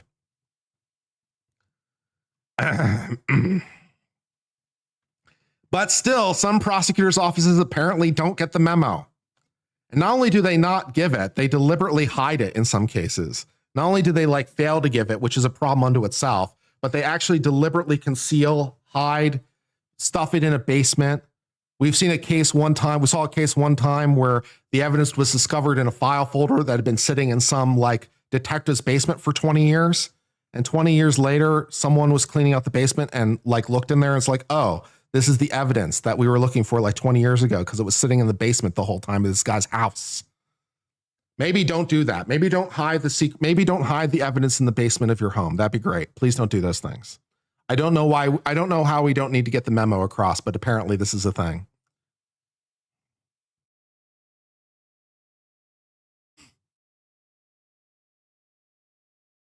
Yeah, New York new Fong prosecutor and Duke Lacrosse case altered the DNA report. Yeah, see, you can't do that. You can't alter the evidence. You can't do that. You can't even do that as the police. You can't manufacture evidence. You can't do that. That's not legal. You like as in an interrogation, you can lie about evidence that you have. We have a witness. We have a videotape. We have your fingerprints. You can lie about evidence. But what you can't do is manufacture the evidence. You can't be like, here are the fingerprints we found. Here are the fingerprints. I am showing them to you. These are your fingerprints. But they're not really the thing. You can't manufacture evidence to get a coercion confession. Can't do that either. But still, we have to give people the memo. Please stop manufacturing evidence. That'd be great.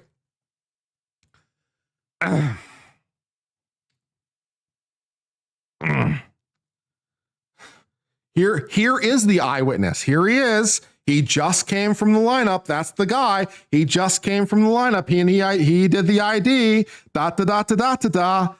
Jesus Christ. Please stop lying about things. Lying about things like that. That'd be great. Holy Lord.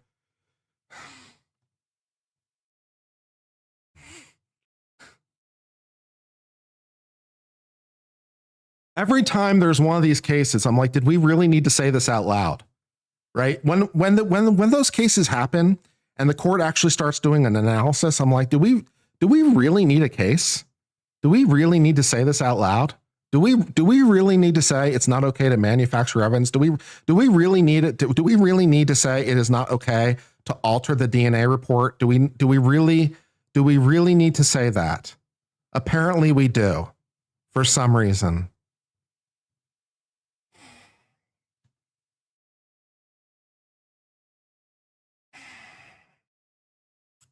Unbelievable.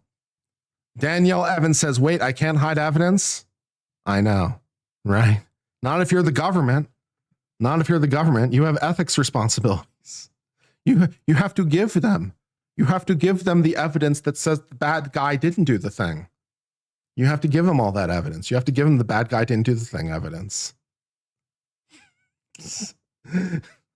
You know, like, or the bad guy isn't as bad a guy. You have to give them any evidence that would tend to go to mitigation, if not liability. So you also have to give them anything that would help mitigate an eventual sentence that they might give, that you're aware of. I'm not, so you have to disclose those things.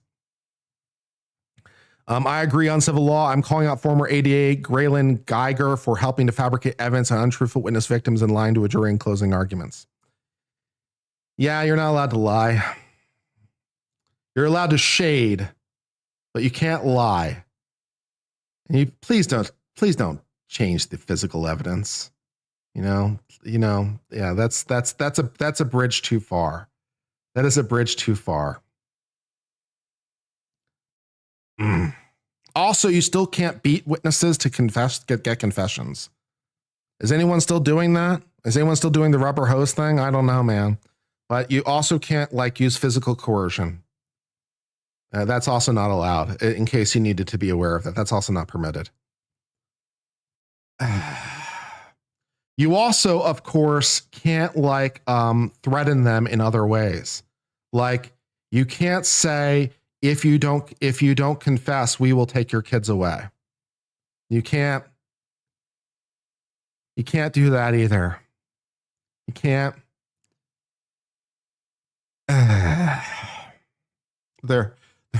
You can't extort them, right? Because there you're using things outside of it to try to extort. You can't extort a confession. No extortion.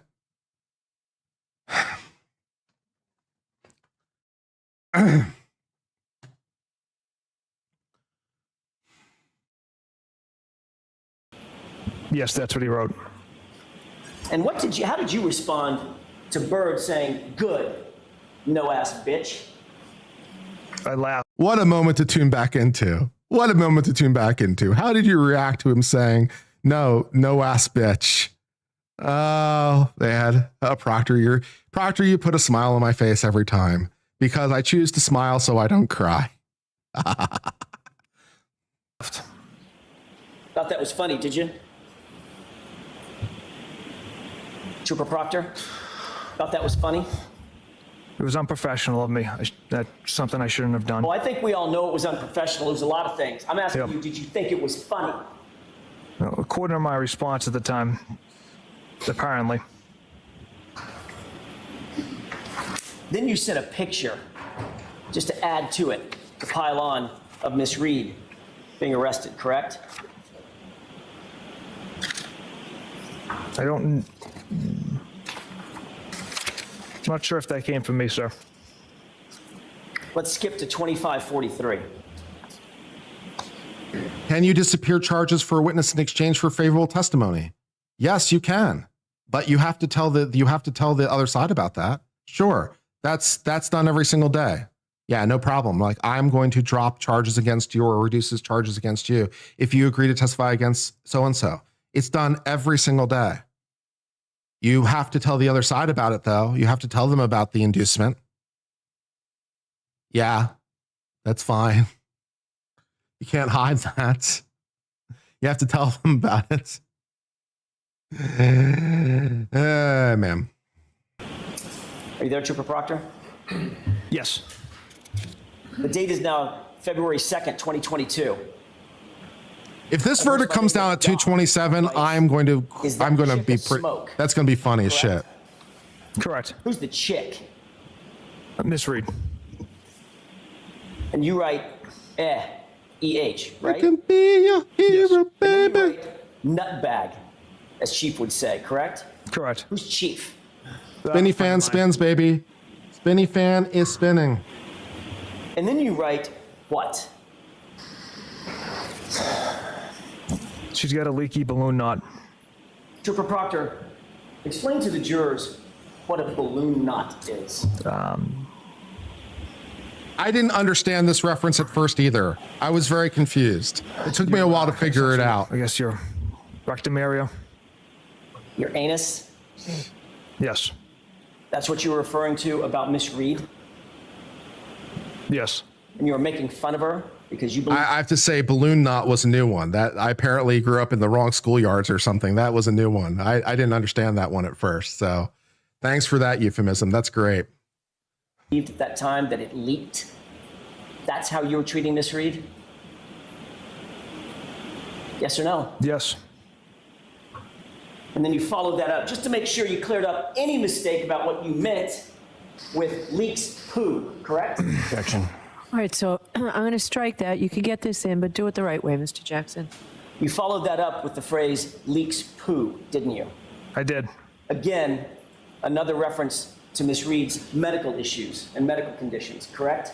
Correct. Specifically focused on her anus, correct? In reference, yes.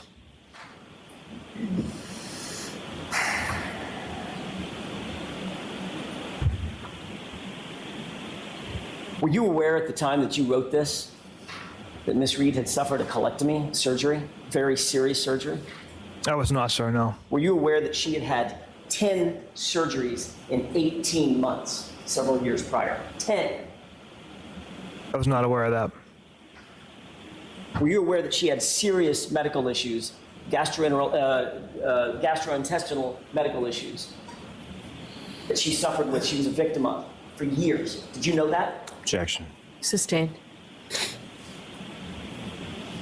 But you decided that you're going to take another shot at her and talk about her anatomy. 1 second, sir. I'm sorry. Yeah, Travis says done every day by the state, not the defense. If the defense does it, it's a crime.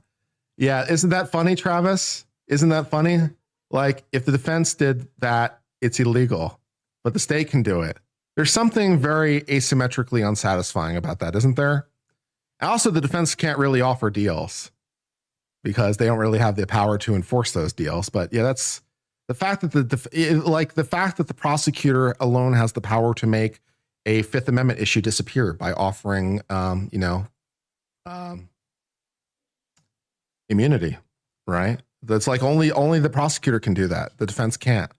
The asymmetric aspects of it is sometimes very real and it's somewhat annoying. Yeah. I think in Canada, they have a solution to this problem, apparently, if I understood Runkle correctly. They just basically have blanket use and derivative use immunity in Canada. Basically is the way they've solved this problem. So the defense can call anybody and there's just blanket use and derivative use immunity for all witnesses, if I understood them correctly, which I like the solution very much. So therefore the defense can call anybody and that person has to testify and nothing they say can be used against them. Huzzah, right? Huzzah. They've just created blanket use and derivative use immunity. So now everyone can be called to the stand. Huzzah. We can learn something from our Canadian neighbors. Let's do that. Let's pass a law. Let's just create blanket use and derivative use immunity. And then it will be great. Then everyone can call anyone to the stand and it'll be great. Justice will be forwarded. I like this plan. Let's get that law passed. That'd be great. I'm sorry. You decided that you were going to take another shot at her and talk about her anatomy as a balloon knot, correct? Objection. Sustained. At this point, Trooper Proctor, Miss Reed was just reduced to a punchline to you, wasn't she? Objection. Sustained. Well, you weren't done yet. This chat doesn't end yet, does it? No, sir. Let's skip to 2543. On the same date, February 2nd, 2022, about 4:15 p.m., a person by the name of Whitey wrote, "What are you guzzling on," correct? Yes. And you wrote, "Nothing," writing a warrant. Is that right? Correct. Whitey then shares some sort of a video, correct? Yes. You remember that video being of the... Putting the glasses back on, people. Sorry. Don't recall the video he sent. 0095 laughed and then wrote, "Wait, why does her asshole leak?" Correct? Yes, that's what he wrote. And then what did Doc write in response to that? Objection, Your Honor. $5 from Yusuf Neschiff. Jury should ask the judge to put Proctor on the stand to clarify his balloon references. Evidence is confusing and incomplete otherwise. Well, this jury has never heard any of these things. And, Proctor has not been called for, whatever reason he's not been called. Okay, there's some sort of commotion in the courtroom. What's going on now? What are we doing? Please be seated. Court is in session. All right, so I'll see you at sidebar so we don't do this part in open court. All right, it's more sidebar. Exciting sidebar action.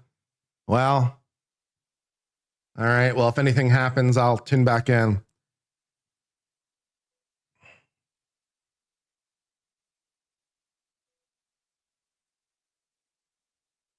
$20 from Suffagurum. Thank you for all you do, Kurt. You're appreciated. Please look into another Canton case. Cadred Inique Delegato Garcia. Jim, can I have that question, please? Is there another question? So as counsel knows... There's another question. Ooh, okay. We received a question from the jurors. Questions. Fill my head. Not guilty on 2 charges, but can't agree on 1 charge. Is it a hung jury on all 3 charges or just 1 charge? Ooh, they asked the partial verdict They asked the partial verdict question. All right, let's see what happens now, people. This could be fun. Let's go. I got some input from the defense at sidebar, essentially saying if we could just ignore it. We can't ignore it. To me, it's a theoretical question. Is it though? I don't answer theoretical questions. I tell the jurors that they're not to be concerned with the consequences of their verdict, and that's exactly what they're doing here. So I would propose just writing simply, this is not a question I can answer on this, and sending it back. The defense position is not, certainly not the question for it. I agree, we can't ignore your question. However, I think that it is apropos, given the timing of when that question came in, literally before the court had answered the other 3 note card questions. I think that it would be appropriate to send a quick note just asking them, given the fact that there's some clarity in your other questions, does this answer your question? In other words, can you proceed without any further input by the court regarding that second question? So that made sense initially, but why ask them, do I really need to answer it, to then tell them I'm not answering it? Because I think at some point, they need to know what the law is. It's a reporting question. In other words, I don't see it as theoretical, as the court indicated. I see it a little bit differently, which is what are our options? And the options are built in the law, not in theory. If they come back with a verdict on more than one count, but they're hung on a separate count, they are to report those 2 counts, whatever counts they came to a verdict on. So that's for a later time, right? So this is at this point. Right. It's premature, it's hypothetical, it's theoretical. I understand your point. I think I disagree with you at this point. It may be something later. The way the question's worded, if I find this, if we do this. I'll hear from the Commonwealth. We agree it's consequence related. Your first suggestion, I think, is most appropriate, and we would endorse that. Yeah, I'm going to do that at this time, Mr. Jackson. I'm not going to have a back and forth with them. I'm simply going to say, because it's true, it's the law, that this is not a question I can answer. Well, I would strongly suggest that we find some other way. If that question continues to remain, then they're not going to ask that question. I don't think the court can say, or should say, I can't answer the question, because the court can answer that question. The court absolutely can answer it. I would simply say, this question is not before the court without further information, or something like that. Not the court can't answer that question, because if that question remains in their minds, we're going to end up in the exact same position that we were in last year. There are other steps that can be taken to perhaps prevent that. Whatever those steps are, I think the first step down the wrong path is to say, throw our hands up and say, well, we can't answer that question. Well, we know we can answer it. So I don't know if I want to put you in an uncomfortable position, Mr. Yannetti. I'm inclined to answer the question the way I stated. Could we have 2 minutes to confer with counsel, Your Honor? 1 minute. How about 1 minute? You guys are 10 minutes late. We just need 1 minute. Thank you. They're having a whole partial verdict discussion now. So, like, this is the moment of truth. If it wasn't before, like, what do they want to do here? Like, this is the question. Like, what do they want to do?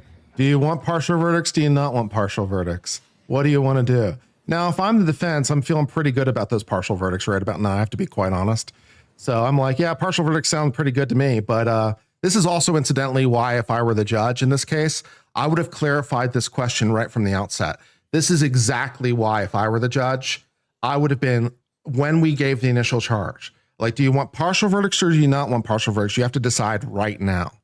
You have to decide right now, not knowing anything, because now they know things, and that's kind of bullshit. So I fault Bev for not clarifying this point when the charge was made. It's like, do you want partial verdicts or do you not want partial verdicts? You got to make that decision now. Now the defense has new exciting information and they're trying to decide. That's cheating. That's cheating. They know too many things. A slight tweak with the court's language. I don't have a principled objection to the court's language that we not answer the question at this time. I would simply ask that the court answer the question as you suggested just now in open court. It's premature to address this question at this time. No. What do you say, Mr. Brennan? My response was, this is not a question I can answer for the reasons I stated. It's theoretical, and we tell jurors that they cannot be concerned with the consequences of their verdict, and that's exactly what you would be asking me to endorse. What's the Commonwealth's position on the proposed? I agree with your first suggestion. Yeah. I'm going to send it in like this. Your objection's noted. Your Honor, if I could make my record a little bit clearer, the court's indicating that it doesn't answer questions about the consequences of the juror's verdict. That would be punishment. Of course you can't answer a question like that. This is not the consequences of the verdict, it's how do they report a verdict. So I think saying, I can't answer this is sending a false message to the jury. If the court would simply indicate, this is not appropriate for me to address at this time, that assuages all concerns. Certainly assuages our concerns and it protects Ms. Reed's rights. I think that... Well, I think what I could add is this is a theoretical question, not a question I can answer. Take it. Is there an objection? Take it. I understand, Mr. Jackson. Take it. Take the theoretical question. Take it. Is there an objection to me putting this is a theoretical question? Take it. Not a question I can answer. Take it, you fool. Take it. Take it. Say yes. Say yes, damn it.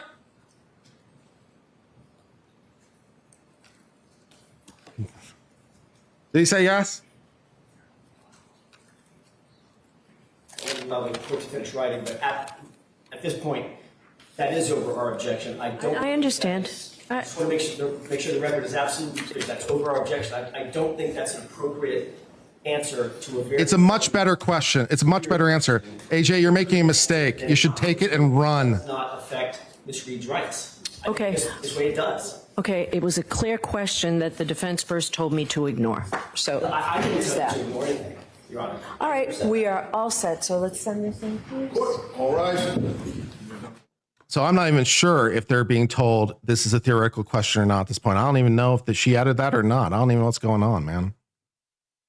But it sounded like AJ objected to it. It sounded like he objected to, well, this is a theoretical question. You should have taken that and run, man. You should have taken that and run because it would have let the jury know why the question can't be answered. Yeah, that was a mistake by Jackson. So I don't know whether or not the note says, I'm not even 100% sure. But let's go back and we can see if we can determine what the note actually says at this point. Let's go back and see if we can figure out what's going on. Same thing. I think your objection's noted. Your Honor, if I could make Endorsed. Yeah.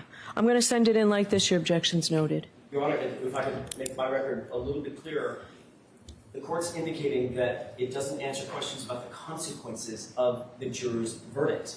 That would be punishment. Of course you can't answer a question like that. This is not the consequences of the verdict. It's how do they report a verdict. So I think saying, I can't answer this is sending a false message to the jury. If the court would simply indicate, this is not appropriate for me to address at this time, that assuages all concerns. Certainly assuages our concerns and it protects Ms. Reed's rights. I think that... Well, I think what I could add is this is a theoretical question, not a question I can answer. That does the same thing. Is there an objection? I understand, Mr. Jackson. Add the clause at this time. Is there an objection to me putting this is a theoretical question, not a question I can answer? No objection. I think she's doing it. It looks like she's writing it down. It looks like she's adding it. This is a theory. It looks like she's adding it. I think it has been. I think it is on the form. Yeah, I think she added it. I think it's what happened. I'll the court to finish writing, but at this point, that is over our objection. I understand. I just want to make sure the record is absolutely clear. That's over our objection. I don't think that's an appropriate answer to a very, very clear question that could be answered in an innocuous way that does not affect Ms. Reed's rights. Okay. This way it does. Okay, it was a clear question that the defense first told me to ignore. So I didn't tell you to ignore anything, Your Honor. All right, we are all set. So let's send this in, please. Yeah, it looks like she looks like she added, this is a theoretical question, so I can't answer it, which is a much better answer. It is a much better answer for the jury because now they understand why it can't be answered. As opposed to, I can't answer this question. It's like, this is a theoretical question, so I can't answer it. It's like, oh, it's theoretical. It's like, oh, so this is much better for the defense. And it was Judge Bev coming up with the idea herself. Judge Bev apparently came up with the idea herself. Despite Jackson, to the contrary, it came up with the suggestion. I know Jackson would prefer different language, but I think the language is fine and better. And honest to God, I think he should have taken it and run with it, to be quite honest. But, you know, in any event, it looks like the language has been added, and, you know, huzzah for that. So excellent. Who knew? Hero Judge Bev to the cause. Hero Judge Bev to the cause by adding, you know, this is theoretical. So that makes things a lot clearer. Cool. Excellent. So now the jury can say, like, oh, we have verdicts on, you know, whatever. We have verdicts on 1 and 3, but not 2. They can say something more specific like that because now they understand that it needs to be more real. Thank you, Jade. I appreciate it. You did take it and run with it? I wouldn't describe that as taking and running with it. I would take that as vociferously objecting, to be quite honest.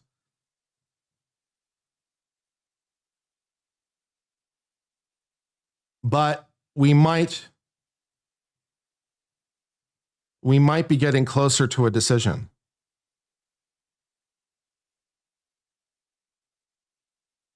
So if the next note says we have verdicts as to 1 and 3, then hopefully the judge will accept the partial verdicts and we can move on with our lives. And then she can do that. She can accept the partial verdicts and then also send them back for further deliberation. She can do that too. Right? So if they say we have verdicts on 1 and 3, but not 2, she can bring them in, read verdicts 1 and 3, enter them into the record, and then send them back on number 2 by itself. She can do that too.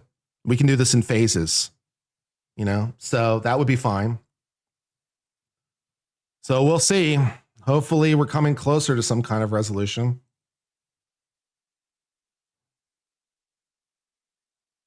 We'll get a decision at 12:20 or 2:27. We may well do. We may get a decision at 2:27.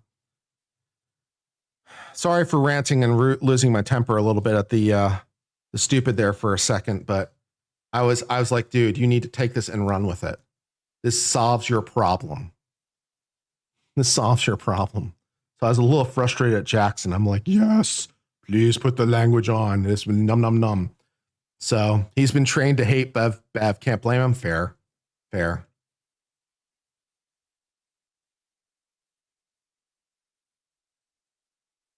I was just trying to see if there's like Karen Reed Twitter, what they're saying. Please come out with verdicts. You know?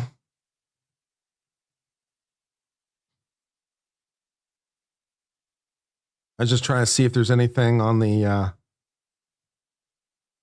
just trying to see if there's anything with anything else.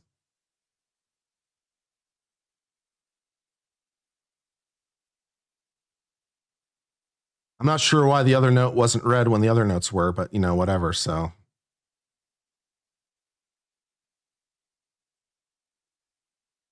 it's crazy. Don't apologize for the rant. It was valid. Yeah, well, some people didn't like it. I don't know. I'm just trying to see if there's anything on Twitter that I want to respond to or comment on real fast. It'd be interesting if they return verdicts on 1 and 3 and hang on 2, what the Commonwealth will do. You know, would they bring this charge for simple manslaughter? I don't know whether or not they'd re-prosecute for manslaughter or not. I guess we might find out.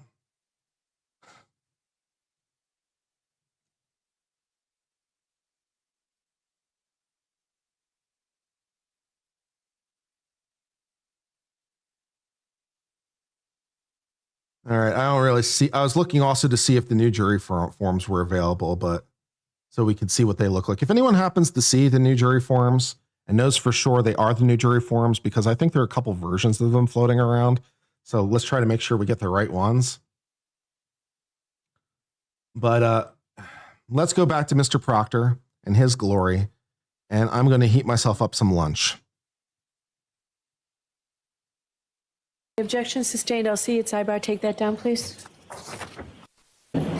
Trooper Proctor, without getting to the specifics of the words used in the following, in the next exchange that you're looking at, it's fair to say that your high school buddies then continue to discuss Miss Reed's medical issues, correct? Objection. That's sustained. Come on, Mr. Jackson. That isn't what you said you'd ask. Go ahead and ask the question you said you'd ask. Was there a continued discussion that finished on this subject matter? Yes. On Monday, you indicated that your conduct in this case, and specifically your conduct as reflected in these messages, how did you put it? It did not affect the integrity of the investigation, of your investigation, correct? That's what you said to the jurors. Correct. Do you know what the definition of integrity is? Doing the right thing when no one's looking. It means the quality of being honest and having strong moral principles, correct? Objection. Sustained. Do you believe that integrity means being honest and having strong moral principles? I believe that's part of it as well. Do you stand by that testimony? That you were showing strong moral principles? If I pause OBS, can I change my streaming encoder while I pause it? Now, I can't pause the stream. I can pause the recording, but not pause the stream. Note to self to change my encoder back to software encoder so I can offload some of the stress from my GPU, because apparently OBS is running my GPU at 40% or some bullshit. And that is insane. In this investigation, sir? In the investigation part, absolutely. Through these text messages, absolutely not. They were juvenile and regrettable. When you say they're juvenile and regrettable, it sounds like you're almost apologizing to the jury for your conduct. Is that what you're doing? For those text... Objection. Sustained. Trooper Proctor, have you ever apologized to Miss Reed? Objection. Sustained. As the lead investigator in this case, you were tasked with the responsibility of making sure that the investigation remained free of any conflicts of interest. That's part of your job, correct? Correct. Throughout the pendency of this investigation, in this case, you've denied having any conflict of interest in this case. Isn't that right? Correct. In fact, a couple of months ago, in February of 2024, you testified in a different proceeding. Is that right? Yes. And you testified under oath in that proceeding on February 1st that you did not know any members of the Albert family or McCabe family, correct? Certain members of the Albert family I did not know. I know Chris and Julie and Colin. I don't know the McCabes. That wasn't my question. Did you testify? Let's take them one at a time. Mm-hmm. Did you testify under oath, same oath you took here today, in a former proceeding in February of 2024, that you did not know and did not have any relationship with members of the Albert and McCabe families? Did you? I haven't had a chance to review those minutes. I've only had one opportunity to, and that was a couple months ago. So I would want to review those minutes in order to answer that accurately. You can't remember how you testified, whether or not you knew or had relationships with the Alberts and McCabes? Objection. Sustained. As you sit here right now, you need to refresh your recollection. You can't remember what you said? Objection. Do you remember what you said? During that proceeding, no. We still need another 6 super chats, by the way, in the next 17 minutes for another merch giveaway. I enjoyed the last one, so if you want to do another one, that'd be cool. If there's something else I can do as a benefit to encourage super chats, let me know. I'm not sure what that would be, but I'm open to suggestions that won't, create problems for me. But let me know.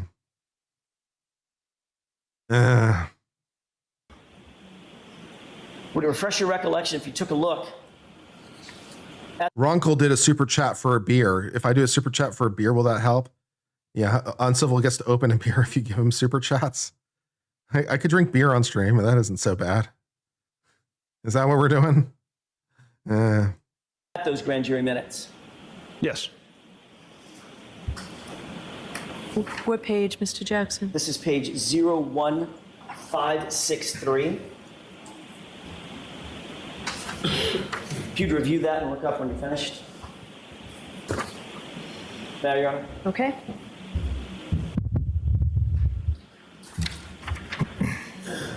that refresh your recollection about a question and answer that you had, or a series of questions and answers that you had while you were testifying under oath in that other proceeding? Yes, sir.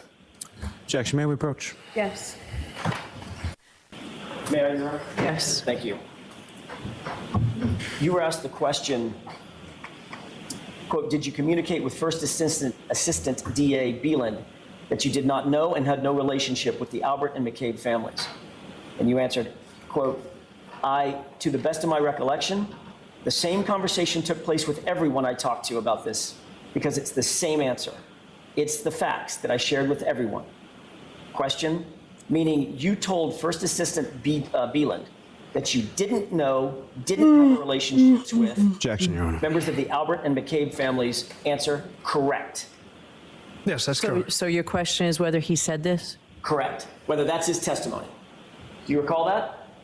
Yes. And that's your testimony that you, in fact, told members of the DA's office that you did not know and did not have a relationship with the Alberts or McCabes. Is that right? I did not know the McCabes. I don't know most of the Alberts, and I have little to no relationship with Chris and Julie. So that's what I meant by that answer. Well, the question wasn't, did you know most of the Alberts? The question was, did you have a relationship with, or did you know the Alberts? And your answer was, no. No, I don't have a relationship with the Alberts. Or know them. I don't know the McCabes. I don't have a relationship with the Alberts. So you do know the Alberts, correct? I know some of them, Julie and Chris. And Colin, correct? Correct, and Colin. And you knew the Alberts when you gave this testimony in February of 2024. Is that right? Yeah, they asked if there was any relationships. And let's try this again. Meaning you told First Assistant Beeland that you didn't know, didn't have relationships with members of the Alberts and members of the Albert and McCabe families. Answer, correct. Mm-hmm. Was that ambiguous in your mind? The way I interpreted relationships was basically being like friends or, communications, frequent communications. That's how I interpreted Well, that might have been a good time to pipe up and say, well, I know Chris and I know Julie and I know Colin, correct? Objection. Sustained. That might have been a good time to answer the question, I know these three individuals from the Albert family, right? Objection. Sustained. But your answer was one word, correct, right? Yes. You further testified that you never have gone to any supervisor at Massachusetts State Police to disclose even a potential conflict of interest in this case that you might have, correct? Correct. And you indicated the needs never come up. Is that right? Correct. You also told ADA Lally that you, quote, did not have relationships or know members of the Albert or McCabe families, correct? Correct. And that's just not true, is it? You did know, you do know members of the Albert family. Isn't that right? It's different from having a relationship with people. But what about part of the question,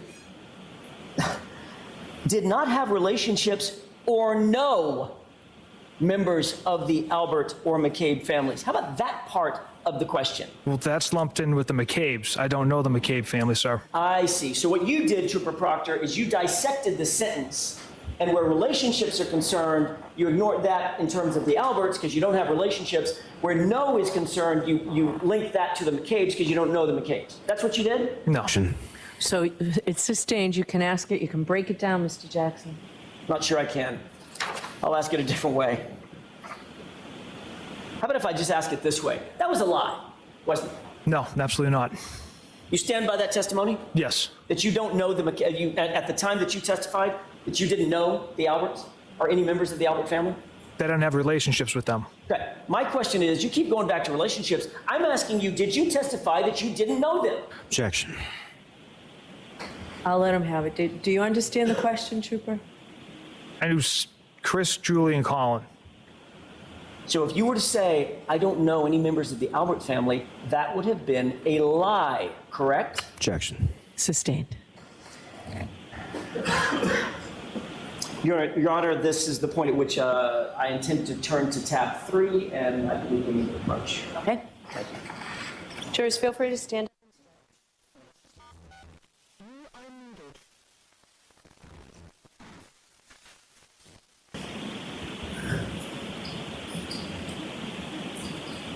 Trooper Proctor, you've indicated that your sister is one of your best friends, maybe your best friend. Yes. Courtney Proctor, that's your name? Courtney Correct. Proctor. Elberg? I'm sorry? Her last name? Elberg. Elberg, with an L. And you're aware that she is also very, very good friends with Jillian Daniels, Julie Albert. Correct. Are you aware of any circumstance in which any of the Alberts have been over to your parents' house? Yes. Have you ever been over at your parents' house when any of the Alberts have been at your parents' house? Yes. Those Alberts include Chris Albert, Julie Albert, Colin Albert, correct? Correct.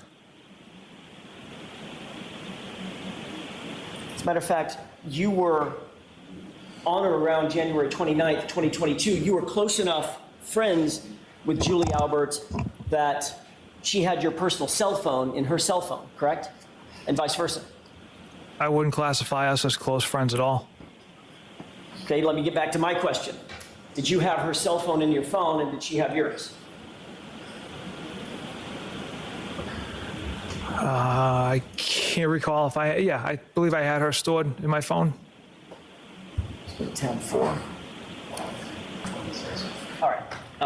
If you would turn to tab 4. And what was this marked for ID? This was... Or tell me the numbers at the bottom. Oh, I've got the sheet right here. I've got a cheat sheet. Tab 4 is triple B, as in Bravo.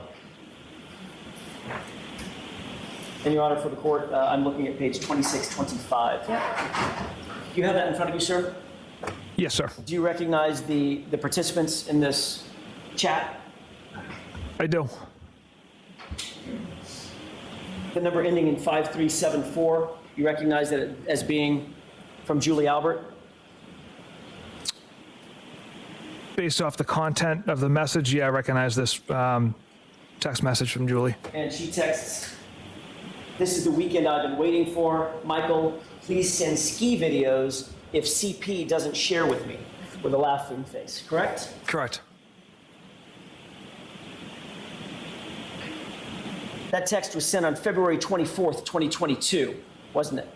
Yes. That was less than a month after Mr. O'Keefe's death, isn't that right? Correct. And less than a month after you had been assigned to the investigation in which Julie Albert was a witness, correct? Correct. And her husband, Chris Albert, was a witness, correct? Correct. And her son, you knew, Colin, was involved as well, correct? Yes. Who is CP in that text message? It's a nickname I have for my sister. Courtney Proctor, correct? Correct. Your Honor, if I may have just a moment. Okay. Can we move to Trooper Proctor to tab 5, please? That's triple C as in Charlie. Do you have that in front of you, sir? Yes.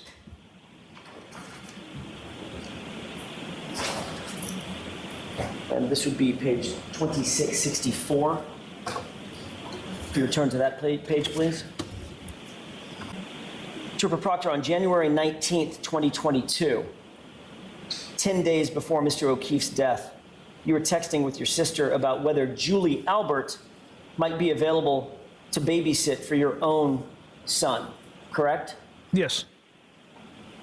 So in fact, your relationship with the Alberts was close enough that you would consider leaving your own child in the hands of Julie Albert as a babysitter, as a caregiver for your toddler, correct? I wouldn't say close enough. I've hired babysitters that I've had out, but I don't know. But Julie Albert was among them, correct? Yes, she was an option to watch my child. And then you personally interviewed Julie Albert and Chris Albert in this case on February 10th, 2022. Sergeant Buchanan and I did, yes. And you didn't mention a thing about your relationship with Julie Albert, Chris Albert, or Colin Albert in any report that you ever drafted in this case, did you? I did not. Not one word, correct? No, sir. You interviewed Julie and Chris Albert at about 5:30 p.m. on the 10th of February, isn't that right? Yes. Did either of them, Julie or Chris Albert, mention that their son Colin Albert had been at 34 Fairview Road on the night in question, January 29th? I'd have to reread the report to refresh my memory on their statements. Well, let me ask it a different way, if I may have just a moment. Yes.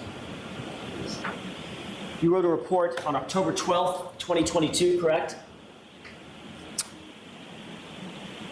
For which, Concerning your interview with, Why don't you show it to him? I may have the wrong report.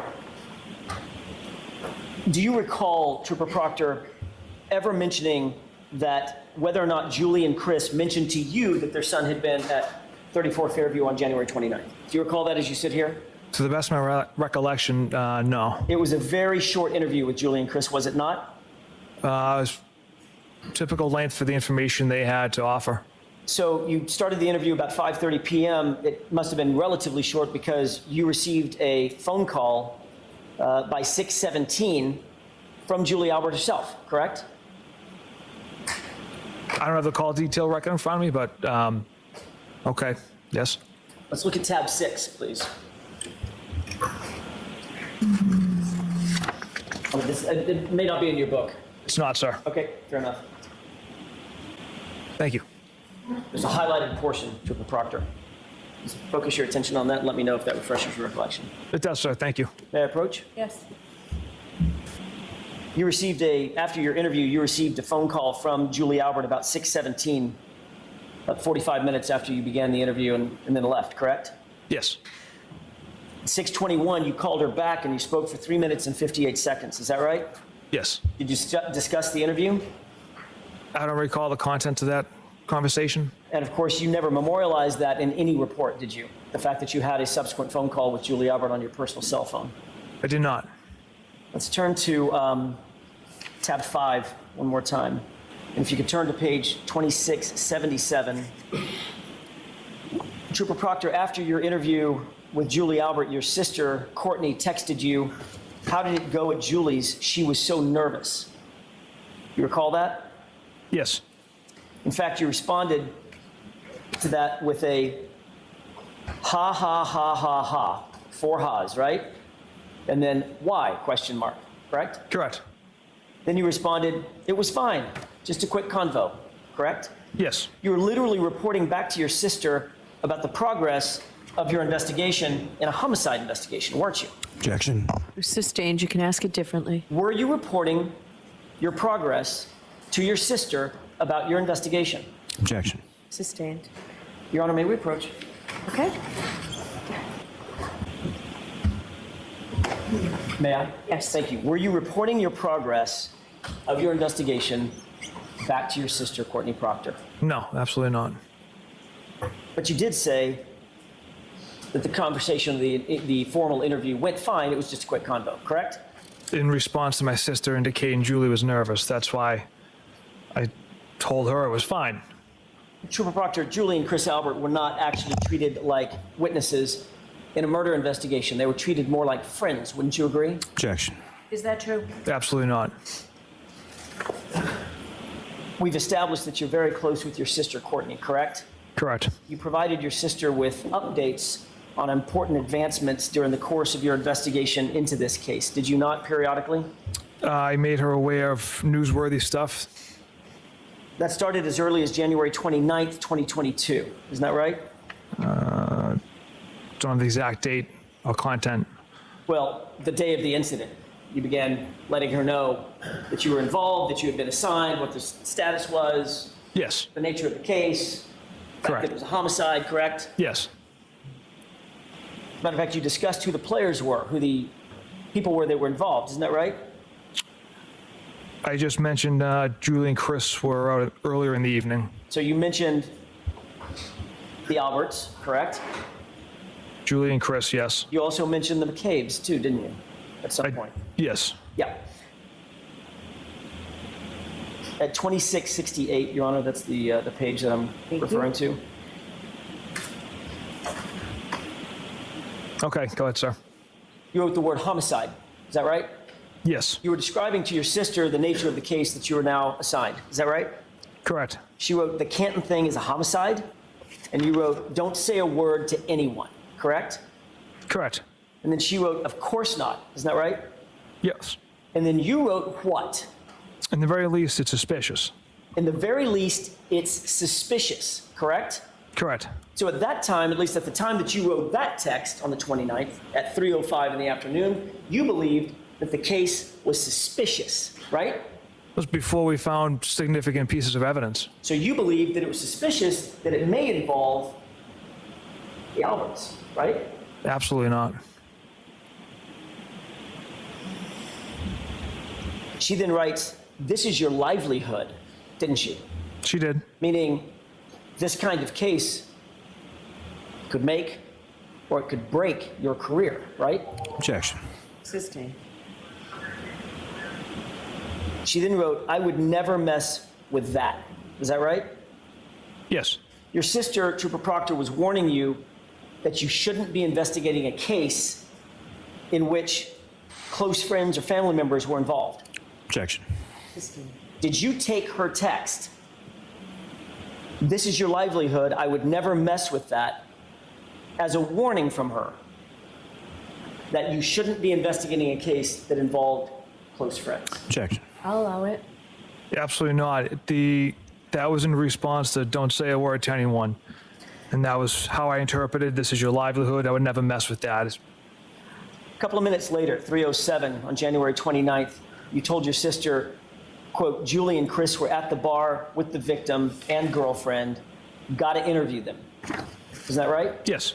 So you were telling Courtney, your sister, updates on what your investigation advancements were, correct? Just that part. Interview, why you're going to interview him. Yes. She wrote, you got to be kidding me, correct? Correct. Did you take that as you got to be kidding me? The Alberts are involved? No, absolutely not. And then you wrote, it's not a big deal, correct? Correct. And then she wrote, I bet I know the person. Sounds like it is, meaning it is a big deal, right? Yeah, I'm not sure what she meant with those messages there. But she did write, I bet I know the person, didn't she? She did write that, yes. And you know she's very close with the Alberts, correct? And she's close with Julie and Chris. You then wrote, no, I meant, or you wrote not. I think you meant no. I meant that they were at the bar with him, correct? Yes. She writes, yeah, I got that part. And then she continues on, but I know a lot of their friends, correct? Yes. Did you see a problem in this exchange? Nothing jumped out at me. Your sister's literally explaining that your family friends are suspects or possible suspects in a murder investigation that you're in charge of. Correct? Objection. Sustained. On January 30th, 2022 at 9:13 in the morning, your sister texted you again, quote, Jesus Christ, the party was at one of the Alberts, correct? Yes. And you two were discussing the fact that, to put it in her words, Jesus Christ, these are our friends, right? Objection. Sustained. How did you take her Jesus Christ, the party was at one of the Alberts with 2 exclamation points? How did you take that? That's...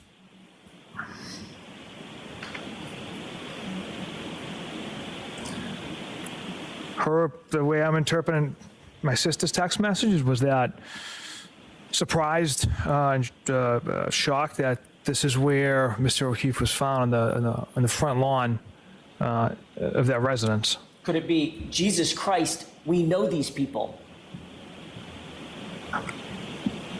Again, that's how I read that message.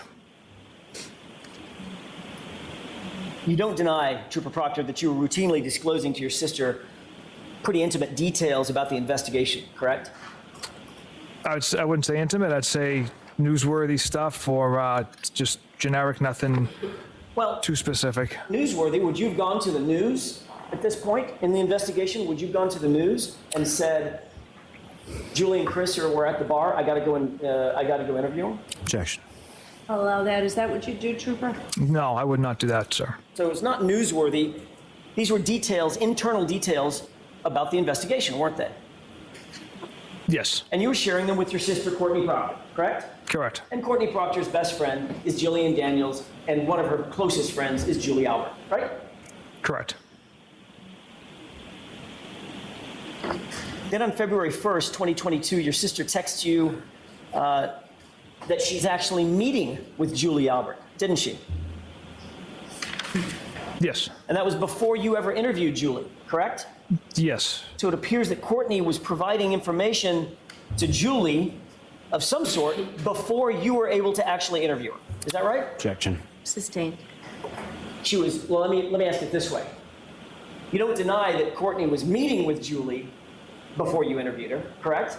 Correct. And you don't deny that you had been providing information about the case with Courtney before you interviewed Julie, correct? Provided information that Julie and Chris were at the waterfall and I needed to interview them. Yes, that's the information I shared. And who knows what you shared verbally, not in text messages, correct? Objection. Did you, we have text messages, Trooper Proctor. Did you share other information on phone calls with Courtney? No. So the only information we're to believe, you talk to her 5 to 6 times a day, the only information that you claim you shared with Courtney about the details of the investigation are contained in these texts, which we have. Objection. I'll let you answer that. Can you answer that? The information that I share with my sister contained within these texts, yes. You never discussed this case verbally, over the phone or in person with Courtney. On the phone, I'm sure there's been conversations that's things that have been newsworthy items that have gone to the news. There's definitely been conversations in that regard. Then before you ever interviewed Julie, your sister informed you that Julie actually wanted to get you a gift for your participation on this case, correct? Yes. In tab 5, let's turn to page 2672, Trooper Proctor. You see the text from you, what's up? Yes. And what's Courtney Proctor's response? Nothing. I just saw Julie, and she said when this is all over, she wants to get you a thank you gift. And I respond with, get Elizabeth one. Hang on just a second. Let's take them one at a time. You were asked about this on direct examination by Mr. Lally, right? Correct. And you looked at the jurors, paused, and said, I never asked for a gift. I never received a gift. Elizabeth never asked for a gift. She never received a gift. You remember that? Correct. You said you never asked for a gift, correct? Correct. What's your next text? Get Elizabeth one. Get Elizabeth one what? Referring to a gift. Right. So you did, in fact, ask for a gift, didn't you? For my wife, who had been home with my children for the last 10 nights. From Julie Albert. Yes. For your participation on this case. I don't know if that's yes. Well, Courtney Proctor answers that question by saying, because I guess her and Chris were friends and John, and she's so proud of you for leading this investigation, correct? Correct. You're aware during the course of your investigation, well, let me ask it this way. Let me ask a foundational question. Do you pull phone records as a matter of course in investigations of this nature? Yes. Did you pull phone records in this case, variously? The phone records of anybody, witnesses, suspects? Not witnesses, Mr. People, whatever. We didn't pull full phone records of witnesses. Victim? Victim and Miss Reed. During the course of your investigation, did you become aware that there were 67 calls between Julie Albert and your sister, Courtney, in the months following John O'Keefe's death? Objection. I'm going to sustain that objection. Did you become aware during the course of your investigation of the level of communication between Julie Albert, one of the witnesses on the case, and your sister? Objection. I'm sustaining that objection. You can come try and convince me otherwise if you want, Mr. Jackson. I can ask it a different way, Your Honor. Thank you. Did you ever seek information about phone calls and communications that Julie Albert may or may not have been having with anybody else? No. Didn't download her phone, didn't seek her phone records? No. Did Courtney ever tell you that she had consistent communications with Julie Albert? Or did you know that otherwise? Objection. During the months, let me ask it this way, during the months following John O'Keefe's death, you did continue to have consistent communications with Courtney, though, didn't you? Yes, I speak to my sister every day. Trooper Proctor, were you using Courtney, your sister, as an intermediary between you and Julie Albert? Absolutely not. You were well aware from the very beginning of your investigation that Colin Albert was, in fact, at 34 Fairview on the night in question, right? Yes. Matter of fact, you testified at the grand jury, the state court grand jury on this case, that you knew that Colin Albert was at the location, right? Yes. Did you make any concerted efforts to keep Colin Albert's name out of this investigation? No. Why is it, Trooper Proctor, that Colin Albert's name fails to appear in a single police report until July 18, 2023? Colin Albert was not at the home. He left at approximately 12:10 a.m. before anyone from the waterfall had arrived back there. Let's look at, obviously, part of the job of an investigator is to be as complete and thorough as possible, correct? Yes. You don't just take someone's word for something. You look for corroborating evidence, don't you? Yes. Matter of fact, you wouldn't take a witness's word for almost anything in a reasonable investigation, would you? Objection. Would you? No, you can have that. If I find the witness to be credible and have no reason to lie, then yes, I would take their word. Would you try to support a witness's statement, or witnesses with an apostrophe, S apostrophe, their statements with corroborating evidence? Yeah, potentially. That corroborating evidence might be talking to other witnesses, right? Yes. It might be looking at cell phone data, correct? Correct. It might be looking at geolocation data, correct? Yes. If you're trying to find out where someone is, you might pull information from their phone concerning geolocation data, right? Yes. You might pull cell tower information, right? If there's a need for it. There's myriad ways that you can find out whether someone's telling the truth about where they were and when they were there, right? Right. Let's take a look at your handwritten notes from your interview with Juliana Nagel on October 5th, 2022. This should be tab 7, Trooper Proctor.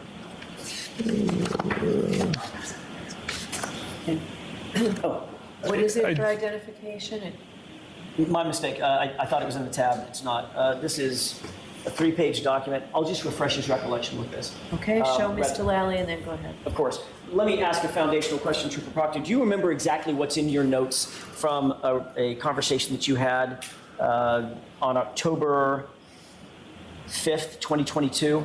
I don't know. Do you think it would refresh your recollection to take a look at your handwritten notes? Yes, sir. Thank you. Take a look at that. And first, let me just ask you if that refreshes your recollection. It does, sir. Are those your notes, your handwritten notes from this, at least partially from this investigation? Yes. Does that reflect your handwritten notes based on a conversation that you had with Juliana Nagel on or about October 5th, 2022? Does this appear to be an accurate representation or an accurate copy of your notes from your interview with Juliana Nagel? Yes. Your Honor, with the court's permission, I changed my mind. I would like to have this marked as next. Introduced into evidence? Correct. Is there an objection? Yes, Your Honor. And the objection sustained. Is it true that in your handwritten notes, you list the following individuals based on Juliana Nagel's conversation with you as being at 34 Fairview? Brian, Juliana, Mary Kent, Emily Fabiano, Courtney Alba, Colin Albert, and Sarah Levinson. Correct? Correct. You then drafted a report memorializing your conversation with Juliana Nagel, correct? Yes. And that report is a formal memorialization of your interview based on your investigation, correct? Yes, a summary of the conversation or the interview. And that report is the thing that's turned over to the Commonwealth, correct? Yes. And the report is the thing that's entered into discovery and provided to the defense? Correct. And isn't it true that in that report, you list the individuals that were at 34 Fairview as Brian, Mary Kent, Emily Fabiano, Sarah Levinson? Is that correct? Yes. What's the one name that was left out of your report on that list? Objection. I'll allow it. Was there one name left out? Break that down, Mr. Jackson. Sure. Isn't it true that in your report, you excluded the one name, Colin Albert, from the list of individuals that were in your notes? Yes, because he arrived later in the evening. The other females were there from the start. At the time that you wrote your report, the formal report, this one, you did not believe that your handwritten notes were also going to be disclosed, did you? No, I knew that was a possibility. When you finally did get around to interviewing Colin Albert, you personally conducted that interview, did you not? Yes, Colin along Albert with Trooper told Zach you- Clark. One at a time. I'm sorry. Finish your answer, Trooper. Please go ahead. Yes, along with Trooper Zach Clark in my office. Colin Albert told you that he was picked up by Allie McCabe from his uncle's house at 12:10 a.m., correct? Correct. Allie McCabe also told you that she picked up Colin Albert at 34 Fairview at 12:10 a.m. and then dropped him off at his house, correct? Correct. And then she indicated that she went straight home after that, right? Yes. Did you conduct any further investigation to determine whether Colin Albert and Allie McCabe were actually telling the truth about that time? We did not. You just took them at their word, correct? Yes. Trooper Proctor, you realize you had a forensic image at the time. You had a forensic image of Jennifer McCabe's cell phone in your possession, right? Correct. You're also aware that she has a Life 360 app on her phone that tracks the location of Allie McCabe, correct?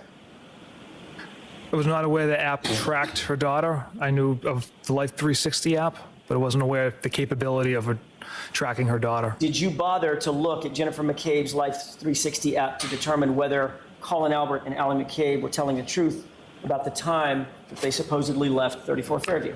Objection. Did you do that on loan? I did not. Can we take a look at tab 8?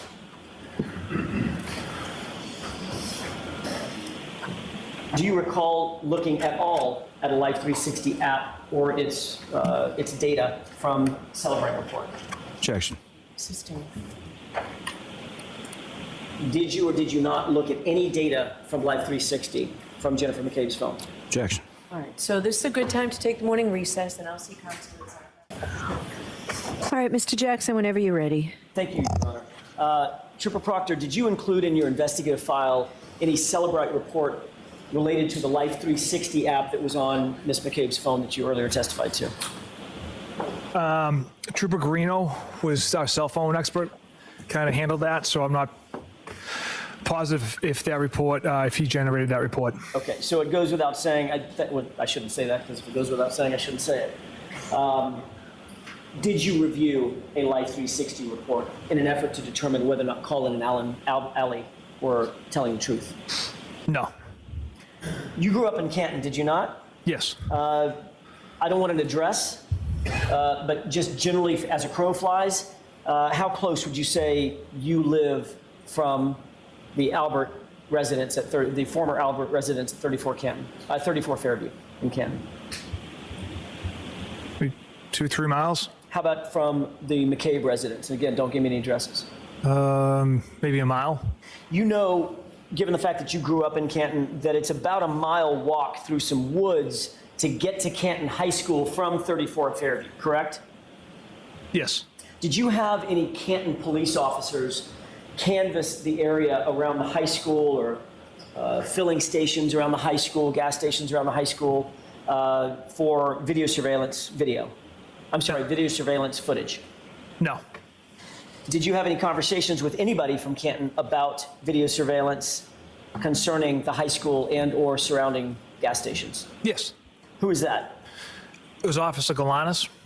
Can you turn to tab 9, please?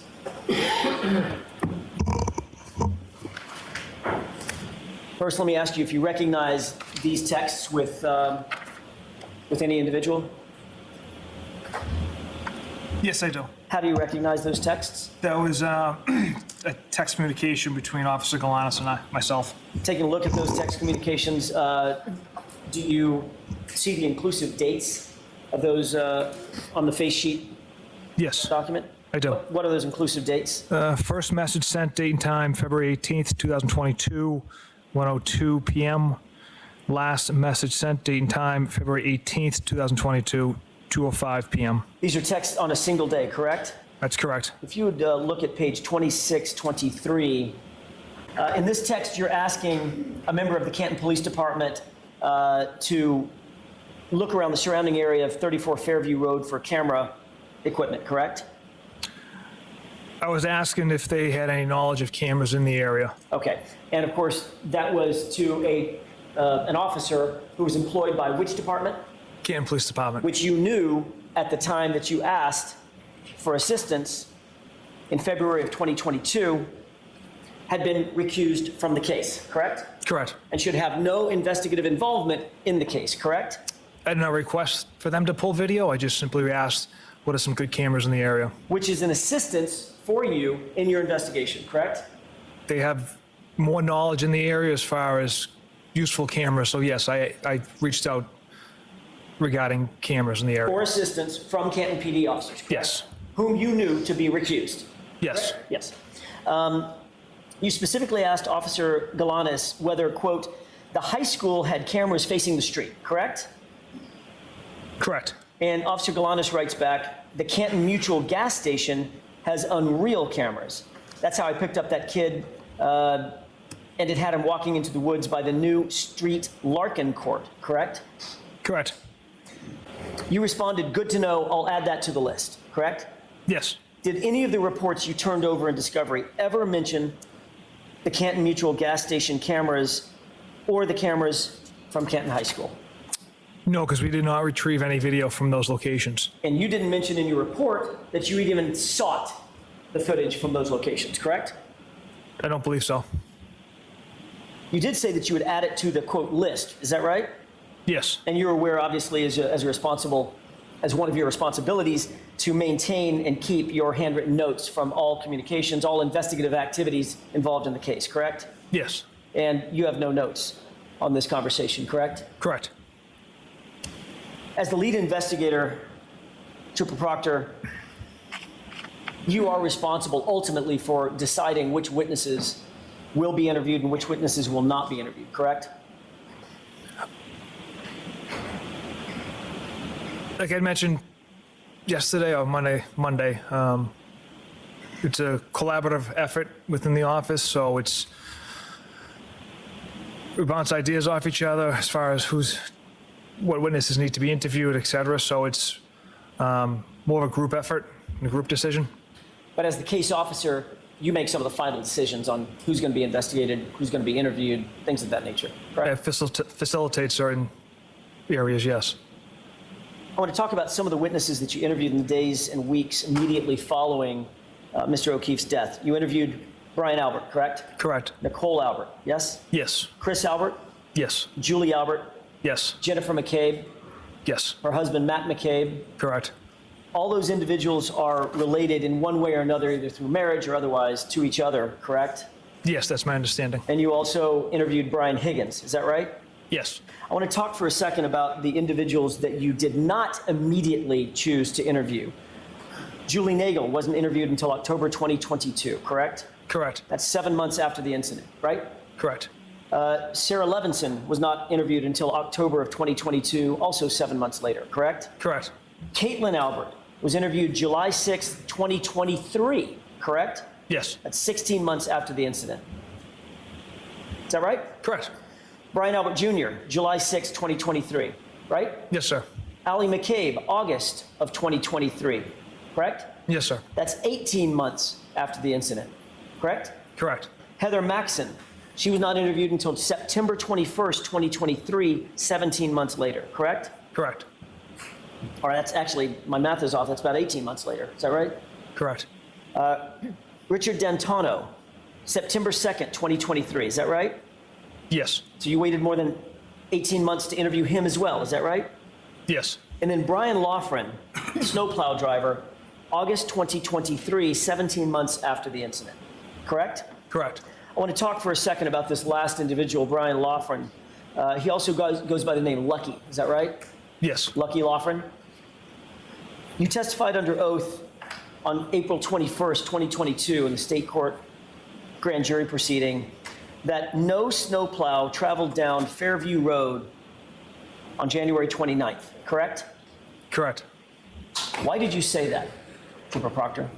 That was based off interviews with Mr. Trotter, that the plows weren't out until they met up at 2:30, and then it was my understanding they were focusing on the main roadways. You're aware that Michael Trotter testified in this case? Okay. Were you aware or not? No. Okay. You did, in fact, interview Michael Trotter, did you not? Yes. And isn't it true that Michael Trotter told you that, in fact, Brian Loughran was plowing 34 Fairview that morning? Objection. Is that what he told you? I don't recall that statement from him. Michael Trotter testified that that's what he told you. Do you have any quarrel with that? Objection. That's sustained.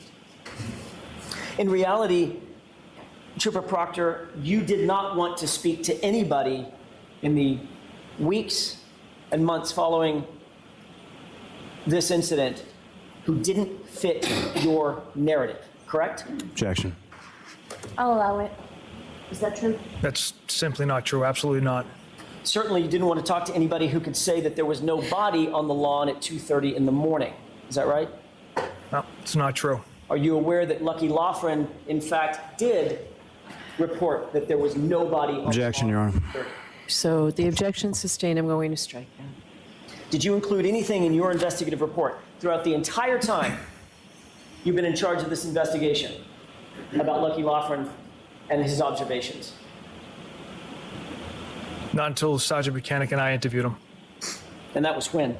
I can't recall the exact date. And that was after the defense brought him to your attention, correct? Objection. I'll allow it. Not true? Correct. Are you still the case agent in charge of this case? Yes.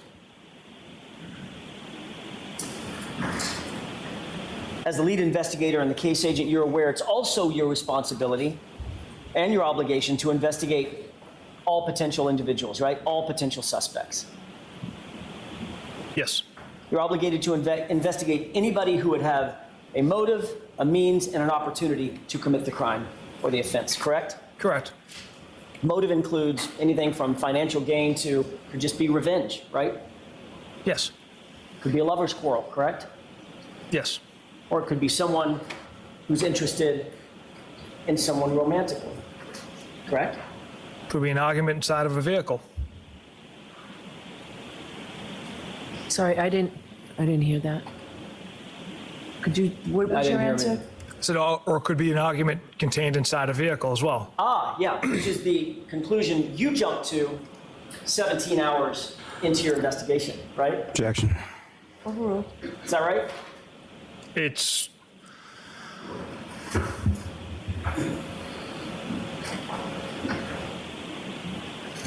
something, evidence we have contained within cell phones reiterates that fact.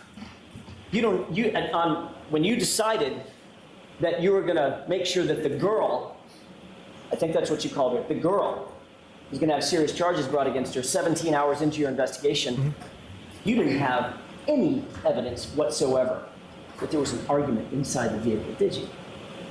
To go towards intent, no. But as far as the physical evidence goes, we have compelling evidence indicating Miss Reed struck Mr. O'Keefe with her vehicle. So you just did this. Mr. Jackson, I just have to keep your voice up, Trooper Proctor, okay? Yes, Your Honor. Go ahead. You just did this piecemeal. So when you decided that the girl, Miss Reed, was going to get serious charges against her, didn't have any indication of any intent, you just decided, oh, okay, I'm just going to go with the physical evidence today. I'll figure out intent later.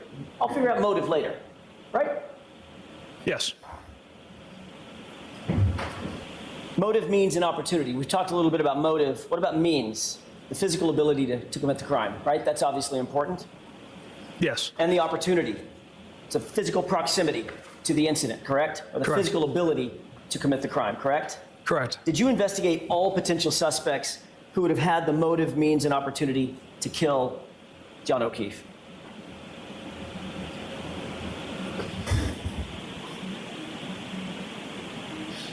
Yes, and that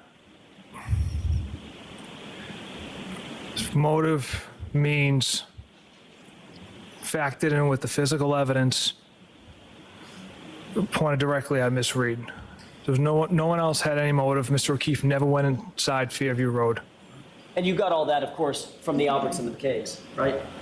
Yes. Objection. I'll allow it. Let's talk about Brian Higgins for a second. You know that name? I do, sir. You personally interviewed Mr. Higgins, correct? Sergeant Buchanan and I did, yes. You keep adding other people into the interviews. I'm asking what you did, not what you and somebody else did. Did you personally interview Brian Higgins? Objection. I'll allow it. Yes, I did. He's a fellow law enforcement officer, and you knew that, right? Yes. He was a colleague of yours, correct? He worked in a different agency, yes. You waited until February 10th to conduct a pre-scheduled interview with Mr. Higgins, didn't you? Yes. And you interviewed him in the presence of his attorney, correct? Correct. He told you that he was engaged in a flirtatious relationship with Miss Reed? He did. As a matter of fact, he told you that he was engaged in a flirtatious relationship with Miss Reed over text messages, but on at least one occasion that resulted in a kiss, correct? Yes. And then he also told you that he had taken the liberty to extract certain conversations from his own cell phone, right? Correct. And he brought you a hard copy of those text messages, right? He did. And you knew that those text messages were messages that he curated to give to you, right? Yes. He's the one that made the determination of what was important, what was not important to give to you, his interviewer, right? Objection. Was that your understanding, Trooper? It was my understanding Mr. Higgins was being very forthcoming by providing those messages. It's not uncommon for witnesses to take screenshots or send us emails or send us text messages, so he just had a different means of producing text messages. Well, you were actually asked that question in a different proceeding, under different questioning, and you were asked whether or not in your career as a law enforcement officer has any person or witness ever brought a self-extraction of text messages to an in-person interview, correct? Objection. I'll allow it. Correct. Most And your answer was, civil. Trooper Proctor, you had never experienced that in the history of your career, correct? Correct. So you became aware pretty early on that Mr. Higgins at least had a motive to want to visit harm on John O'Keefe, correct? Objection. I'll allow it. No, absolutely not. Well, you knew he had this flirtatious relationship with Karen Reed, is that right? Yes. You became aware that he ignored, you saw the text messages, you became aware that Karen Reed actually ignored text messages from Mr. Higgins while at the Waterfall Bar and Grill with John O'Keefe, correct? Objection. I'll allow it. Yes. And you're aware that at 12:20 a.m., Brian Higgins sent a text message to John O'Keefe, coaxing him to 34 Fairview, correct? Objection. I'll see you at sidebar on this. May I inquire? Yes. Thank you. You're aware that at 2:20 a.m., Brian Higgins sent a text message to John O'Keefe prompting him to go to 34 Fairview, correct? Objection. I'll allow that one. Go ahead. I don't recall that text. Do you recall a text from Brian Higgins to John O'Keefe after they left Waterfall? Where are you at? I don't recall that one either. You also recognized that Brian Higgins certainly had the means to commit the crime, correct? No, I don't. He's a big guy. Certainly had the physical ability to get into a physical altercation with John O'Keefe, correct? Objection. I'll allow that. Just because he's a big guy doesn't have the means or the motive to hurt Mr. O'Keefe. I wouldn't ask They you were about friends. I wasn't asking about motive. I'm asking about means. Could he do it? Could he throw a punch? Knock a guy down, knock a guy out? I can't speak to his fighting ability, sir. Well, you've met him, right? Now, one interview, yes. Yeah, he's huge. Do you agree? Objection. Sustained. He's a big dude, right? Yeah, he's a big guy. Bigger than me, right? Yeah. Bigger than you. Yep. You knew that he was former military? I did, yes. And is a trained ATF agent, federal agent, right? Yes. And you were in possession of video surveillance from the Waterfall Bar and Grill, correct? Yes. And literally in the minutes before John O'Keefe's death, you saw video surveillance of Brian Higgins and Brian Albert taking fighting stances with one another, correct? I interpreted that as horsing around. I didn't ask you how you interpreted it, Trooper Proctor. I asked you if you saw it. Objection. Sustained. Did you see it or not? I did. And what you saw was these guys taking fighting stances, correct? Objection. Is that what you saw? Playful fight stances. But you waited until February 10th to interview him, correct? Yes. And you decided not to image his phone, is that right?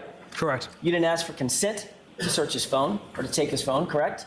No. You didn't seek a search warrant to get his phone, is that right? No, sir. Did you know that on January 29th at 2:22 a.m., there was a call between him and Brian Albert that morning? I was not aware of that. Might have been important to your investigation, don't you think? Objection. I'll allow it. Depends what that. I don't know what the call was about. I'm sorry, finish that. Depends. I don't know what the call was about. I don't know if they actually connected and communicated what the length of the call was, so. Right. And you never asked, did you? I was unaware that call took place. And you were unaware that that call took place because you didn't get his phone, Trooper Proctor, right? Typically, we don't get witnesses' phones, sir. You were unaware of that call at that time because you didn't seek his phone, correct? Objection. Overruled. The medical examiner notified you on April 28th, 2022, that the manner of death, in her words, could not be determined. Is that right? Yes. She would not rule, at least in terms of the manner of death, would not rule this a homicide. Is that right? That's correct. And you agree that that's obviously a pretty significant finding. Objection. I'll allow it.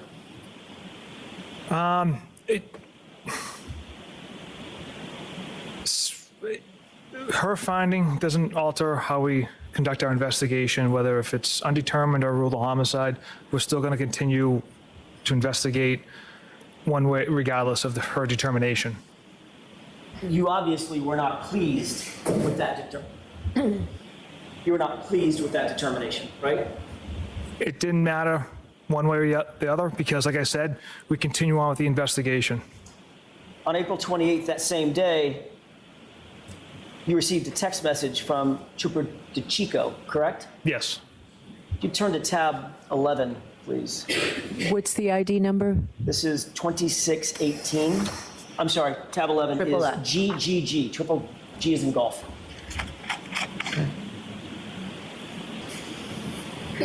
May I, Your Honor? Yes. Do you have that in front of you, Trooper Proctor? I do, sir. You turn to page 2618. Do you see a text message received from Trooper DeChico with a photograph of the autopsy report?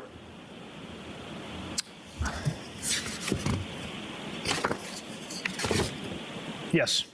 And that autopsy report indicates undetermined, is that right? For manner, yes. In response, you wrote a text message to DeChico, correct? I did. What was your response? Of course, it's undetermined. And then what else did you write? She was a whack job. Of course it's undetermined. She was a whack job, right? Those are your two responses, correct? Yes.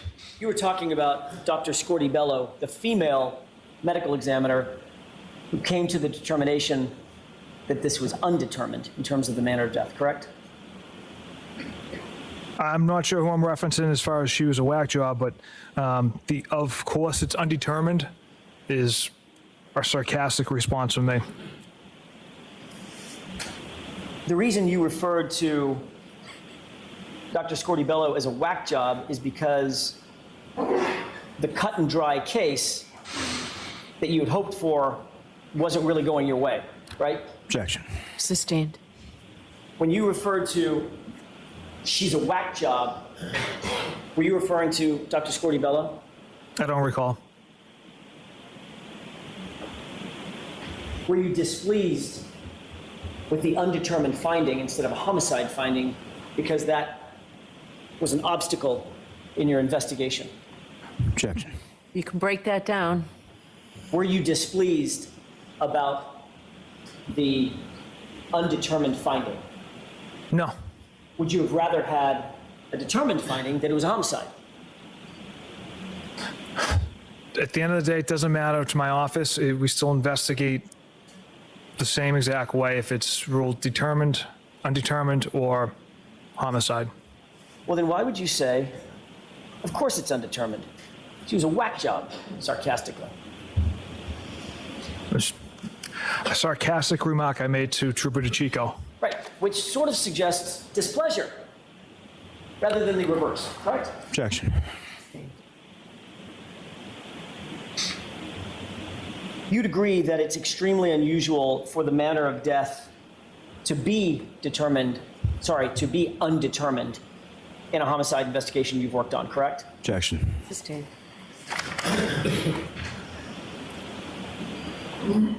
How many murder cases in the history of your career have you worked on in which the medical examiner made the determination that the manner of death could not be determined? Objection. I'm going to allow that.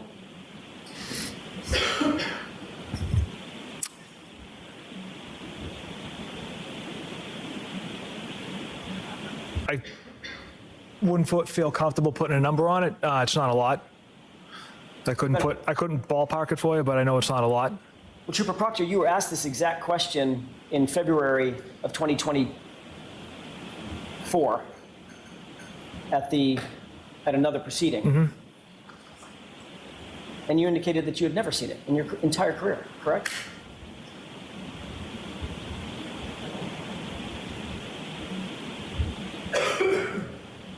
I'm trying to run it. Well, you were asked the question, so first, what do you mean by, of course it's undetermined? And your answer was, I said it at the time, it was kind of like, not like figuratively, of course, it's an of course, like I had never really seen that before in a homicide, end quote. Correct? Yes.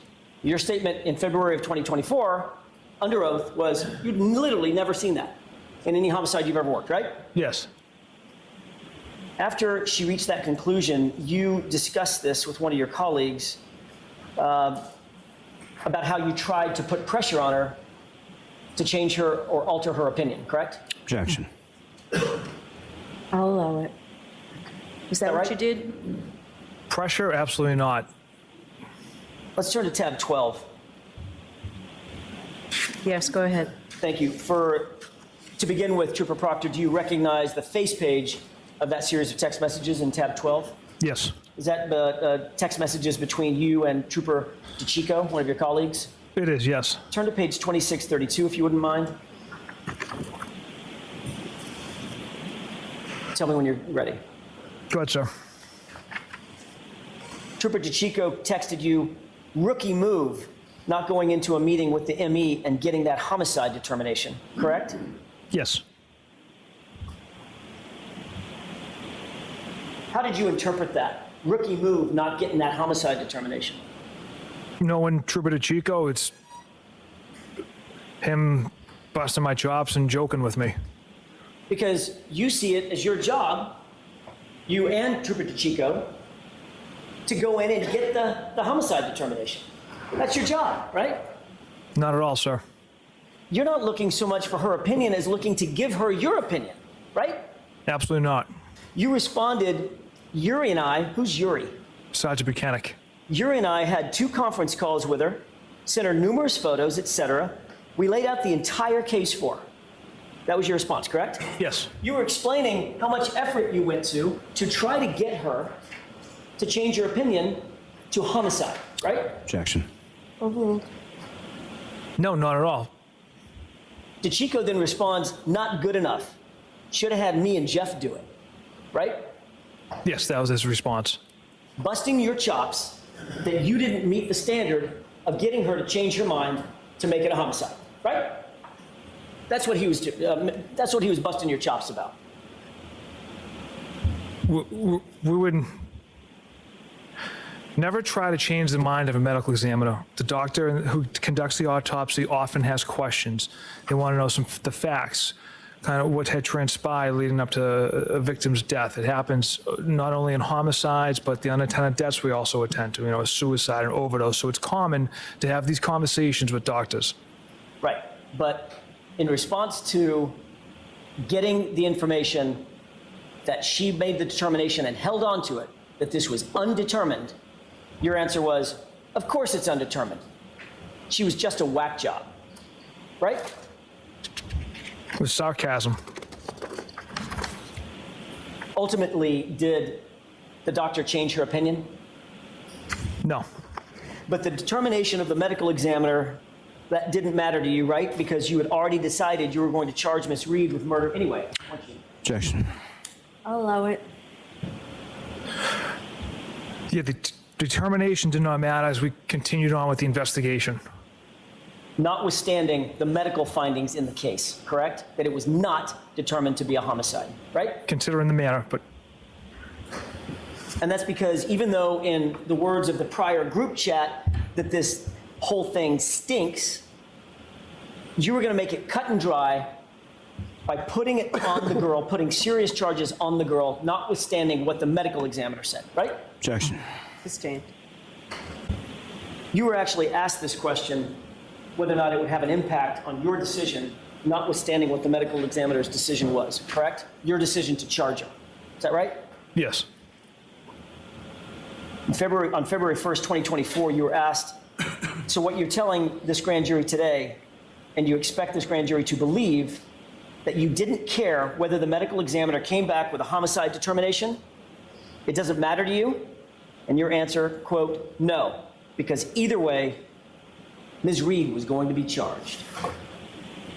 Right? Correct. That's how you make a case cut and dry, isn't it? Objection. Sustained. In other words, Trooper Proctor, to hell with the medical evidence, Karen Reed was going to be charged because that's what you had decided to do, correct? Objection. Sustained. I want to change gears for a second and ask you about some electronic data, specifically as it pertains to Jennifer McCabe. You're aware that Jennifer McCabe deleted texts and calls from her phone before she turned it over to you? Objection. I'll allow that. Are you aware of that? I'm not aware of that. Are you aware that there were texts and calls missing from her phone before having that phone turned over to you? I'm not aware of that. Did you look at the extraction report, the Celebrite extraction report from her phone? I have, yes. And you didn't see the columns marked deleted, deleted, deleted, deleted? No, not that area, no. No, I'm sorry, I didn't hear you. Not that area. Not that area, meaning? No. What does that mean? I don't know what you mean by not that area. I went through the Celebrite report, but clearly I didn't review that tab. So as you sit here, you're unaware of whether or not multiple texts and multiple phone calls were deleted from her phone that you have in your possession? Objection. I'll allow it. Yeah, I'm not aware right now, sir. As the case agent, as the case officer, do you believe it might be important to find out whether or not that phone appeared to have been manipulated or altered in some way before it was turned over? Wouldn't that be something that you would normally do? That'd be important. But you didn't do it with Jim McCabe's phone. I didn't personally handle that, no.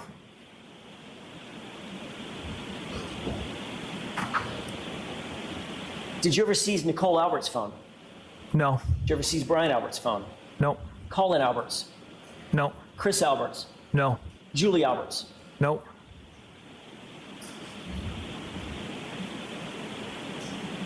Were you concerned that if you seized any or all of their phones, especially Colin, Julie, and Chris, that there might be some indicators that you knew them?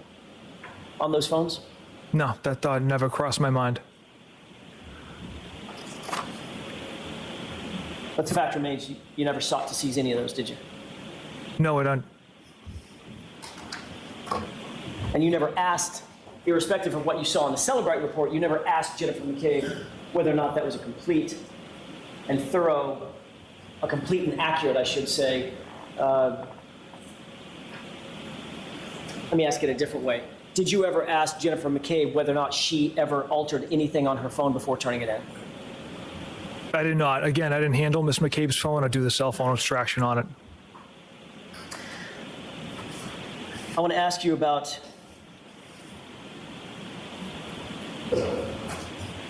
another issue concerning a potential conflict of interest. You were well aware that Canton PD was supposed to be, we've talked about this at some length, conflicted off the case as of January 29th, 2022, right? Correct. You even put it in that text message, nah, Cat, it's total opposite. They have to recuse themselves, BPD.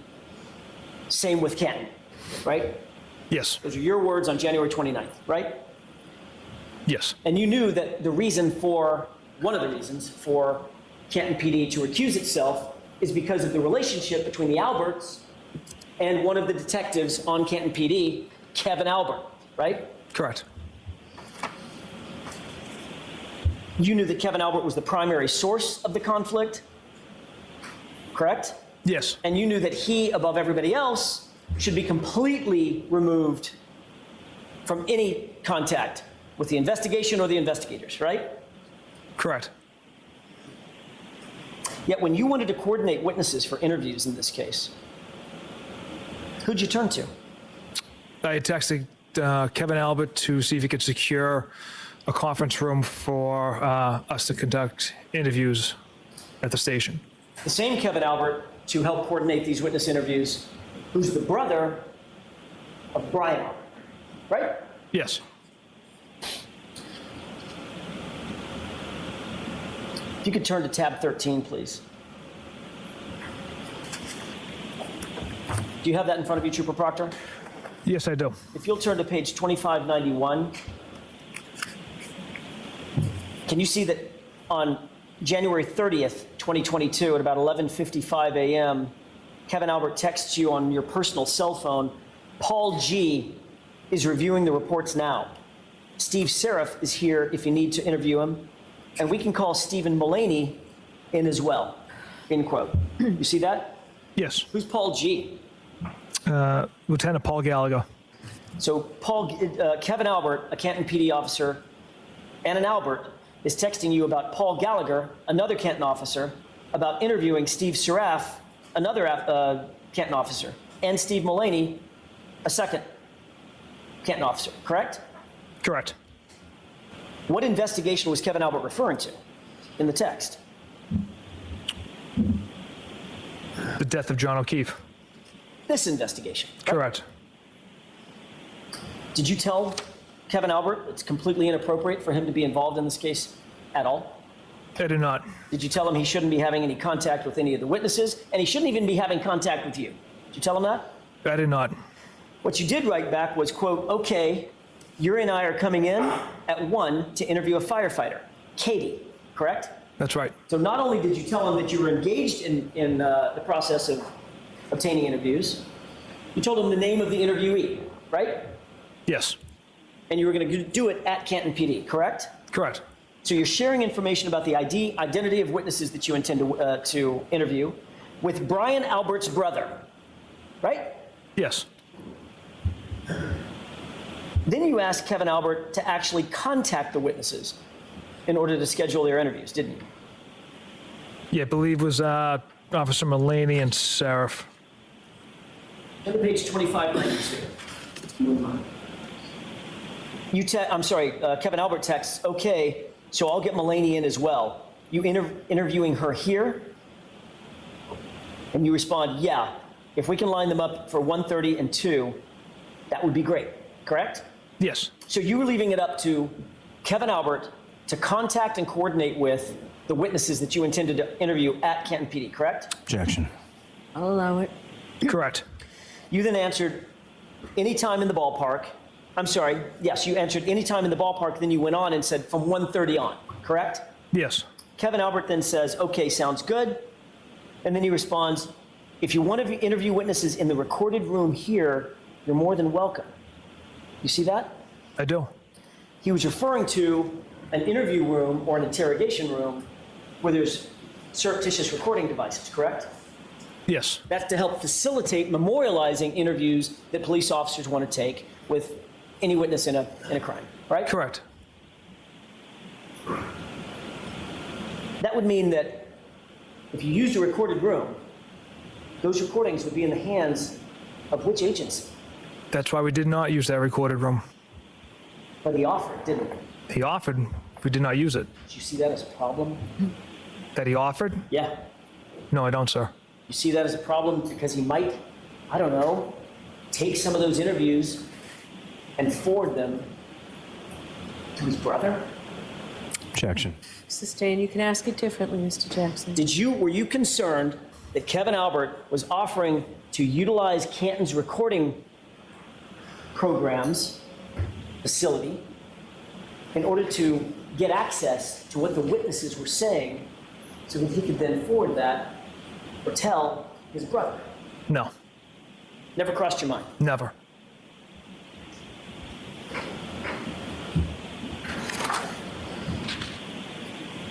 Well, if it never crossed your mind, why didn't you go ahead and use the recording room? Typically, I don't record our interviews. That's not what you said a second ago. You said the reason we didn't use the recording room is because of the obvious possibility that Kevin Albert and Canton PD could have access to the recordings. Objection. Sustained. Didn't you say that's why we didn't use it? No.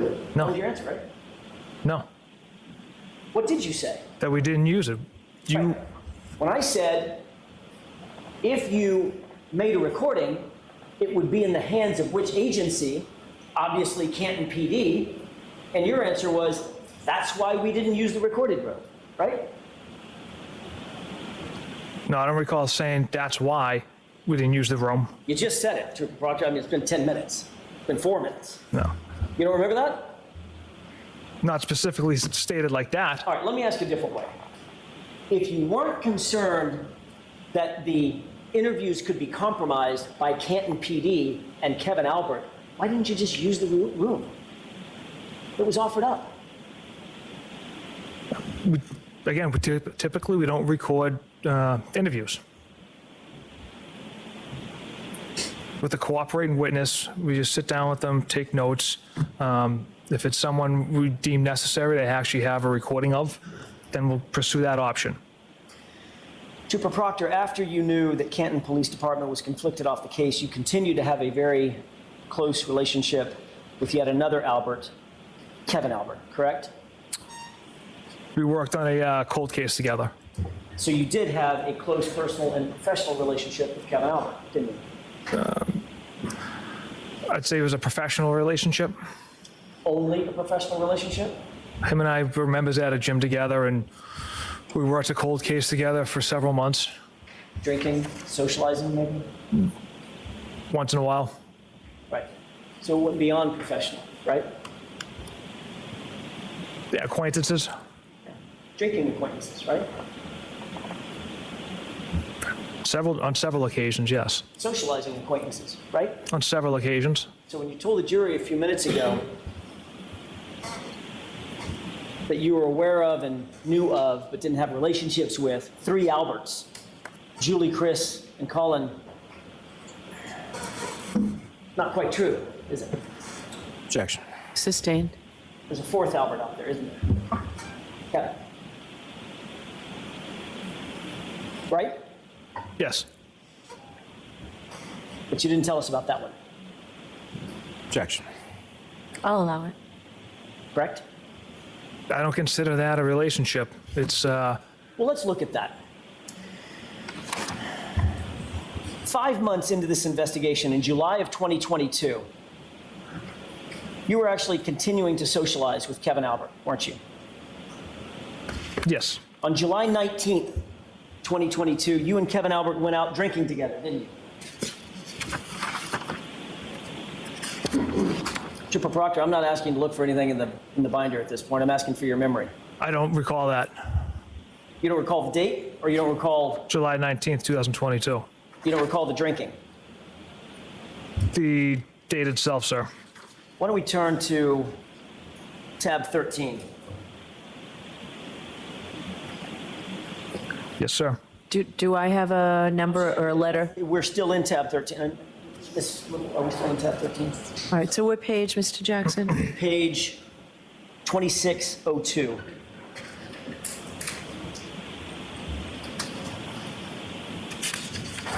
May I? Yes. Thank you. Trooper Proctor, are you on 2602? I am. The fact of the matter, does that refresh your recollection that on July 19th, 2022, you and Kevin Albert have been out drinking together?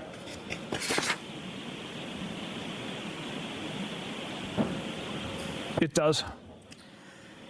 In fact, the two of you got so drunk that Kevin Albert left his badge in your cruiser and couldn't find his gun the next morning, right? Objection. Overruled. I can't speak to any level of intoxication, but I don't recall either of us being intoxicated. Got it. So, isn't it true that on 7/20, July 20th, 2022, the day after, at 8:39 in the morning, you texted Kevin Albert, quote, "Found your badge in my cruiser this morning," end quote, correct? Yes. Then you texted him, "I can leave it in my locker at the gym, drop it off at your station, or leave it in my mailbox," correct? Correct. Kevin Albert responds, "My mailbox. Did I take my gun?" And then included a wince face emoji, correct? Correct. So the fact of the matter is, you two got so drunk that he couldn't find his badge and had to ask you the next morning where his gun was, right? Again, I can't speak to any level of intoxication, whether he just forgot it, I don't I'm know. not asking you about his BAC, Trooper Proctor. I'm asking, have you seen drunk people before? Yes. You've been drunk before. Yes, I have, sir. We've all been drunk before, right? Yes. Was he drunk? Were you drunk that night? I don't recall. It was a long time ago. But he left his badge in your cruiser after a night of drinking. Isn't that right? Yes. Which means you were drinking and driving in your cruiser.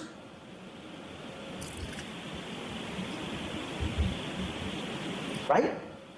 From what I remember, we were down the Cape working on the cold case together and stopped for dinner, had a few beers, and then dropped him off.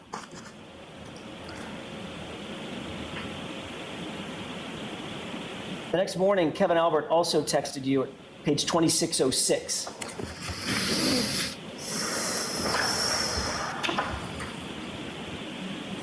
Starting with "It's bad." Tell me when you see that. Okay, I see it. Kevin Albert responded, "It's bad!" Exclamation point, exclamation point. "I was hungover for sure today!" Exclamation point, exclamation point. "Couple tonight to make me feel good." End quote. Correct? Correct. You can take that down. Does that refresh your recollection that the two of you had been out drinking the night before? He got so drunk that he couldn't find his badge and he couldn't even find his gun.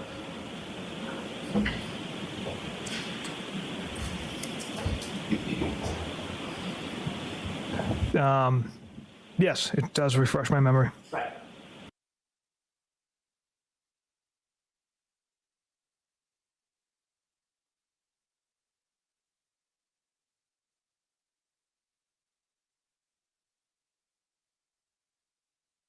Aye.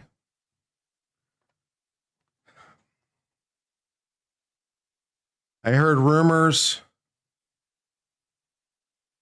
the jury is coming back or the court is coming back.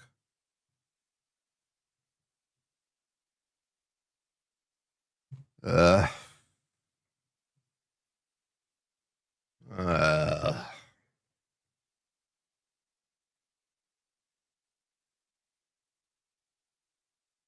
Spinny fan is definitely spinning for justice, that's for sure. Ugh.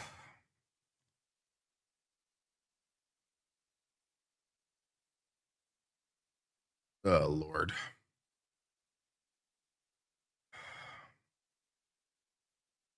I didn't sleep great. I'm really tired.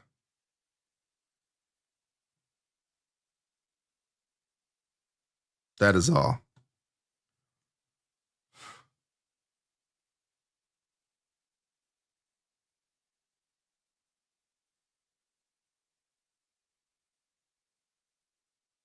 It is 3:15. Maybe the jury wants to go home for the day. Although I take note it is 2:15. Well, no, Central Time, so that doesn't work. Yeah. Take care of yourself. Yeah, I'm just like, I am definitely not at my best right now. I am off my game. I am tired.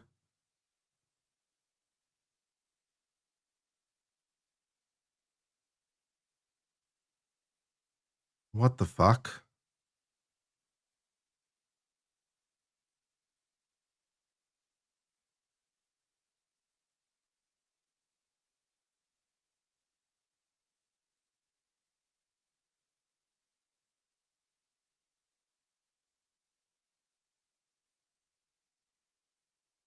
Oh, Lord.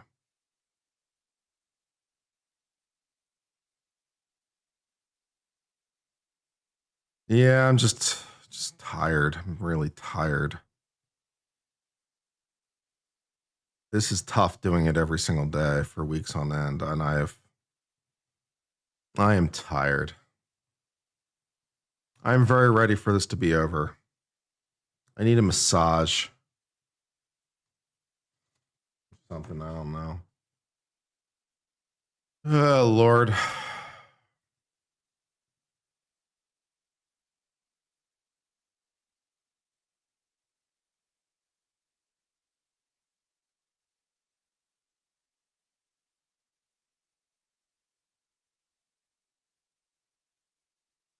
Yeah, the rumor is everyone's coming back. I hear.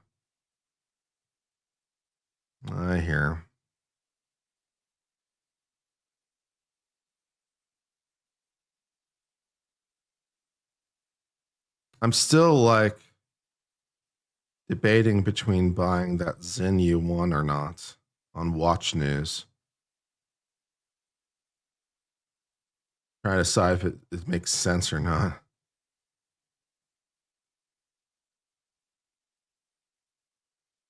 Yeah.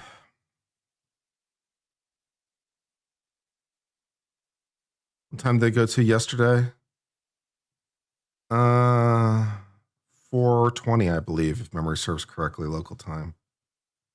I believe was when they were done for the day. Yeah, Blaze It. I think it was 4:20. Spa day meetup? Something like that, yeah.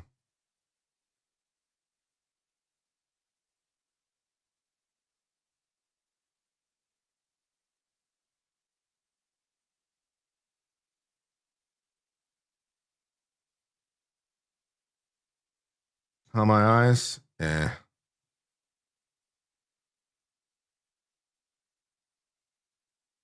Would it make me happy? If they had a verdict, that would make me happy. Yeah. That would make me happy. Yeah, if they had a verdict, that would make me happy.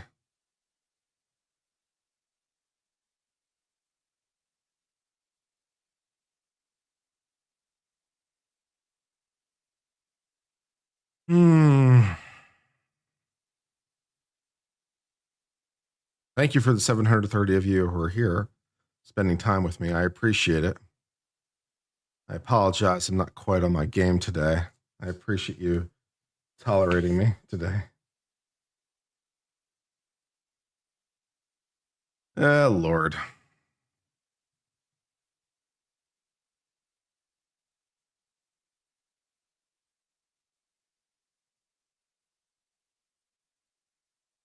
Kurt doesn't look happy. Kurt is tired. Kurt is tired. He didn't sleep very well last night. He's tired.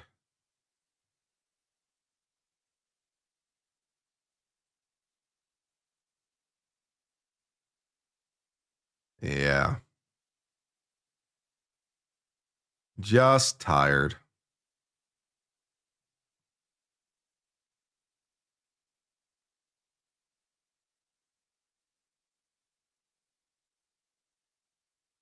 Yeah, in terms of the questions, like the fourth question they said came in before the first three, so I'm not sure why they were read out of order.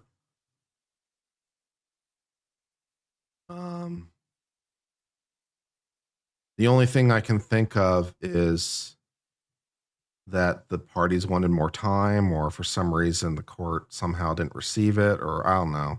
Something went wrong, somewhere, I don't know. Yeah, I don't know what happened, but yeah, the fourth note came before the first three seems to be true. I think AJ said as much in the court, so I'm not sure what that was all about, but something happened, I guess.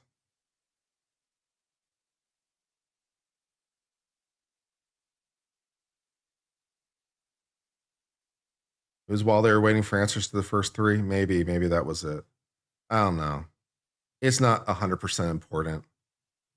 It's not super important. I'm not sure it matters too much one way or the other.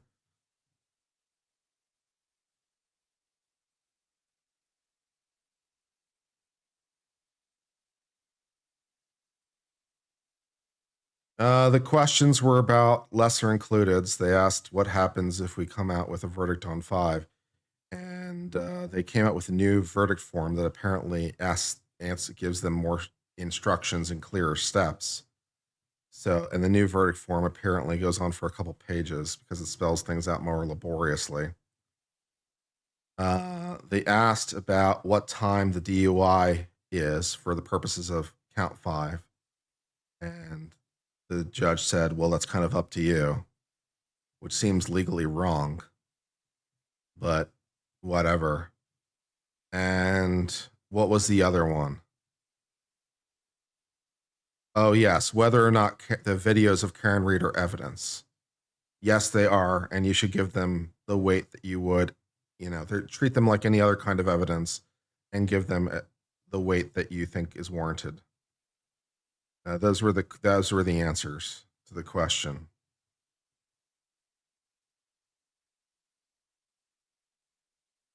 Thank you, my overalls, for the $9.99. That's very nice of you.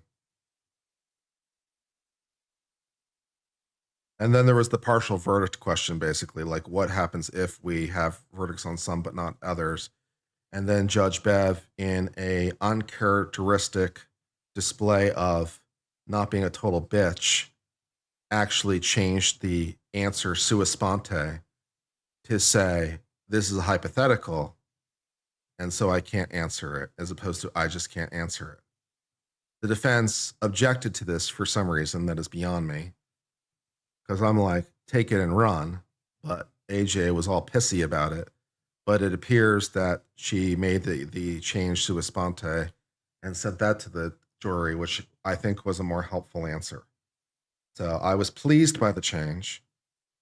I was surprised it came from Judge Bev on her own, and also slightly surprised that AJ couldn't understand that it was a good thing and was being pissy about it. But yeah, that's what we had so far.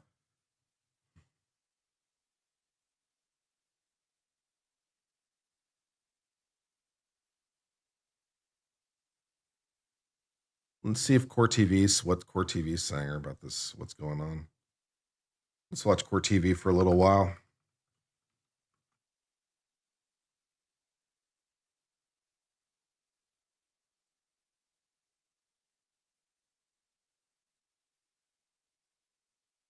Let's watch Court TV for a little while.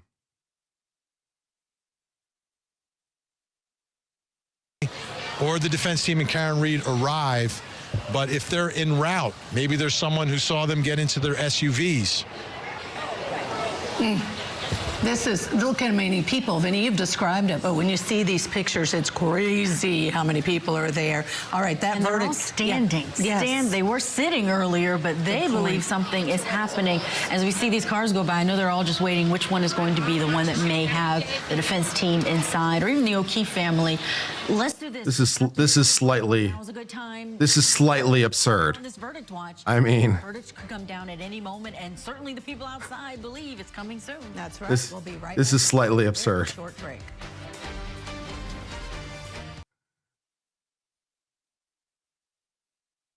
Man. Did anyone bring a llama? If there are no llamas, is there even an audience? Is there even a group of people outside the courthouse? Right? If there are no llamas, are there even people outside? Where are the llamas? Why did no one bring a llama?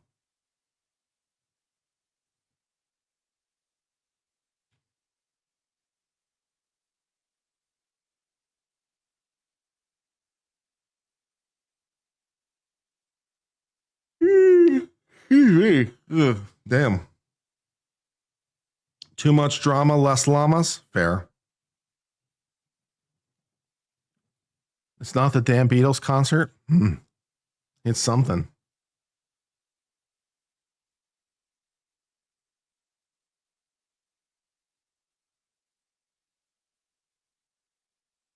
Parents sent a message to the crowd asking them not to cheer when the verdict is read. Yeah, good fucking luck with that plan. Yeah, don't cheer. Yeah, bullshit. Yeah, like that's gonna be working. Yeah.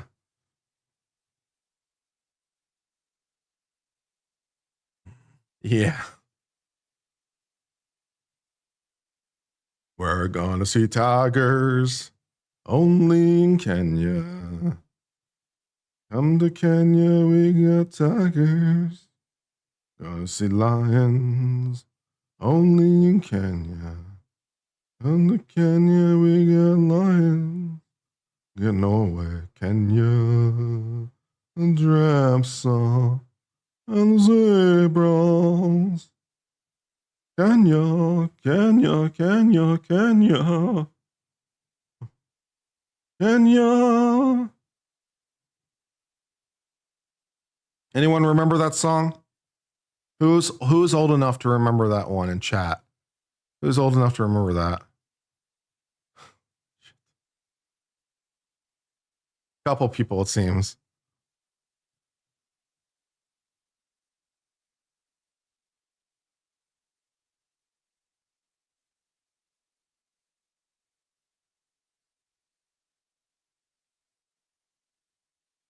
Vaguely?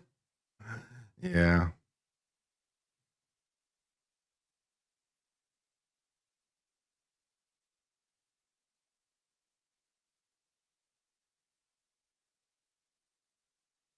Since we have OnlyFans, does that mean a verdict? I wish. Older than you, but the rendition is giving you a difficulty? Ouch.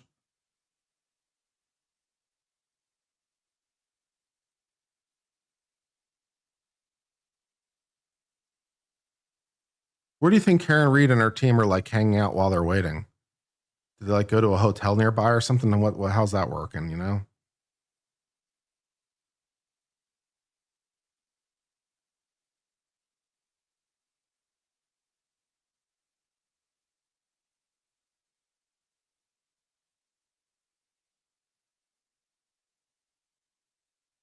Don't quit my day job. This is my day job.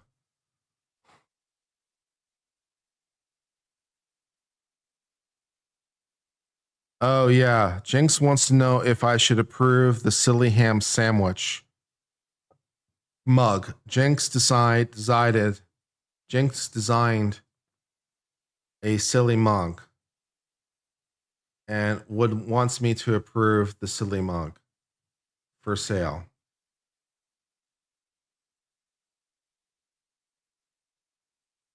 Well, we've got some t-shirts in pink and hot pink.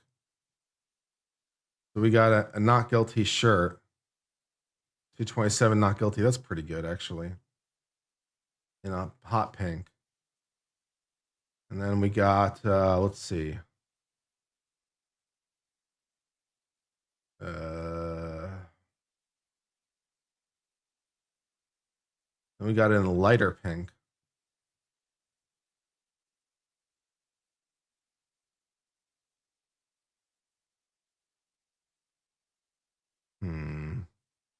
So we got this one in a lighter pink. 227 not guilty.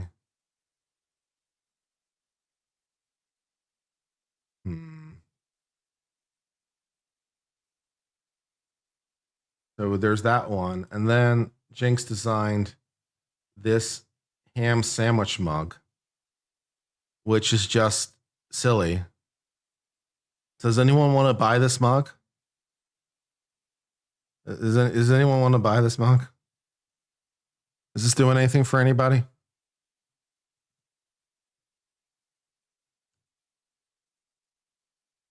You like that?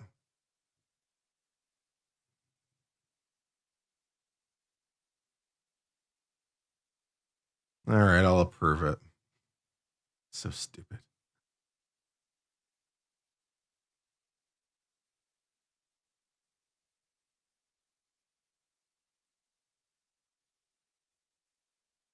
So stupid. All right. Well, your ham sandwich mug is now available for sale at our merch store. Come on, page load. There you go. $10.95. The ham sandwich mug can be yours in all of its ham sandwich glory. Glad to have helped with that one.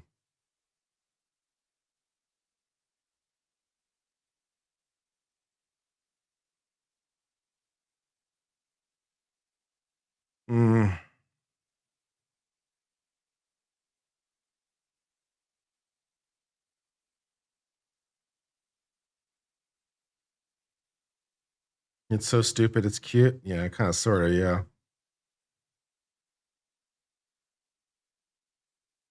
It's pretty stupid.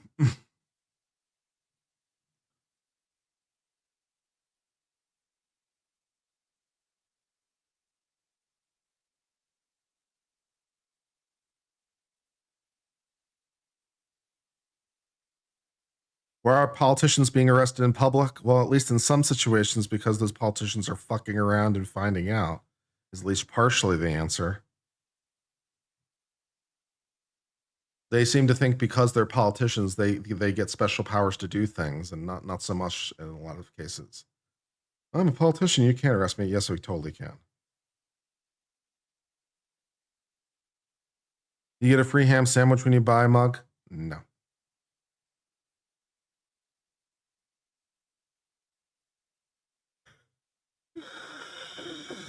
Damn.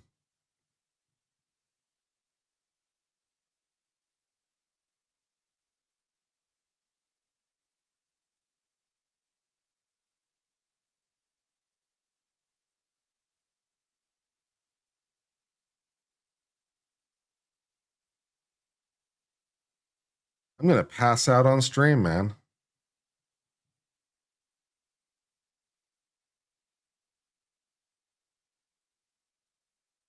I'm tired.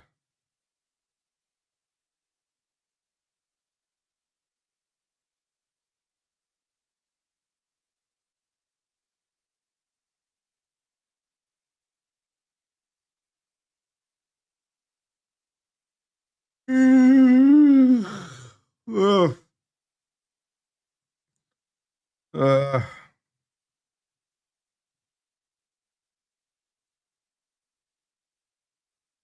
Sleep streams are for Twitch. Truth.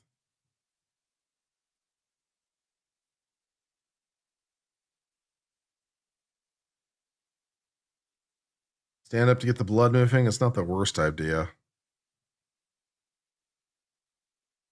Ugh.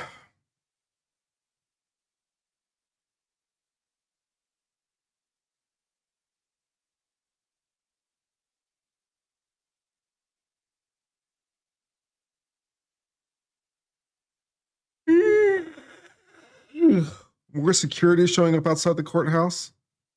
More security is showing up, which implies maybe a verdict. If more security is showing up, that implies maybe there's a verdict. Is there a verdict? Is that what's happening? Usually if there's a verdict, like, people know there's a verdict. Have we tried to do it softly? Have we tried to softly tell people there's a verdict so they won't spread the news? If security is amassing, security is building up, that suggests they think there's a verdict. Is there a verdict in whole or part? Can we have sound? Not really, no, because there is none for me to give you. I cannot give you what is not there. Sound is already all the way up. There is no more sound for me to give. You can have spinny fan. In silence is what you can have. And Court TV also is doing no better. Court TV is just also spinny fans. So Court TV is of no help at the moment. Can a witness ask a lawyer why they're asking the same question over again? No. No. You are unmuted? Yeah.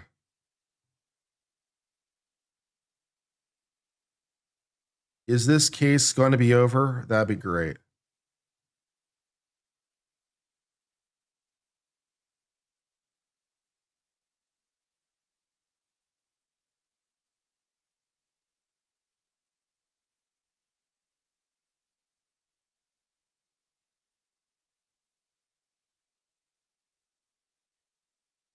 I criticized too. I criticized Trump as well. I've criticized Trump a number of times on this channel. I'm not sure what channel you're paying attention to. I have critiqued and disagreed with Trump and backed the courts numerous times when it comes to Trump. What channel are you watching? Do you even watch my channel?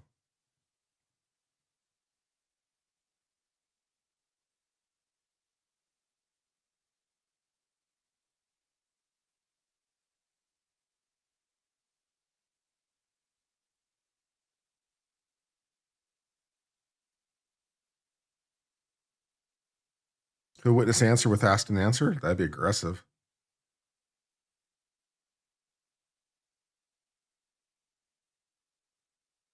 Will Karen get her Lexus back? Sure.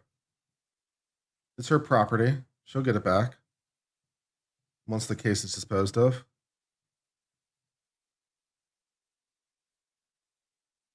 Are we going to stream trial 3? No, probably not.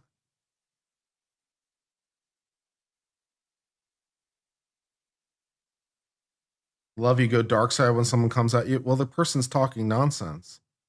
Person's like, you know, you stand for rule of law, but what about Trump? And I'm like, do you watch this channel? Do you watch this channel, like, at all? You know?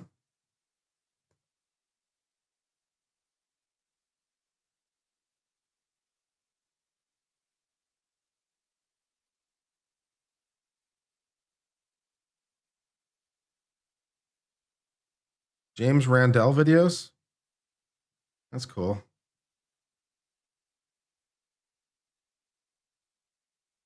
Are they going to replace all our engine seals for 2 years of inactivity? Cute.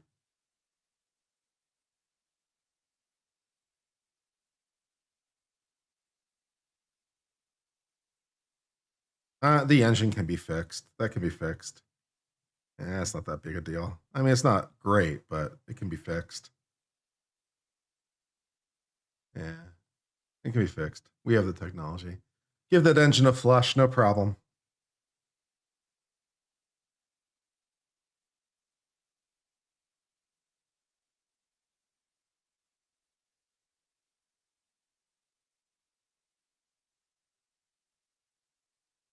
I'm watching Court TV. I'm watching their YouTube feed at least. The YouTube feed is nothing but the spinny fan. It is of no help. What do Karen's legal bills look like? Lots. Lots.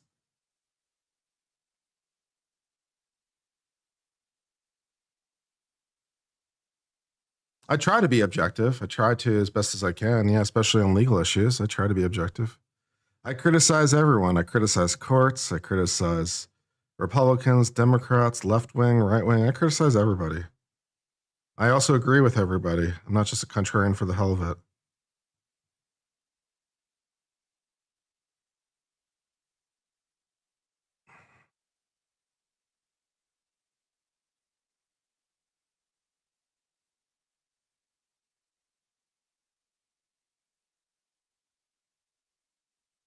I haven't really gotten to the National Guard thing because it's a little hard to like. I don't know right now. Well, also I haven't really been able to pay attention to it too much because I've been so deep in Karen Reed land. So if the critique is like, why haven't you said anything about Trump with respect to like federalizing the National Guard? Partially because I think it's somewhat complicated. Partially because I just haven't had the time to really formulate my own thoughts because I've kind of been busy with this. So there's that.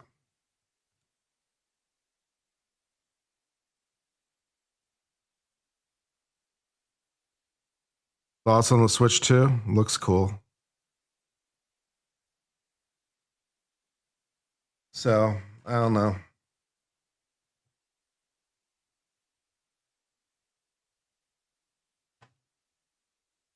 Oh, I've been deep in Karen Reed. Really? What are you, 5, guys? Give me a break. Jesus Christ.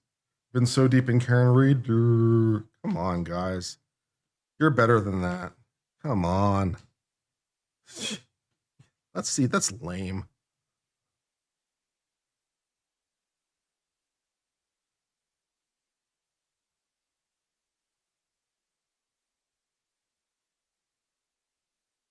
We haven't really been able to get into the Supreme Court cases because people don't want me to discuss them. We got like 5 Supreme Court cases to discuss, but people don't want to talk about them because they find it too dry or something. I don't know.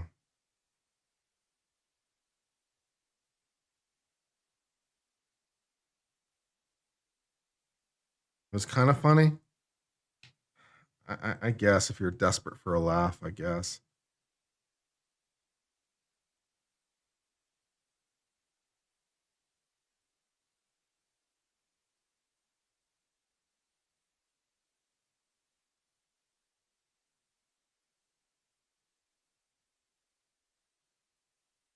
Gonna send the jury home at 3:42? They might.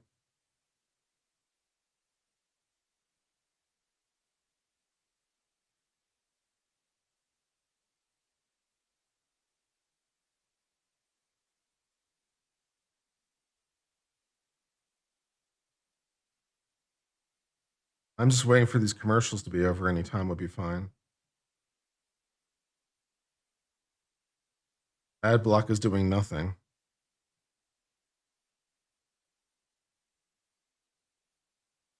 The Rifleman. That's an old school show. I never even seen it.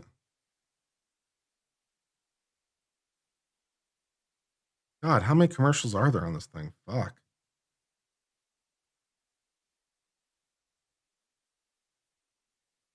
Yeah, new Roseanne spinoff. Yep.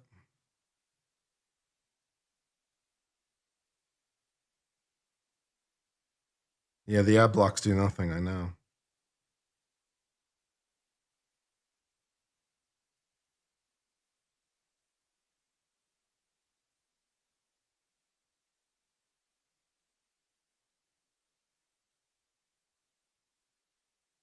Court TV is driving me a little crazy right now, I have to say.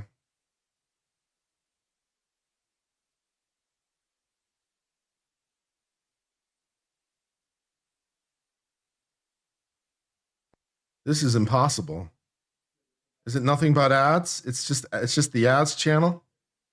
What the fuck is this?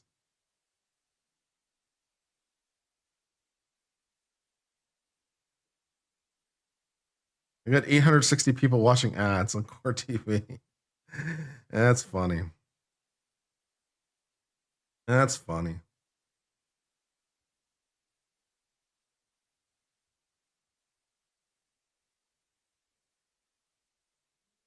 All right. Well, we tried.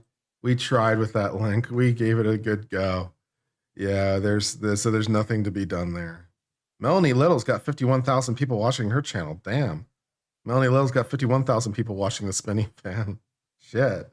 We got to get some of that Melanie Little action in our lives, man. I'll tell you what, man. I don't know what we need to do.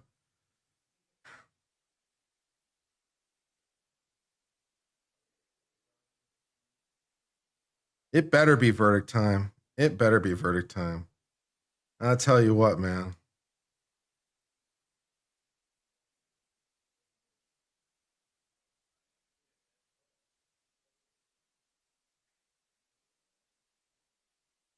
$56,000 on Melanie Little? Yeah. I don't know, man. I don't know what we're doing that she or what she's doing that we're not. I mean, we're getting beaten by a ratio of what is that? Like 65-1 or something, probably. Not great. More risque titles? She doesn't have a risque title. That's not it.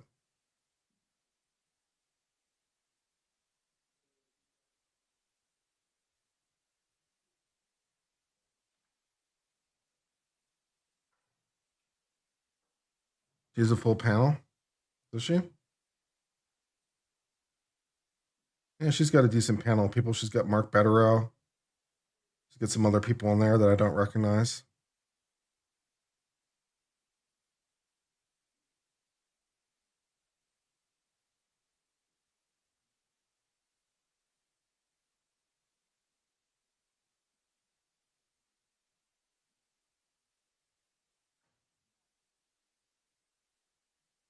Yeah, Mark Betterow is probably helping quite a bit with that. Worth a couple thousand views by itself. You don't like her intro music? I kind of like it. That's cool.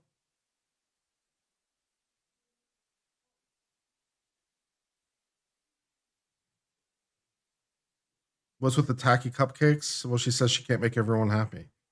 Like cupcakes make everyone happy. So it's a little thing she has, a little pun.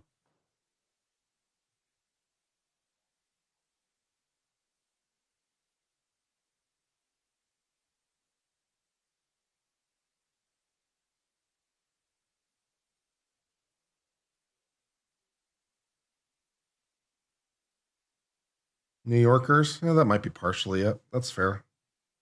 Could be that. It could be partially a factor. That's fair.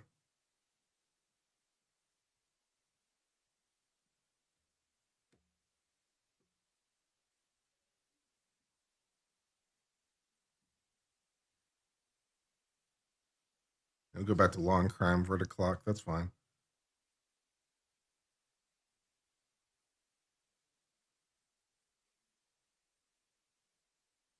Right now, I understand people preferring her, preferring Emily D. Baker, something like that, because at the moment, I am so tired. Like at the moment, I'm off my game. So that's partially a factor for sure. Like I'm just off my game. But that can only go so far, too.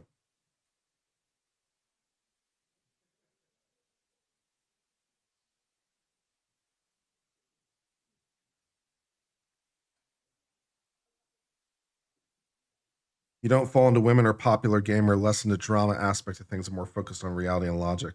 Yeah, that's probably true, to be honest. Yeah, that's fair. Stop putting myself down. I don't know how to have an honest I don't know how to have an honest conversation about myself then. I don't know how to be honest without talking about my weaknesses or shortcomings. If you're going to ask a question like why are you less popular than other people, it would probably be helpful to try to analyze shortcomings and failings. Like, what are they doing right that I'm doing wrong? What aspects are not going? It's probably helpful to ask those questions.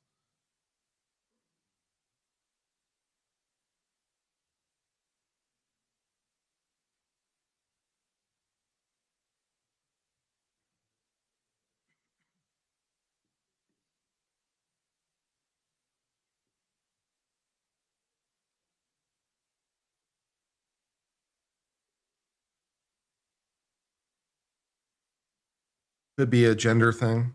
That's fair. More women prefer her because she's a woman. They're women, I should say. Could be a gender thing. That's partially that's possible.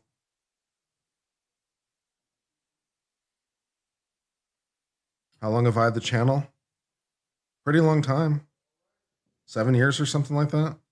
I don't know. It's been a hot minute. Oh, we got some noise. All right, what's going on? Let's see what's going on. Jurors are entering.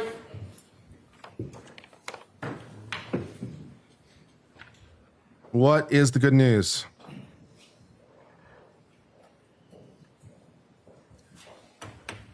They're bringing in the jury. Is it a verdict? Is there a verdict?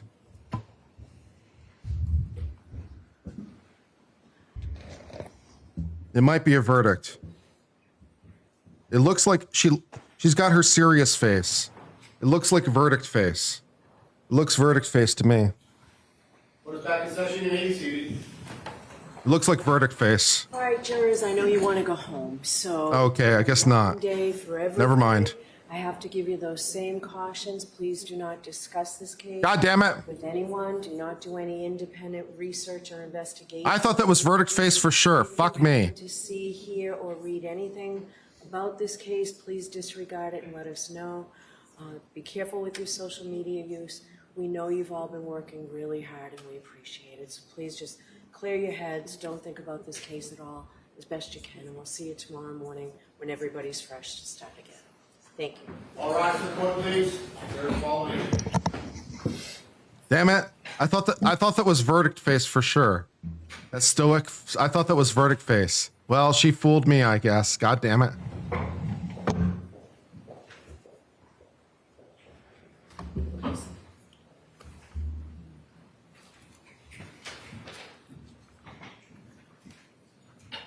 Was there something else?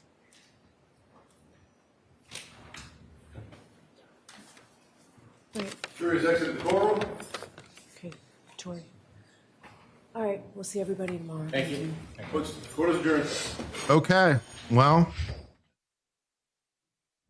that's a bit anticlimactic. It's a bit anticlimactic. So jury goes home at 3:50. And we resume again tomorrow for another day of deliberations. What are they talking about? 14 hours and 45 minutes? You gotta see them read the paper and do the makeup. I wanted to do a series, but when we wanted to do it, but because the only way I could have got it would have been weird that, we are getting on the HOV. Right. And you get in trouble. Yeah. In other words, that's kind of a little bit of invasion. And then he was retiring, so he almost did yeah.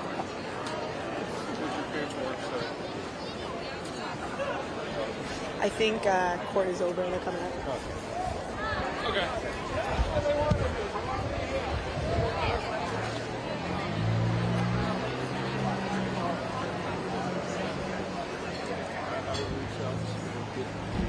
If they hang because of that DUI charge, I'm personally going to riot.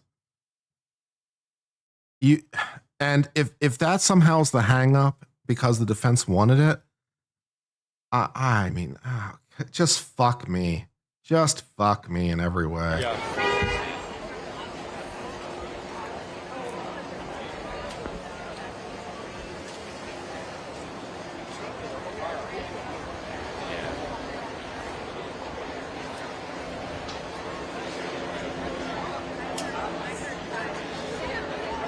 I feel like the possibility of a verdict tomorrow is pretty high because they get Thursday off. I don't think they have Friday off, but they have Thursday off. And I that's got to incentivize them a little bit. It's like, I don't want to come back on Friday. I want my weekend, right? They want their 4-day weekend. It's like if we we can have Friday off, get a 4-day weekend and resume work on Monday, right? So I think the odds of a verdict tomorrow are pretty decent. I think the fact that, it's an effective 4-day weekend might incentivize some people to come to a decision. So I think the odds of a verdict tomorrow are pretty decent.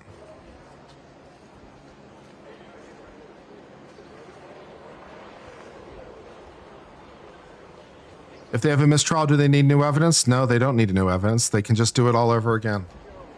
If they hang, we just go on to number 3. We go into number 3 and we redo the whole thing. Or not, depending on whether we have verdicts in part. They have Thursday and Friday off. Are you sure? Because I've heard conflicting things on Friday. I have not heard. I've not heard something for sure on Friday. I don't know whether Friday's off or not. If Friday's off, their incentive to come to a verdict tomorrow is even higher.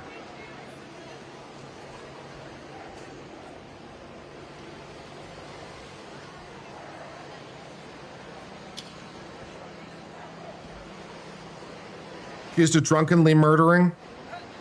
Whatever.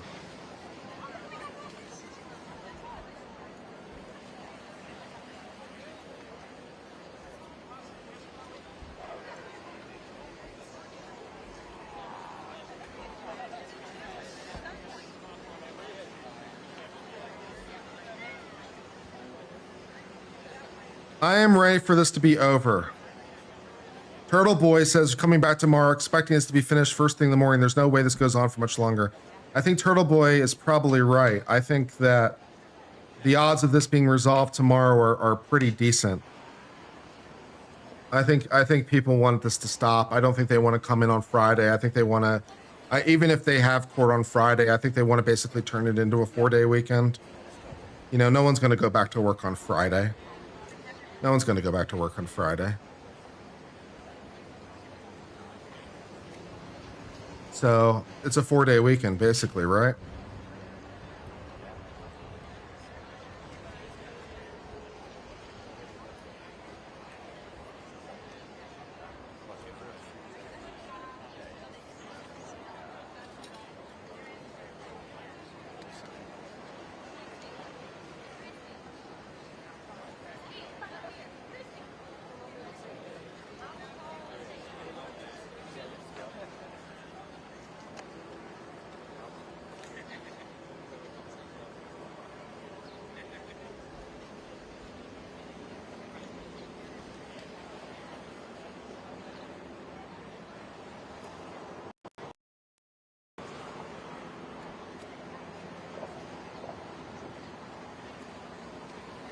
Schedule this for 8:30 in the morning.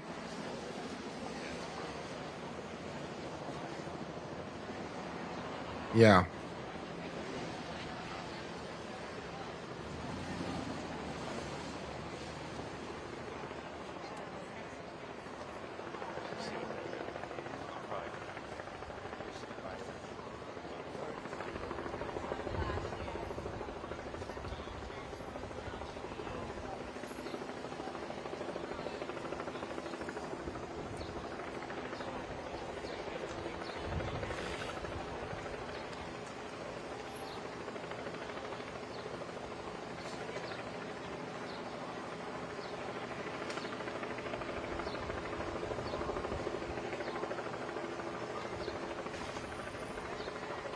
We'll watch for just a little while. What?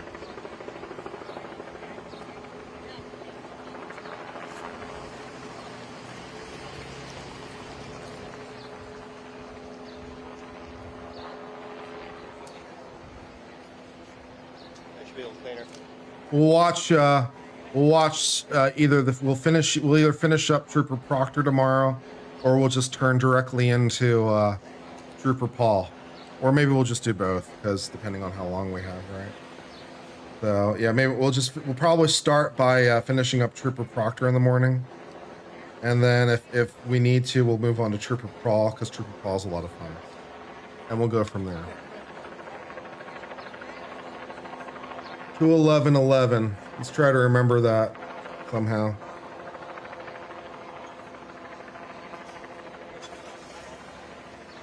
Can I bring us up to speed? Sure. The jury is still not decided. Folks, the same thing. They're not giving a statement. Don't mob them. Let them give them our statement, please. Okay?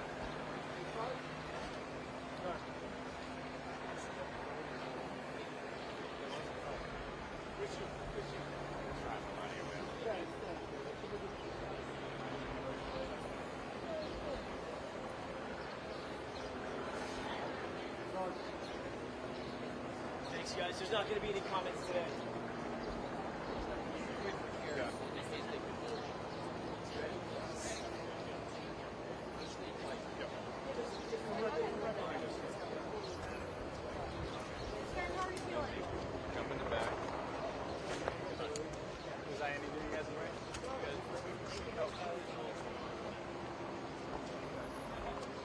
I can't believe this is going to go on another day. You and me both, Chuki Show. You and me both.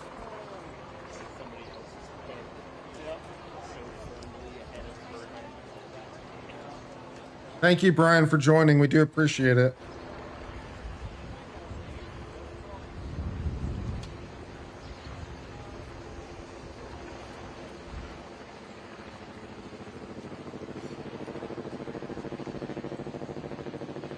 This whole thing is a little absurd.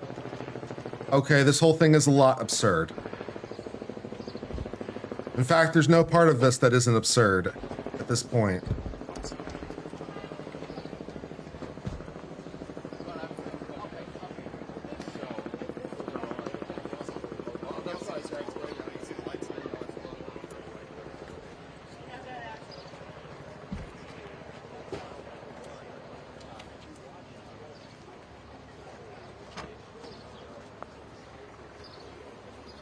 Do I agree with the defense strategy of adding the DUI?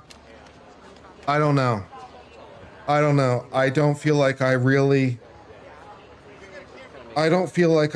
in a position to comment. I think I understand what's going on, but I don't feel like I have enough depth of understanding to really critique it at this point. These guys are playing a very deep game. And I don't think I can see deep enough to answer.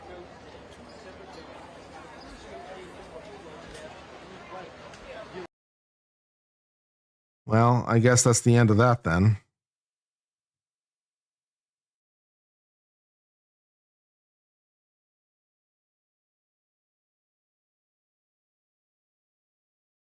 Should we watch a review on the watch that I'm looking at? So we can see if we like it. Let's look at the watch I'm looking at. We'll end the stream that way, and we can end the stream with something that, you know, let's see if we can find a good video on the watch I'm looking at. Okay, this one has 89,000 views. This one's pretty good. Let's watch this for a second.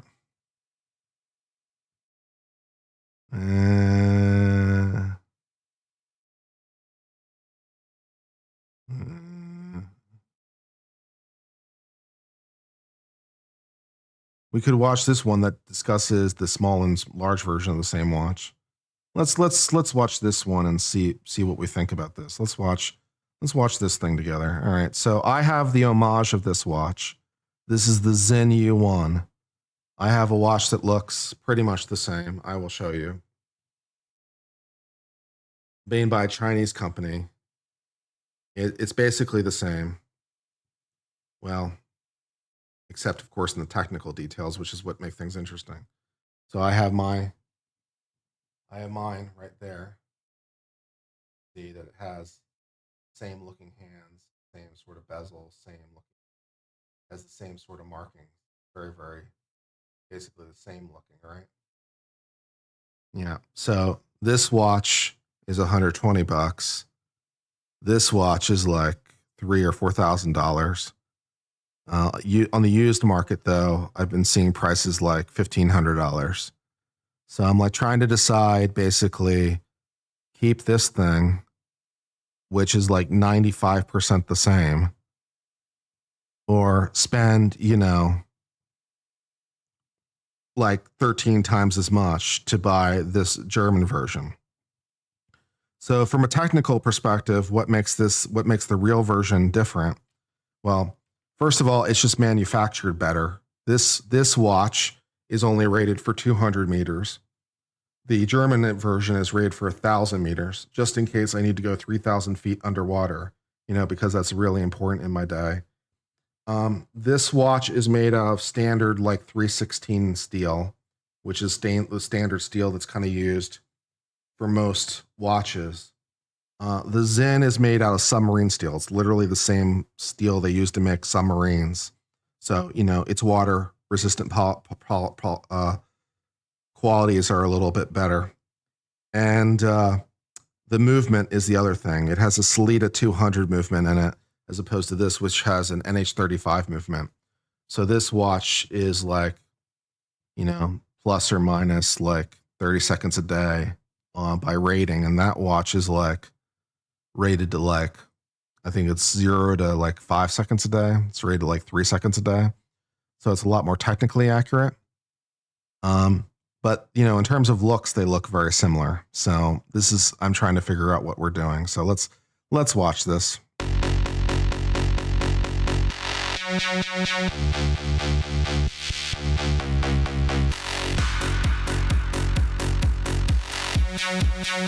30 seconds, that's trash. It's pretty standard for the NH35 movement, which is like the most common movement in the world.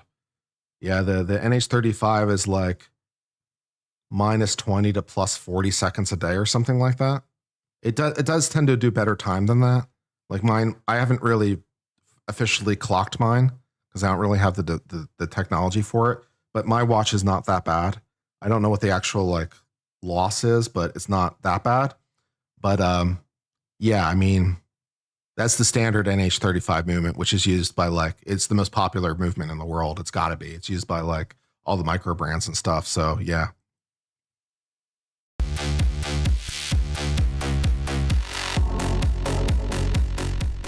The Zinyu one, this is one of the most technically impressive dive watches that you can buy. It's a very well-made, purpose-built tool diver. It's very austere, and Zen engineered and executed this watch to just a very impressive level. So this one belongs to my friend Chris. He's a moderator on the Watcha group on Facebook. He lent this to me to check out and to review, to share with you guys. So big shout out to Chris. I really appreciate this. I've been admiring this watch from afar for several years, so it's pretty awesome to have in hand. I'll start by throwing some specs here on the screen so you guys can see the dimension and the. Yeah, mine is even bigger. Mine's like a millimeter bigger in every dimension. So mine is like 45 millimeter. It's like 15 and a half height. Yeah, my watch is like a millimeter bigger. So this watch would actually be a size downgrade, which is amazing. It's a big boy. It's a big boy, but not as big as the watch I have. The size of this watch, yes, it is pretty big. It's pretty large and it's hefty. You know, you feel the weight of the stainless steel while it's on your wrist. But at the same time, I find it to be pretty comfortable. You know, it has the rest presence that I'm looking for, but it's not cumbersome or uncomfortable.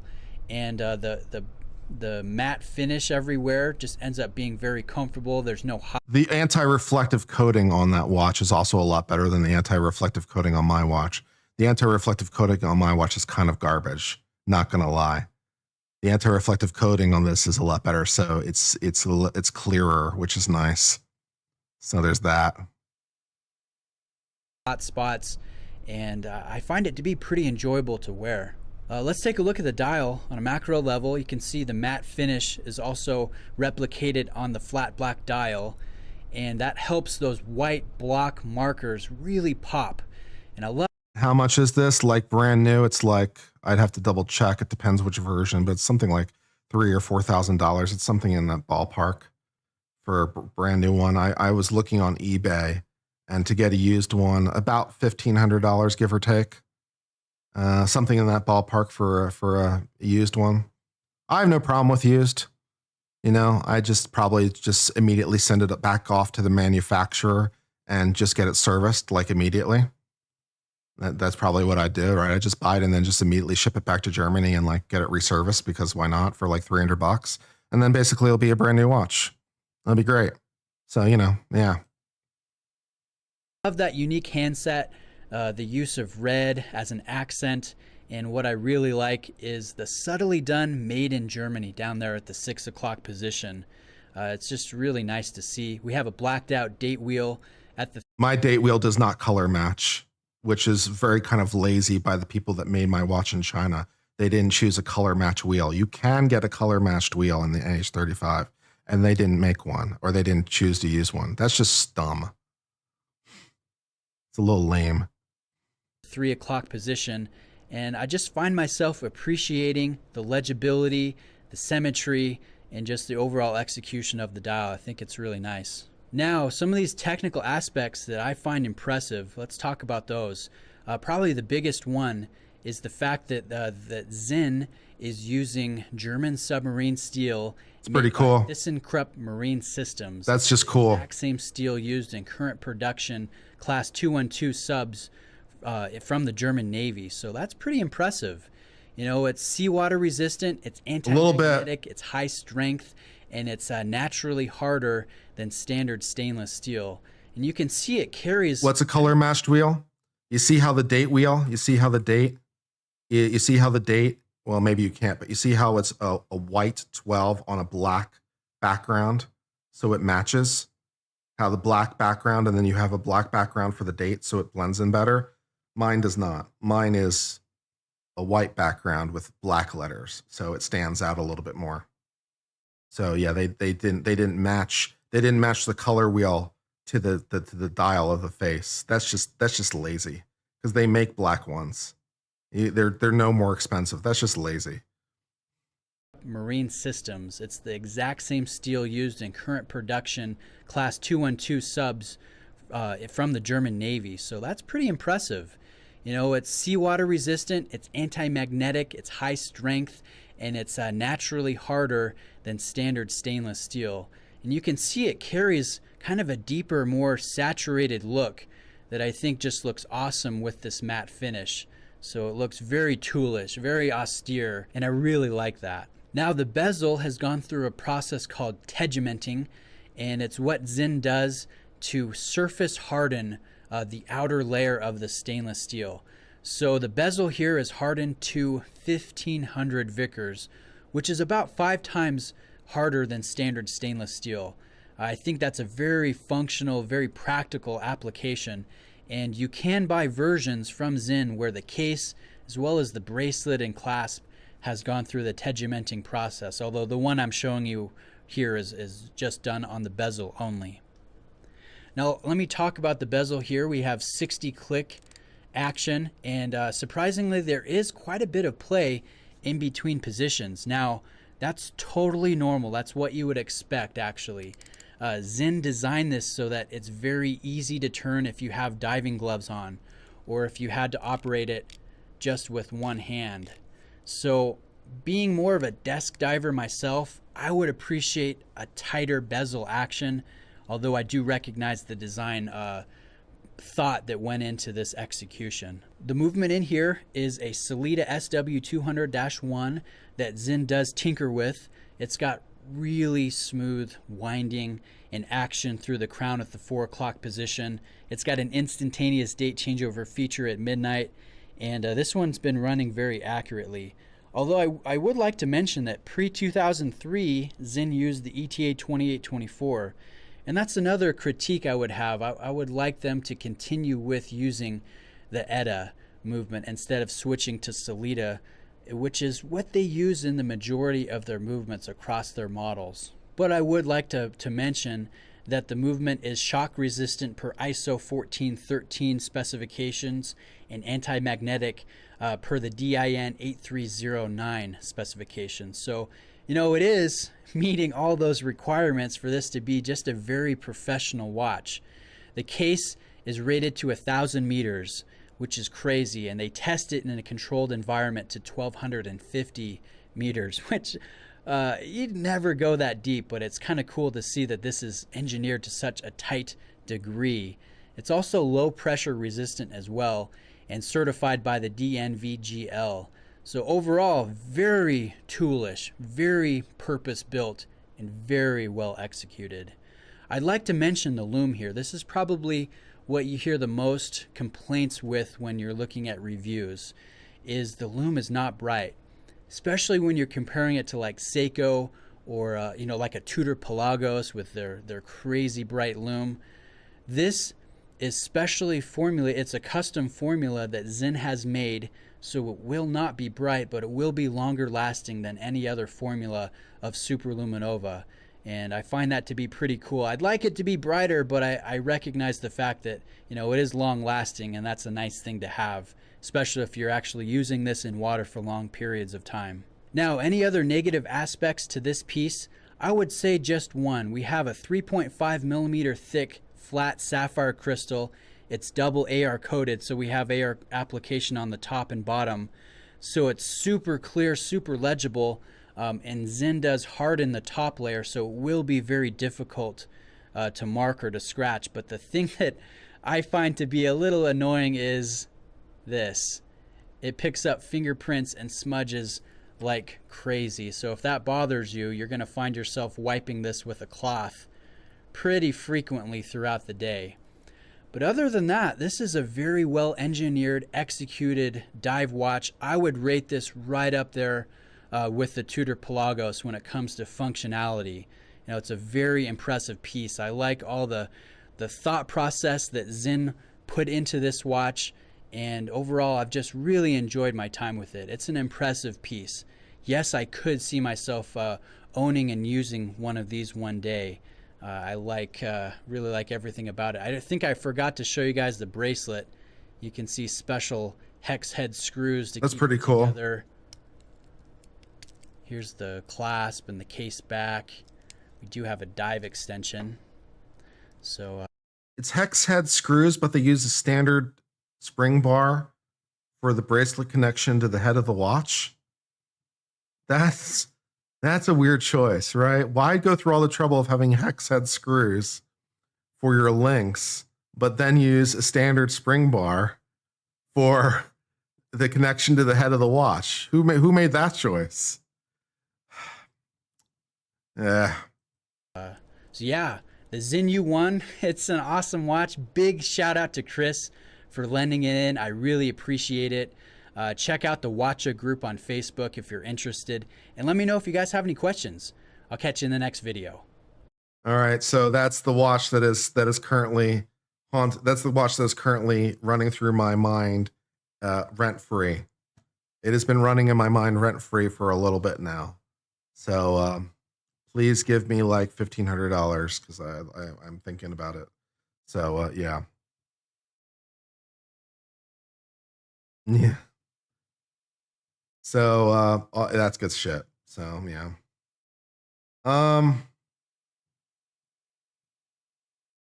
And then if that's too big for you, it also comes in a smaller size called the U50, but that's only 500 meters water resistant. That's a 42 millimeter. So if the 44 millimeter version is too big for you, you can get a 42 millimeter, but that's only 500 meters water resistant. So you'll only be able to go 1,500 feet underwater. I know this is very disappointing news for you, but yeah. But there's that option. Although on the market right now, the smaller version, it's much more expensive. Probably because it hasn't been out as long, right? The smaller version only came out like 2 years ago or something, whereas the big boy has been around for a hot minute. So on the used market, the small version is a fortune. And buying new is impossible. Like, at least at the moment, it is not possible. Like, there is no supply. So is that the woman's version? Something like that. Yeah. So yeah. So, but I get a watch that looks the part, and it is basically visually identical for $120. And the only thing that I have to do is, adjust the time a bit more frequently. So it runs a bit fast. So what I've been doing is I just set it 2 minutes slow. Right. I set it 2 minutes slow, and then when it gets 2 minutes fast, I just set back to 2 minutes slow. So that's what I've been doing to solve that problem. That's been pretty effective. So therefore it's accurate within 2 minutes, which, close enough. So that's what I'm looking at in case anyone cares. Thank you for tolerating me in my discussion of my hobbies and interests. And then I'd wear it on the same bracelet that I'm wearing now, because, trying to find the red rubber that comes with it is challenging. But, yeah. All right, I'm going to sign off. And we'll be on tomorrow. And hopefully I'll get some sleep and be in a slightly better.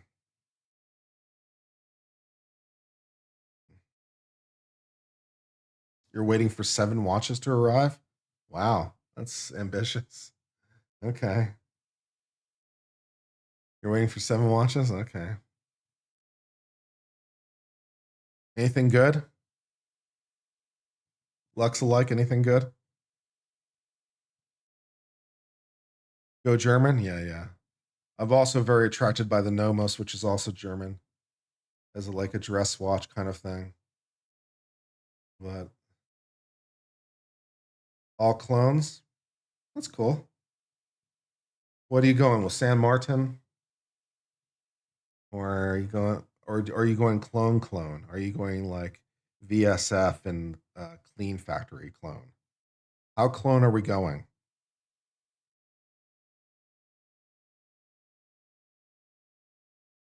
Are we doing homage clone or are we doing clone?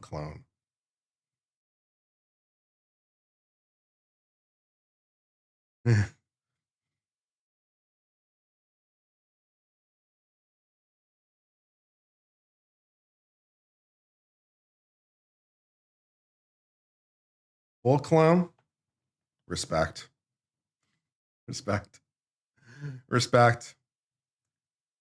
You know, of course I'm required to like tell you that like you're bad and you shouldn't be doing that, but you know, whatever.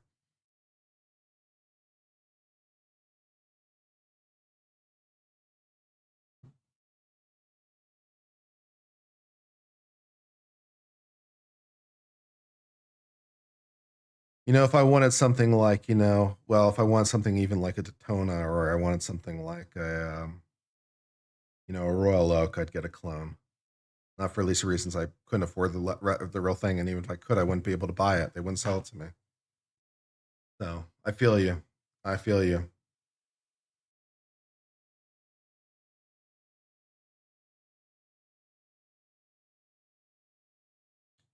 Some of those clones, the super clones, as I'm sure you're well aware, are getting really, really, really good. So even some of them are getting to the point where even jewelers are having a really hard time telling the difference. So, as I'm sure you're well aware, if you're spending the money on the really, really good clones, so you can get like basically a watch that will fool professionals for like $1,000. Using the NH35. Oh, okay. Well, then you're not going full bore. You're not going full bore clone. You're going cheap clone. Okay, fair enough. You're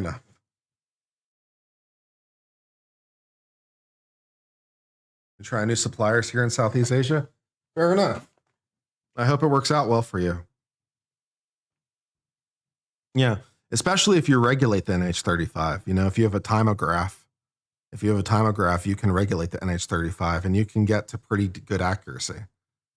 You know, so if you take the time to regulate them, you can get to pretty functionally perfect, you know, timekeeping.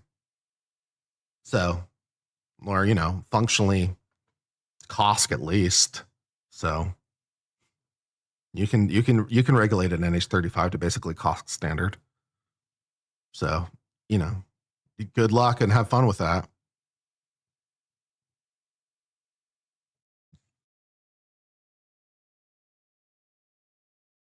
Yeah, you see many under 1 second. Yeah, exactly right. Yeah, so if you can get it to basically, yeah, you can get it to basically on the money.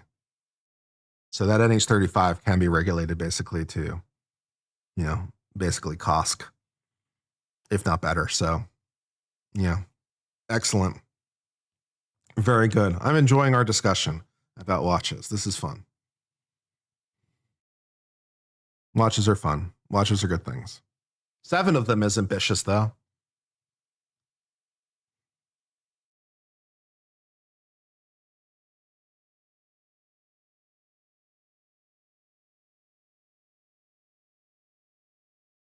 That's a lot of watches at once.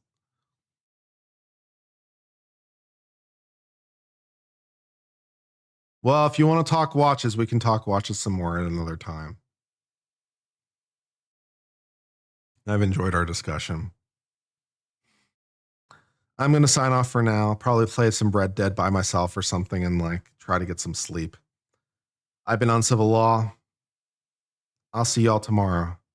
Mañana, my friends. Bye for now.